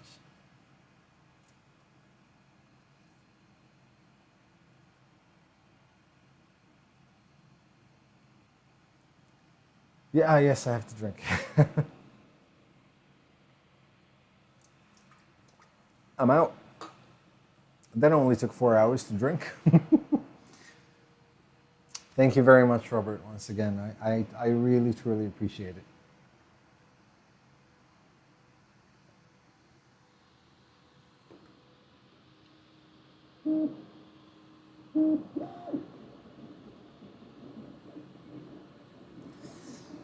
Well, the question is, how clean is it? But it actually cleans quite nicely right at the end.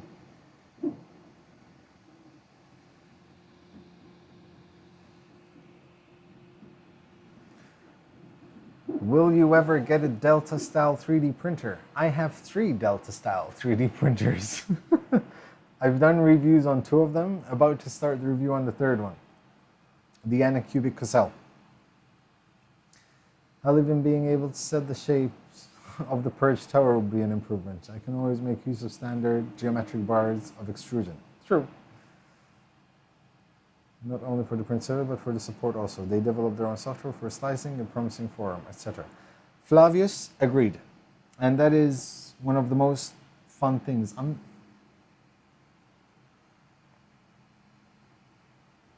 Print quality will be what I will be focusing on this.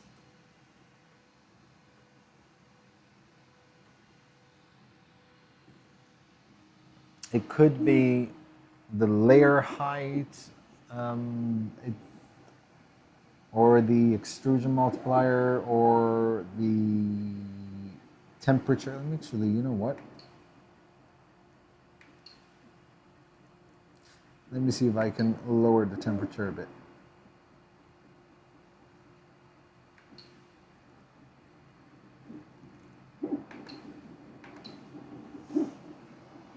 So there. Was this a 1-color STL that you converted to 4 colors, or was it 4 color? It was a pre-sliced 4-color model by Prusa. Wait, hold on. Did I? No. Oh, okay. Alright, the Prusa. Was this a first card? We should try doing a 6-axis robotic arm. Huh. If only I could, actually. Thanks, Ryan. Thank you very much, man. Thank you for modding. Shout out to Ryan, man. Shout out to all my mods tonight. You've been absolutely awesome. Non-productive, man. Thank you very much, buddy. Thanks for staying up late to let us see a print. Put this towards replacing all the filament that you will be in Purge Tower going forward. Thanks, man.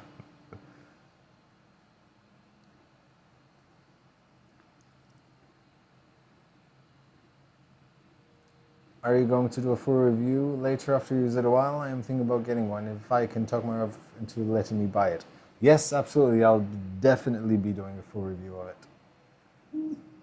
Can you get a sneak peek of your opinion on the Anacubic? I've only assembled it yesterday. It was very easy to assemble. Didn't take too long.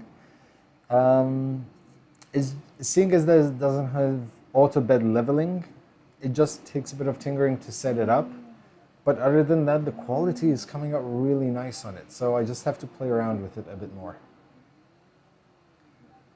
But there's a printer that you feed 4 rolls of filament, cyan, magenta, yellow.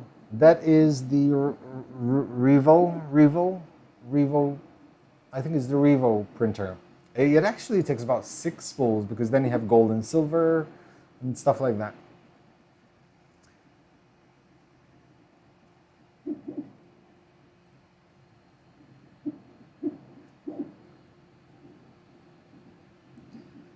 How many prints that you print in a day? How many prints that I print in a day? It depends. Sometimes nothing, and sometimes 10, 5. Depends. Depends what I'm trying to print.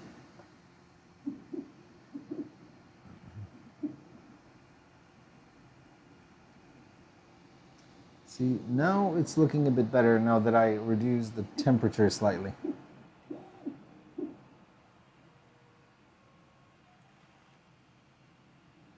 I pre-recorded it.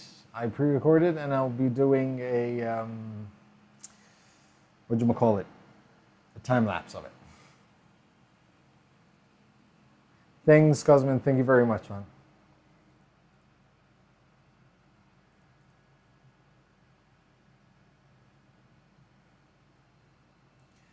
Right, white gear. Yeah, it was squishing a bit. The white. Hold on. Okay, more white coming out. I think it's like an extrusion, but it seems like it's kind of over extruding a bit.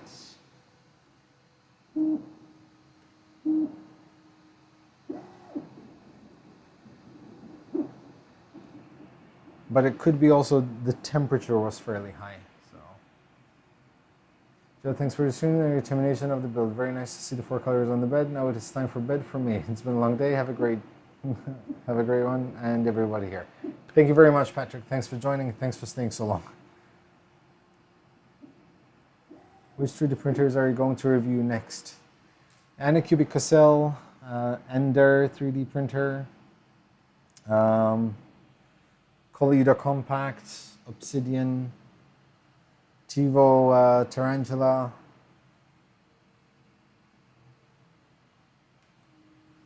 One roll lasts for one roll. The thing is, I use so many different filaments. It's very hard for me to finish one full roll, unless it's Vertigo Gray. I tend to finish that one very quickly.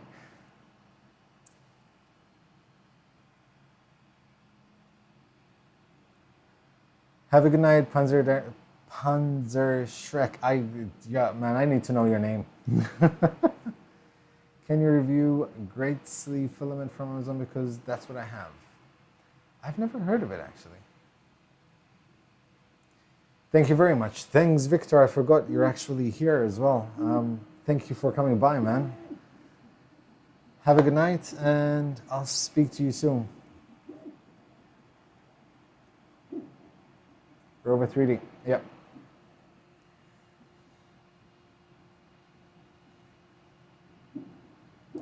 Which would you say is the best filament? ABS, luminescent, nylon, PVA, PLA, PP, or wood?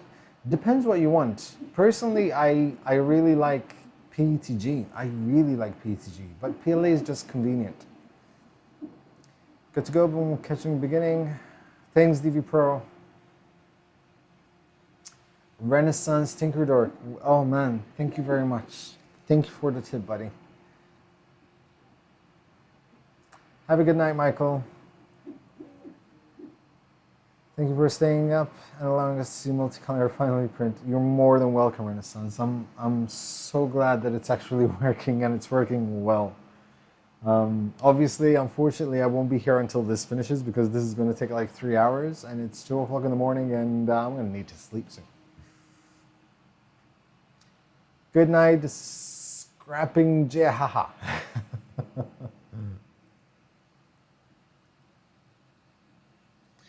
Any inspections on the PSU? Same with the Gen 1 Prusa. I did not change the PSU. Nothing has changed on this except the extruders. All right, cool. Have a look at it. Thank you very much for coming by, Robot Hut. Actually, let me see. Tune. Oh, I can change the flow. I keep forgetting that some printers actually have this. Let's see how that works out.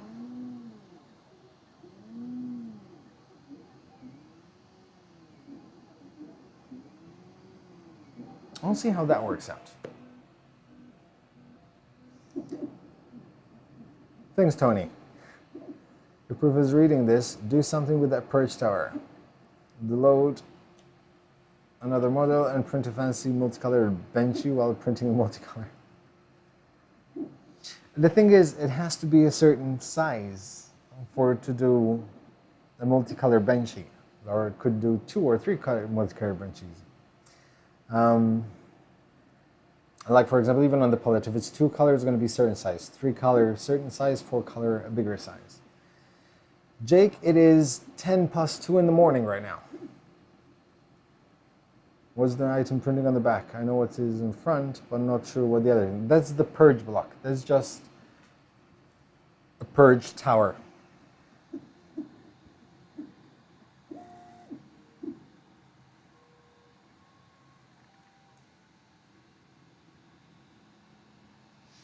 Okay.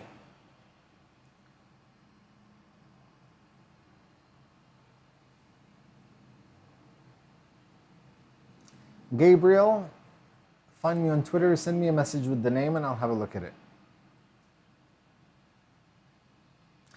Okay, so guys, it is, as I said, 2:10 in the morning and I've had an absolute blast. I really enjoyed myself. Tonight was record views for me. We had a peak of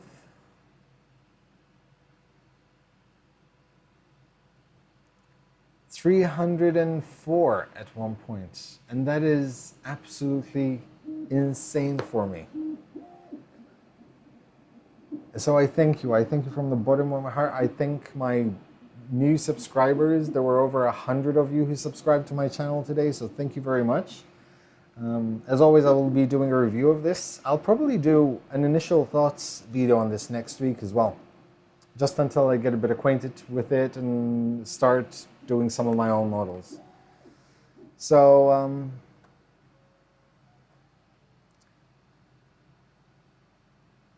Javier, oh, gracias. Thank you very much, man. Thank you so, so much. Thank you, man.